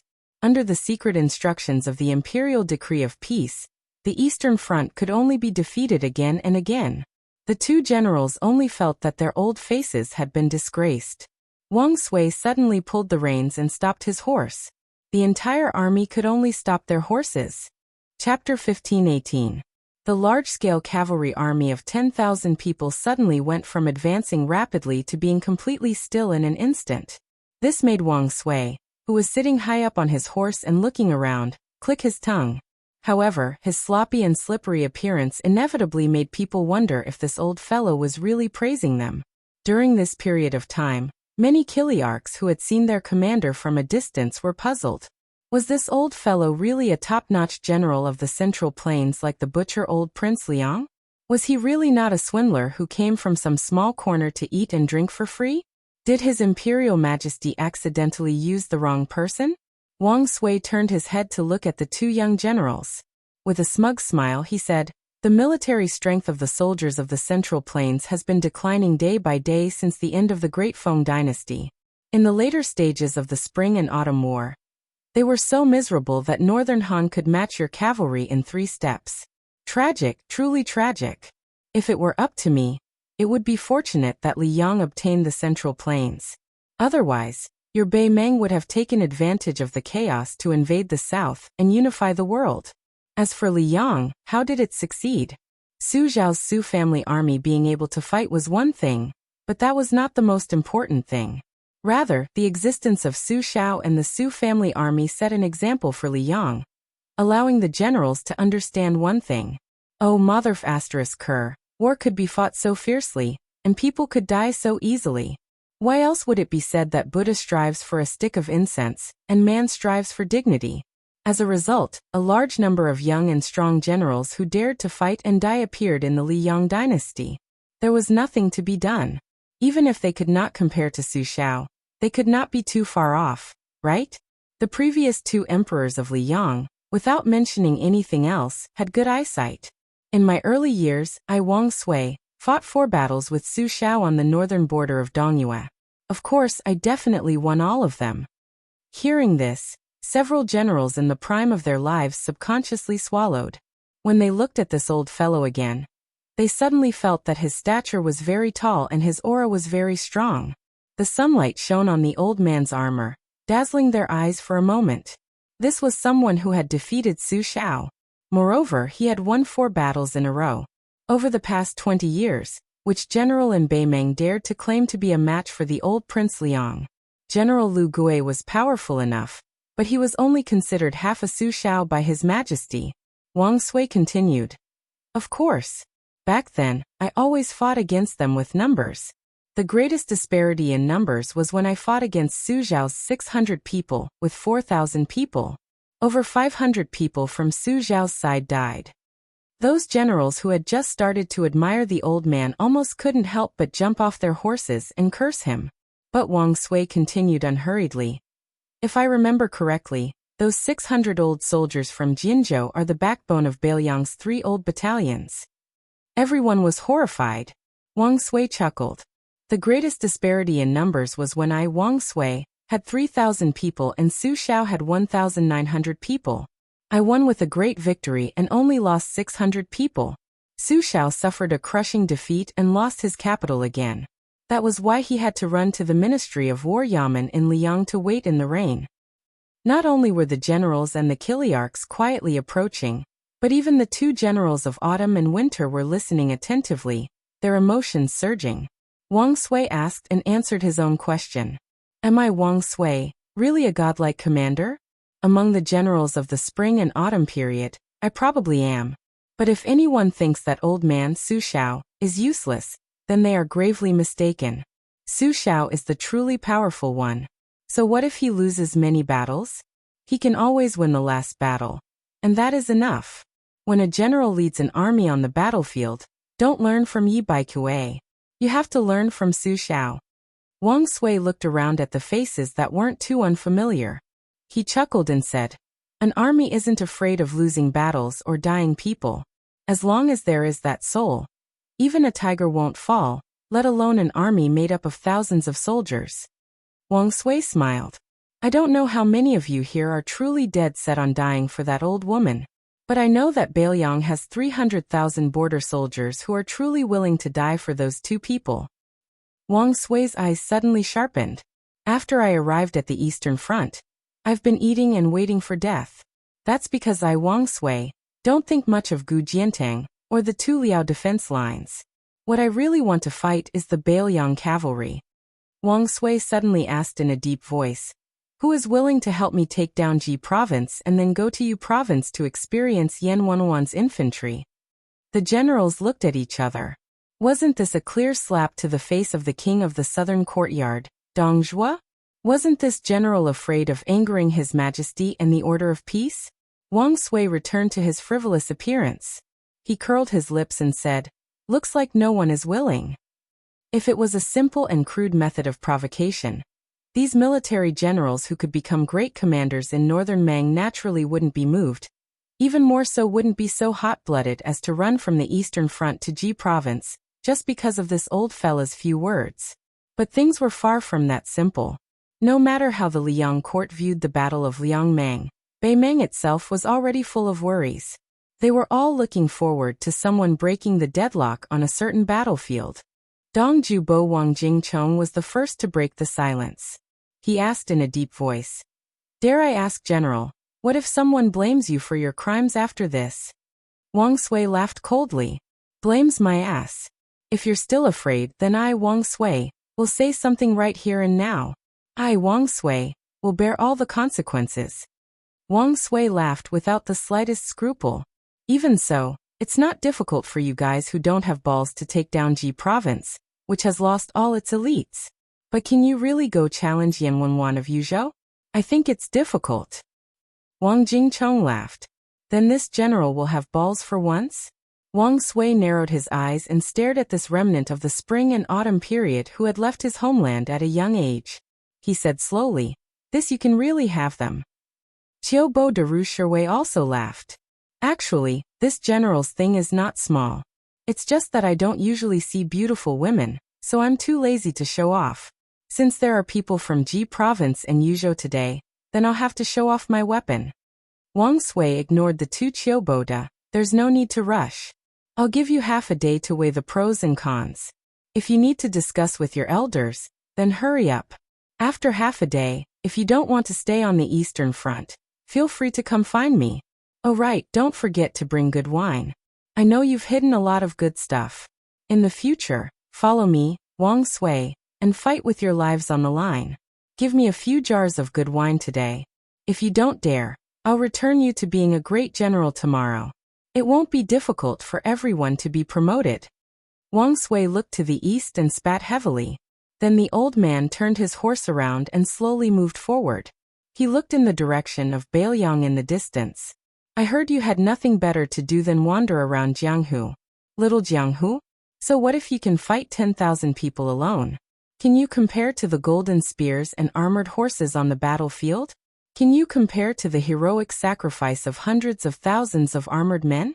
How can Su Zhao's son be so petty? Su Fengnian, back then, your father was completely defeated by me and Jinzhou. If you're really capable, then come find me to settle the score. If you lose, then obediently accept your fate. If you can win, then this world should belong to you, Su Fengnian."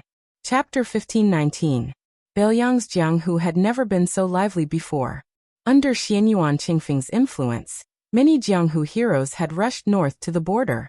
At this time, Mount Wudong was going to hold a new debate between Buddhism and Taoism.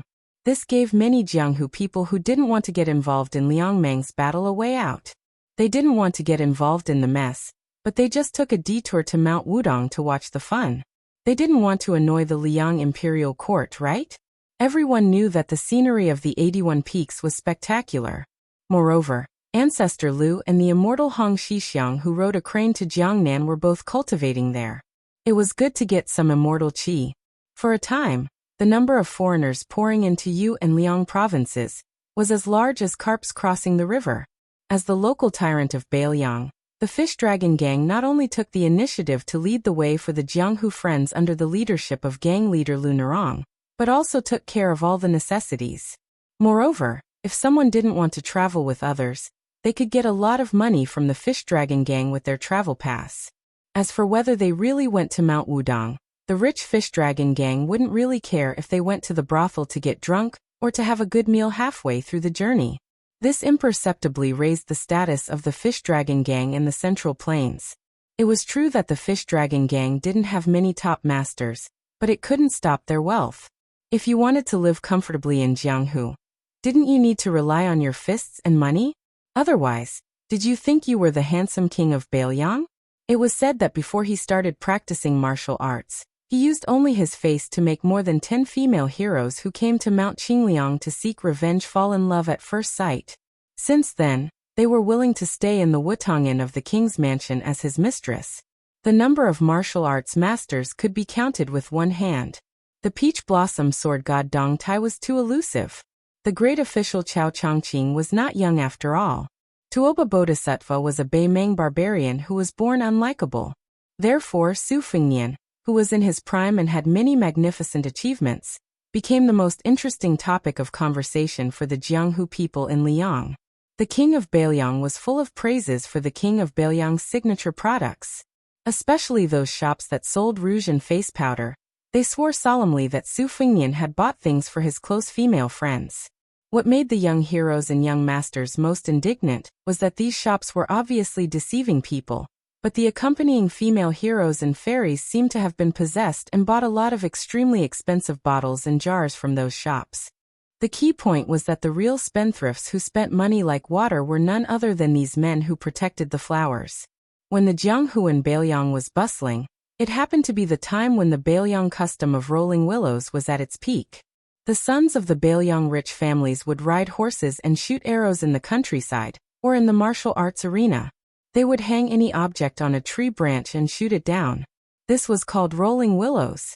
When the foreign Jianghu men saw that many Beiliang women were also familiar with bows and horses, they were inevitably shocked. They had only heard that the Beiliang people were valiant, but now they were sure that the rumors were true. Most of these Beiliang men and women who were rolling willows tied white hemp silk to their arms. After asking around, they found out that the people of Beiliang would tie hemp silk to their dead relatives within a month after they took off their mourning clothes. This was somewhat similar to how the families in the Central Plains tied colorful silk to their arms in the middle of summer to ward off ghosts and diseases. At the same time, this was also shocking. Could it be that Beiliang had really lost so many people in the battles at Huta City in Liangzhou and Heluku in Yuzhou? Why was it that when they were in the Central Plains, they only heard that the Beiliang frontier army either retreated without a fight or collapsed when faced with the million-strong Beimeng army? However, they heard that the two Liao provinces under the command of the great pillar state Gu Jiantang and his son-in-law Yuan Tingshan's Jibei defense line were both filled with victory reports. After entering Beiliang, they saw with their own eyes that other than the Beiliang disciples who were riding and shooting willows that made them feel ashamed of their inferiority, the patrolling cavalry that was transferred from the Beiliang garrison made them feel awe and respect. It was said that these cavalry troops were far weaker than the cavalry troops at the border. If they were really sent out to fight the so-called elite troops in the Central Plains, wouldn't it be like a level 1 expert crushing a level 2 master? When most of the foreign Jianghu men began to climb the mountain or approach Wudong, they heard another two legendary news. The king of Beiliang, Su Fengnian, had led 10,000 Yuzhou cavalry troops to battle outside Heluku. This time he had broken through the enemy lines outside Huta City and forced the Beimeng South Courtyard king, Dong Zhuo, to retreat again and again. As for the infamous Beiliang governor, Chu Lushan, he personally led 8,000 Yuzhou cavalry troops from Huaiyang Pass to the northeast border of Liuzhou, and defeated the Dong family's private army of 30,000.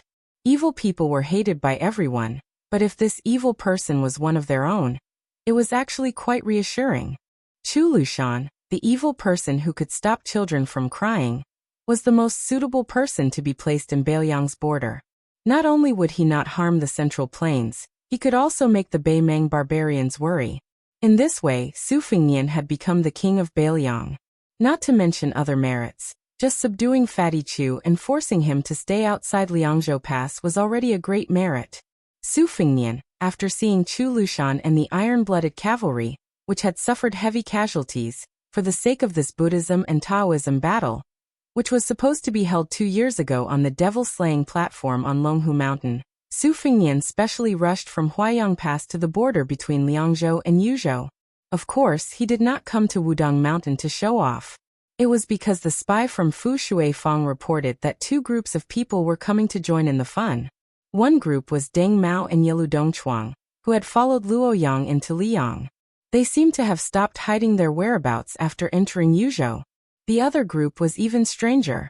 It was a couple who could be said to be unique in the world. Su Fengnian paid more attention to them than the couple from Huyan Daguan.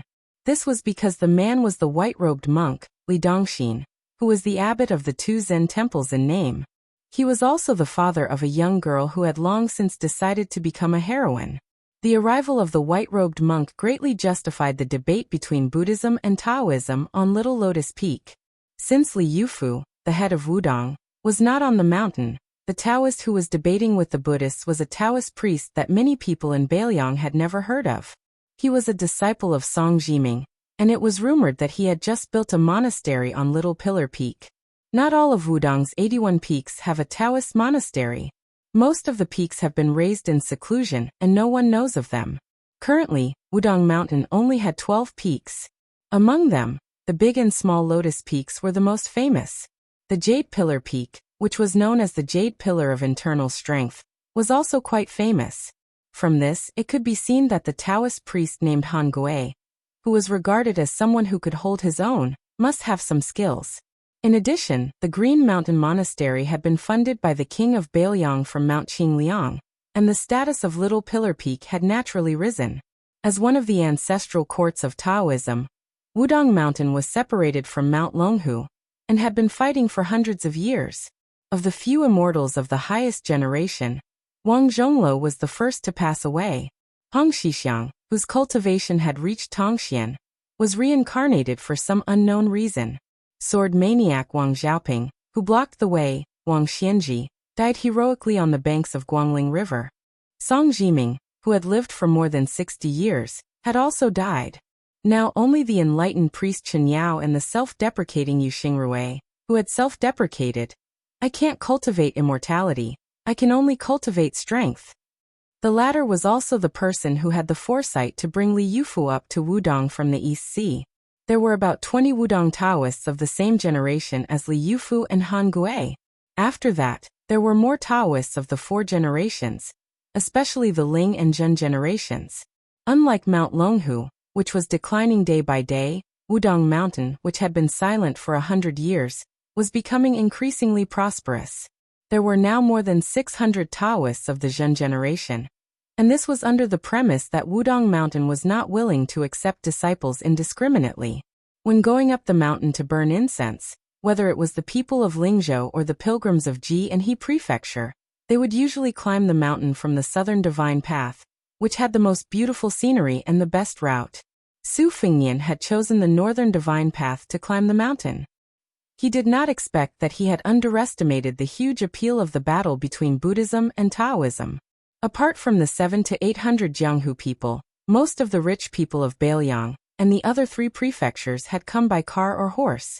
There were even many people from Huainan and Gangnam-do who had come to burn incense and watch the battle.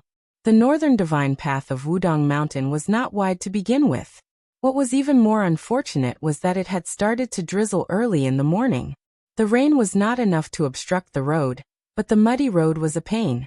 Coupled with the constant trampling of the people, the rugged road of less than 20 miles was more tiring than 50 miles of the official road. Chapter 1520. This time, Su Fengnian didn't have any retainers following him to Mount Wudong. Because he was in a hurry, he didn't even ride a horse. Instead, he chose a secluded path and flew like a bird, so he didn't look travel-worn. He wore a green robe and had 2 sabers hanging from his waist. One was a soldier that he had stolen from Jiang Fuding, while the other was an ordinary cold saber. At noon, Su Fingnian stopped at a simple and crude restaurant at the entrance to the Northern Divine Road. The name of the restaurant was quite interesting. It was called Passing Village Inn, probably to remind pilgrims who had come from afar that there wouldn't be another shop after passing through this village.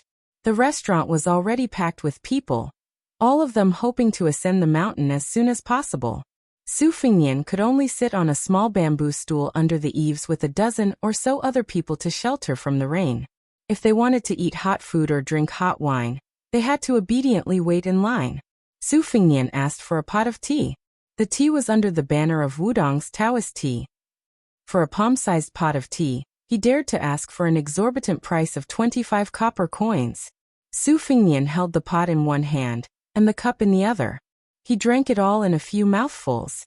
When he asked the waiter to refill his cup, he had to fork out another 5 copper coins. Obviously, Su Fingnian wasn't the only one who felt that he was being overcharged. The pilgrims around him were also complaining. A few of the younger ones even had a bad impression of Wudong. They said that if a single leaf was like that at the foot of the mountain, then the Wudong Taoist priests on the mountain must be like that as well.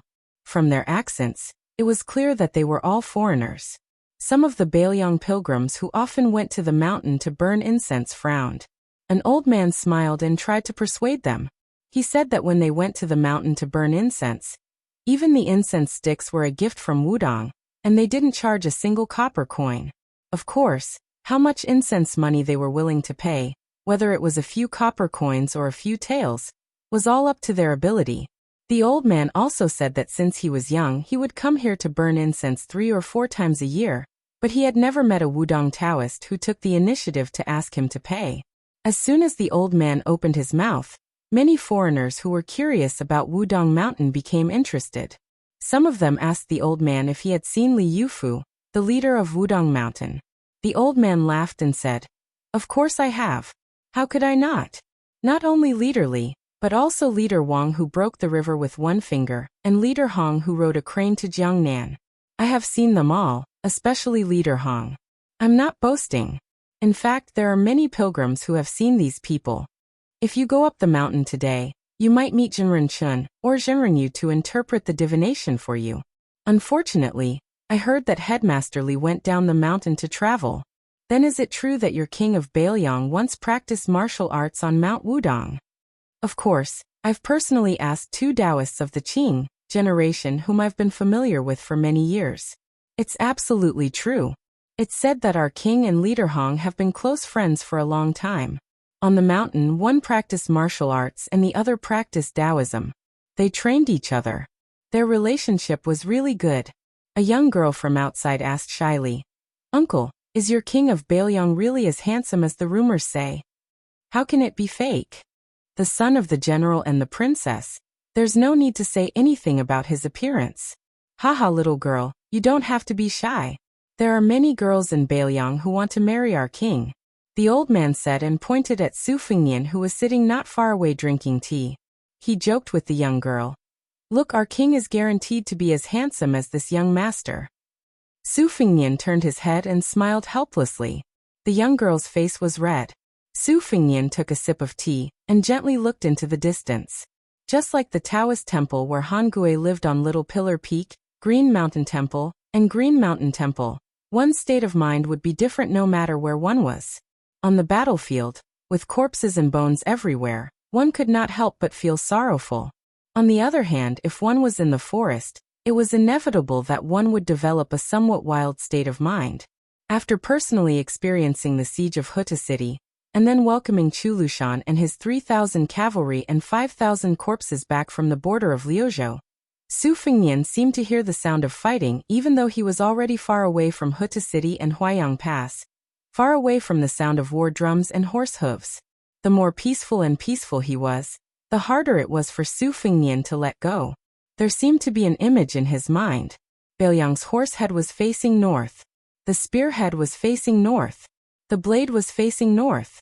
300,000 soldiers at the border, for the barren land behind them, did not hesitate to die to stop Bei Meng's iron hooves. When Lu Jinu parted, he said there was no need to feel guilty. The 60,000 people in Huta City were not fighting for Su Fengnian, they were dying for Beiliang. It was just that Su Fengnian was worthy enough for them to entrust their lives to and let them know that their deaths were worth it. But could Su Fengnian really not feel guilty? He could not do it. The people under the eaves saw two men coming from afar. One was stocky and the other was short. Because they were not eye-catching, they only glanced at them and did not pay them much attention. Su Fengnian slowly got up and called for the waiter to return the teapot and teacup. Then he stood at the edge of the stairs, right on the line between rain and no rain. When he made this seemingly unintentional move, the two visitors from afar also slowed down. But for the pilgrims under the eaves of the restaurant who were waiting to eat, this kind of peak confrontation between two people who were not in the first class and did not understand the mystery was not noticed at all. Behind Su Fengnian, people were drinking tea, chatting, and resting. They were completely unaware of the turbulent situation that was surging like a tide hitting the city wall. Although the two men slowed down, they still walked toward the restaurant. They seemed to be walking like ordinary people, but in fact, one of them did not even touch the ground, and did not touch the mud at all.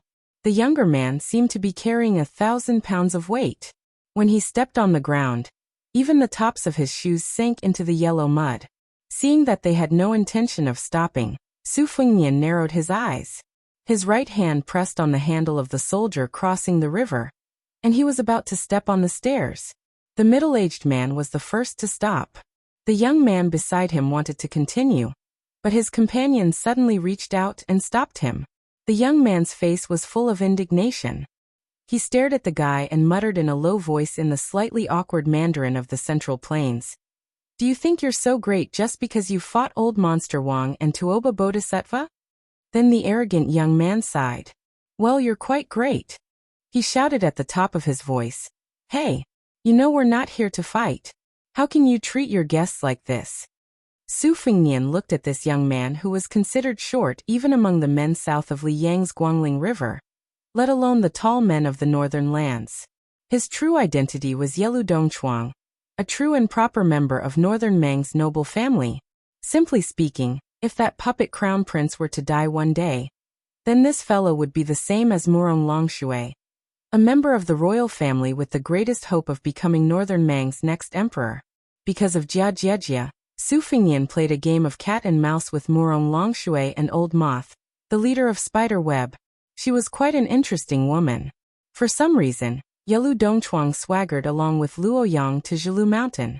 As for the broken spear Deng Mao, whose ranking in Beimang was similar to that of Hong Jingyan, he should be the personal retinue of the former emperor's nephew of Beimang. To be precise, this was the second time Su Fengnian and Yelu Dongchuang met. That was when Gao Shulu woke up after being sealed in the mountain for 400 years. Su Fengnian went on an out-of-body spiritual journey and met with the celestial being. At that time, Yelu Dongchuang, who ran errands for Luoyang, and Su Fengnian barely met each other. Chapter 1521. Su Fengnian smiled, retracted his steps, and sat back down on the stool. Deng Mao and Yelu Dongbed were finally able to climb up the steps and come under the eaves.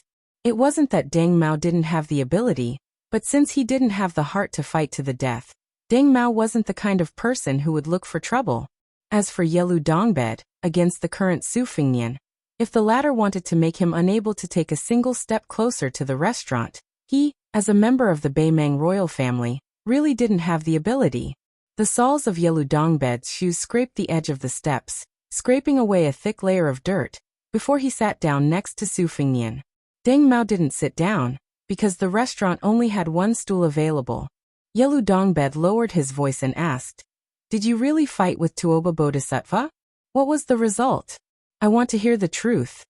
Su Fengnian said to this overly familiar fellow. Is Suing well? Yelu Dongbed was stunned. Suing? Who? Su Fengnian finally smiled a little and said softly, The girl who likes to wear red robes by Luo Yang's side. Yelu Dongbed said, Oh, she's just like that. In the past, she was neither human nor ghost. Later, she went crazy and cut off her own face. Now, she looks like a normal girl. But when she has nothing to do, she still likes to wander around there by herself. That red robe can go around for almost an hour in one breath. Anyways, it makes my eyes dizzy and my heart tired. Su Fingyan didn't say anything. Yelu Dongchuang was startled. What, you like this kind of thing? Su Fingyan didn't turn his head to look at this blabbermouth young man. He only asked indifferently, you're not afraid of dying here? Yelu Dongbed rolled his eyes. In the next moment, Yelu Dongbed didn't even dare to breathe loudly.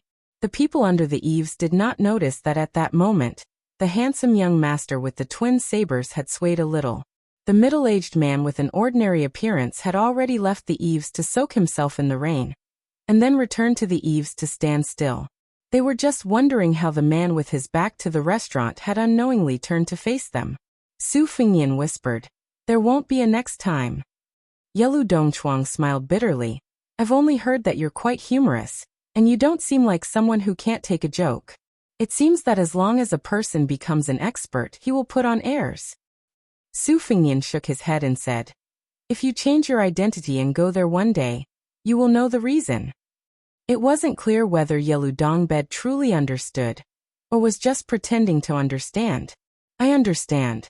Su Fingyan waved his hand and asked the waiter for a pot of tea and 3 cups. The astute waiter glanced at the short man squatting in the latrine and refused with a straight face. He said that he had to buy 2 pots of tea, but he could also lend him a small stool. Su Fingyan smiled and agreed. He directly pinched out a piece of broken silver from his money pouch. It was about 60 copper coins. Besides, in this world, silver was always expensive and copper was cheap. Only then did the waiter grin. This brother, he knew the rules. Later, Deng Mao finally had the opportunity to sit down. If the truth of this spread to the Jianghu, this waiter would probably be the most arrogant man in the world. He haggled with Su Fingyan, the king of Bailiang, rolled his eyes at Yelu Dongbed, and rewarded Deng Mao with a stool. Su Fingyan poured a cup of tea for each of the Beimeng men on his left and right. He asked, what business do you have in Bailiang? Yelu Dongbed didn't keep him in suspense. Luo Yang told me to tell you that other than Chao Chongqing and Duke Yansheng, who helped persuade Emperor Liang, there is no need to call off the 3-year agreement. Yelu Dongbed took a sip of the tasteless tea and continued. Also, I wanted to see you. I wanted to know if there was a possibility that we could do something together. Su Fingyan was a bit absent-minded.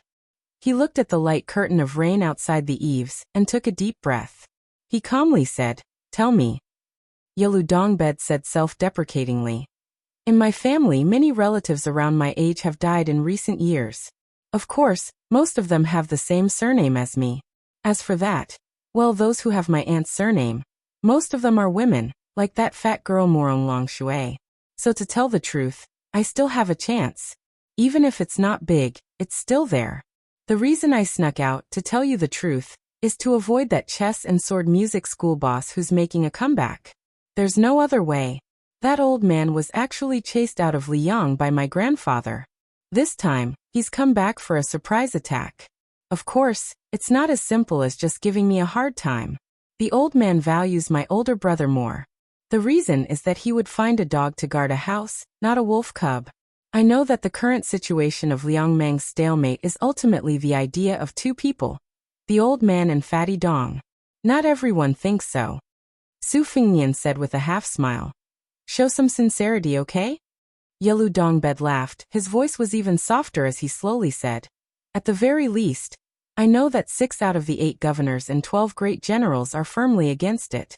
As for Helian Wu-wei and the others, it's up to them to fight Liang Meng. It's hard to say that they're fence-sitters. In any case, they're just going with the flow. Of course, my parents died a long time ago, but my grandfather is still alive. Although he's not a great general or governor, he's still comparable to a great general and a governor, right? Su Fingyan was familiar with the inside story of the Beimeng royal court. He shook his head and said, that's not all. Yelu Dongbed turned his head and stared at the side of the young king's face. He asked, do you want to do this deal? Su Fingyan asked back. Other than wanting me to defeat Dong Zhuo and the governor of Taiping's momentum, what else do you want me to do? Yelu Dongbed laughed foolishly. First of all, you have to kill Tuoba Bodhisattva. Secondly, you have to do your best to protect the main force of the Hong Jingyan Ruren cavalry on the battlefield. Su Fingyan said mockingly. You should really go to the battlefield and see. Then you wouldn't have to make it sound so easy. Yelu Dongbed laughed. If it were anyone else, I wouldn't even mention this, but you can. That's why I'm sitting here today, drinking 20 copper coins for a pot of good tea. Su Fingnian asked. You want to be the emperor that much? Yelu Dongbed asked back. You don't want to? Su Fingnian laughed it off. Yelu Dongbed quietly waited for him to continue. Su Fingnian finally said, I can only promise you that we'll take it one step at a time. Yelu Dongbed slapped his thigh. That's enough. Yelu Dongbed placed the teacup by his feet. As he bent down and stood up, he said softly, If the two of us can reach that step, I can also promise you one thing. Half of the southern dynasty can be considered as me, Yelu Dongbed, returning the money for your tea. Once both sides of Liangmeng are done, and if you still have the intention of heading south to the Central Plains, I can even lend you the entire Eastern Front for 3 years. I can help you suppress the Liang border army for 3 years. Su Fingnian watched the two of them leave. The tea had cooled. After Yelu Dongbed and Deng Mao had walked more than 10 li, Yelu Dongbed asked, Do you think he'll agree?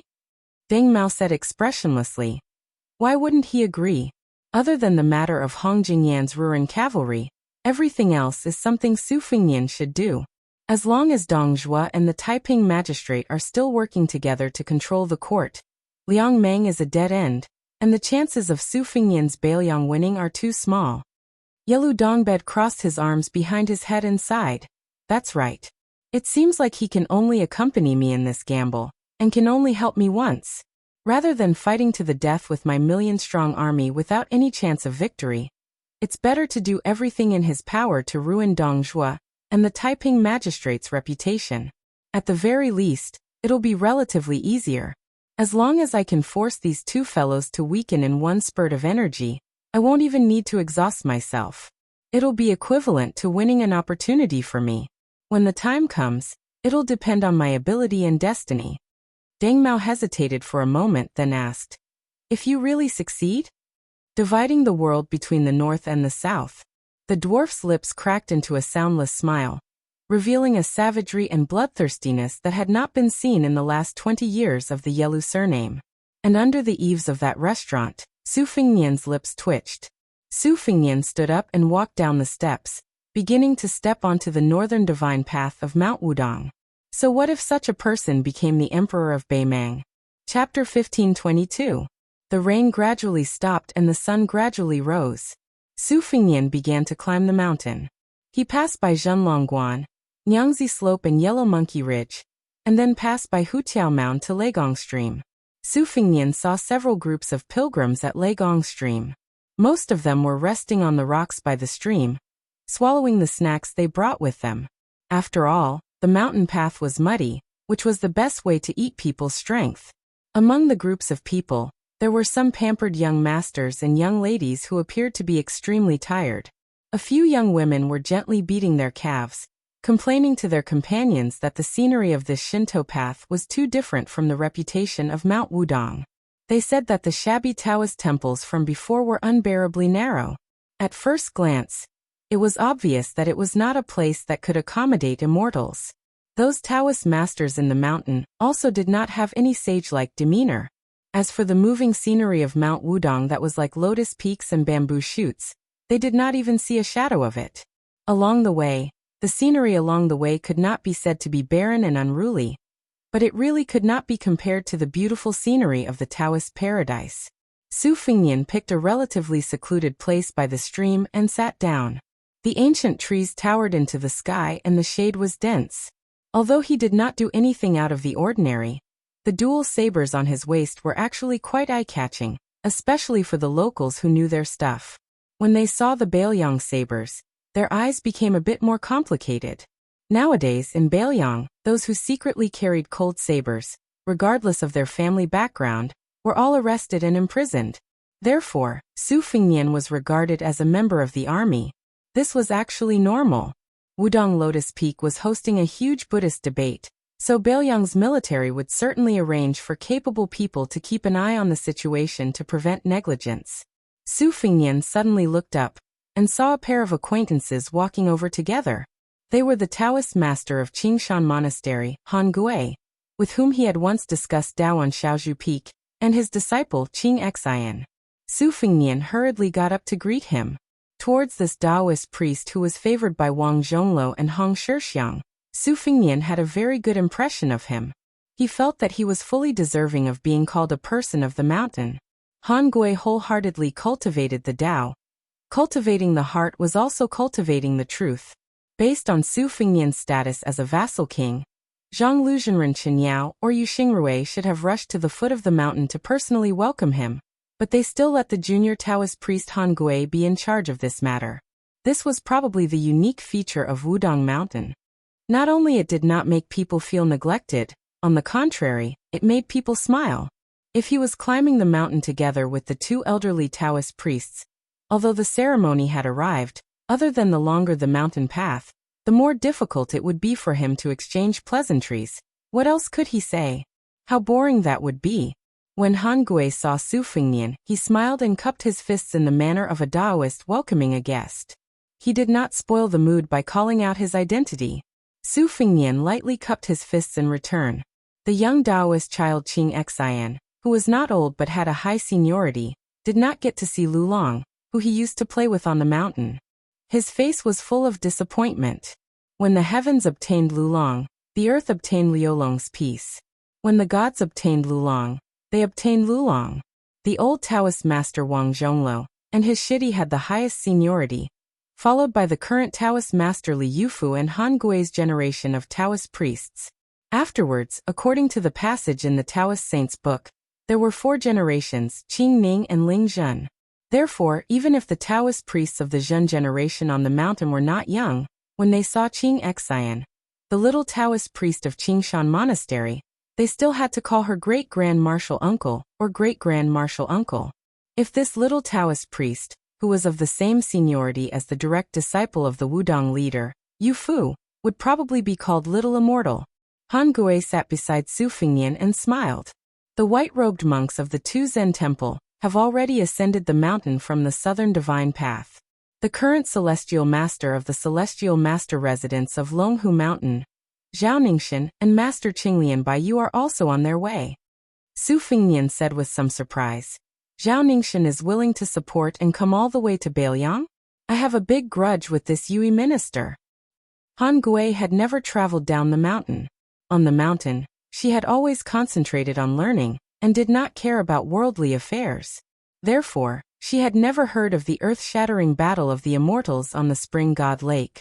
She was not interested in the conflict between the yellow-purple noble, who had the same surname as the emperor, and the young king. She skipped the topic and said softly, "There are no less than 100 famous scholars from the Huainan Dao and Gangnam-do. They are also traveling together, and will be climbing the mountain at dusk tonight." Su Fengnian nodded and said with a smile, "Spies have mentioned this. It's really hard for these elegant scholars to stay in Beiliang for half a day."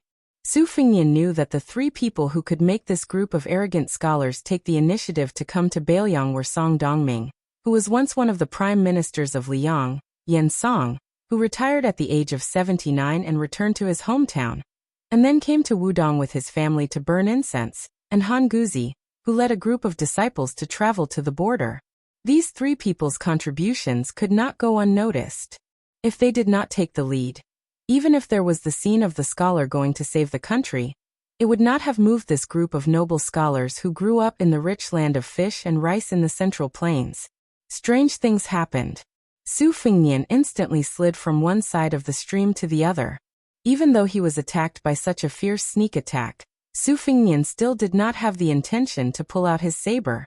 The little Taoist child Qing Xian, who only felt a gust of wind raging in his ears, opened his eyes wide and saw a tall woman in a simple and elegant dress beside him and his master. She was young and very beautiful, but her face was too cold. Compared to the time when the old Taoist priest accidentally tasted the food he cooked, her face was much worse. The little Taoist child saw the strange sister squinting her eyes, which were long and slender like the bamboo leaves on the mountain. The pilgrims near the stream were first stunned, but soon there were some quick-tempered busybodies who cheered loudly. In their field of vision, the ripples on the water surface caused by the young man with the saber gradually dissipated. A man and a woman stood opposite each other on both sides of the stream. A handsome man and a beautiful woman, and each of them had the bearing of a master. No matter how they looked at it, there was a story to be told between the two of them. This immediately made the pilgrims who were bored to death on the mountain road excited. They could not wait for the two of them to fight until the mountains collapsed and the earth split. Of course, it would be best for them to reveal their identities and sex before fighting, report their Jianghu nicknames, and talk about their love and hatred, and then fight to the death. This way, their trip to Wudong would not be in vain. In fact, Su Fengnian, who took the initiative to back down, asked with a smile, "Didn't you return to Mount Hui?" The woman who was not wearing purple today sneered and said, "If the interest keeps on rolling, it will be too late for me to collect the debt. Even you may not be able to pay it back." Perhaps they felt that the couple was too young and unfamiliar. Even if their martial arts cultivation was good, there was a limit to it. Very soon some impatient spectators shouted at the top of their lungs, "Fight! Why aren't you fighting? Fight well! Fight well! We'll immediately go back to the Jianghu and say some good words for you too." Some people who did not know what was good for them shouted, "Hurry up, the two of you can't just talk and not fight." The Taoist priest Han Gui sighed softly. He only hoped that if Su Fengnian really fought with the strange woman, he would not be implicated. So at this time, he took his disciple and walked into the crowd. It looked like they were taking refuge, but in fact, they were helping to block the disaster. Chapter 15:23. At this time, there were already people who claimed to be from Jianghu talking about it. They explained to the layman that there were 9 levels of martial arts in the world. In the end, they all revolved around the 7 words of skin, flesh, tendons, bones, body, qi, and spirit. Only when one reached the 2nd level of Master Realm could one touch the threshold of qi. For example, when a swordsman reached the 2nd level, he could barely control qi and fly a sword. The handsome young master with the twin sabers at his waist was repelled, sliding from the stream to the other side. However, his calves were not soaked. This clearly showed that he was in the 4th level realm, or even the 3rd level realm. It could be assumed that with his age, he was fully deserving of the title of a rising talent in the martial arts world in a province or county. Su Fengnian suddenly smiled and said, "If you want to fight, sure, but we have to make a small deal. As long as you help me find someone, you can choose the time and place. Also, you have the final say on who wins or loses." She hesitated for a moment, but finally nodded. Su Fengnian asked curiously, "You want that title that much?" Su Fengnian knew very well that no matter how many fortuitous encounters the woman in front of him had, due to her innate talent, reaching the great celestial phenomenon realm was already the limit of her martial arts. The martial arts journey of the mistress of Mount Hui's Great Snow Plateau could be said to be soul-stirring. First, she used the treacherous and insidious secret art to absorb other people's qi and turned it into her own, barely reaching the 1st level. If not for Su Fengnian helping to suppress her chaotic qi with the imperial seal of several countries hidden in the Tide Listening Pavilion, she would have very likely gone mad and even died. After that, she quickly crossed the Xian Finger realm and entered the celestial phenomenon realm. Wang Xianji had heavily injured her body, but in the end, she had spared her life.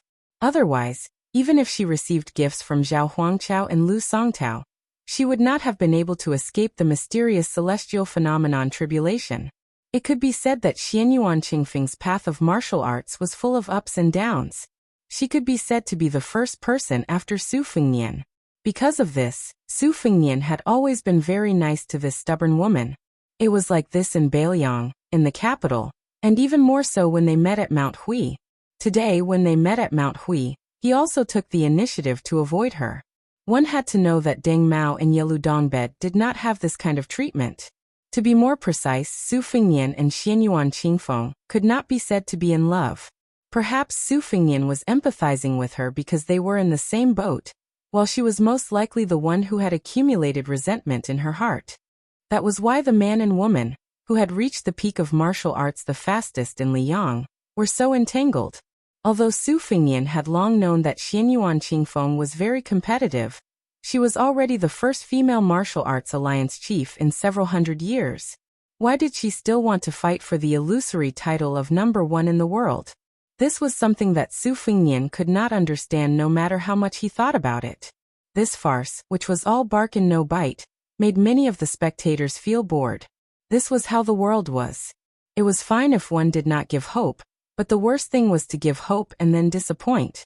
Many of the hot-tempered people of Jianghu could not help but loudly mock and ridicule, whispering malicious words.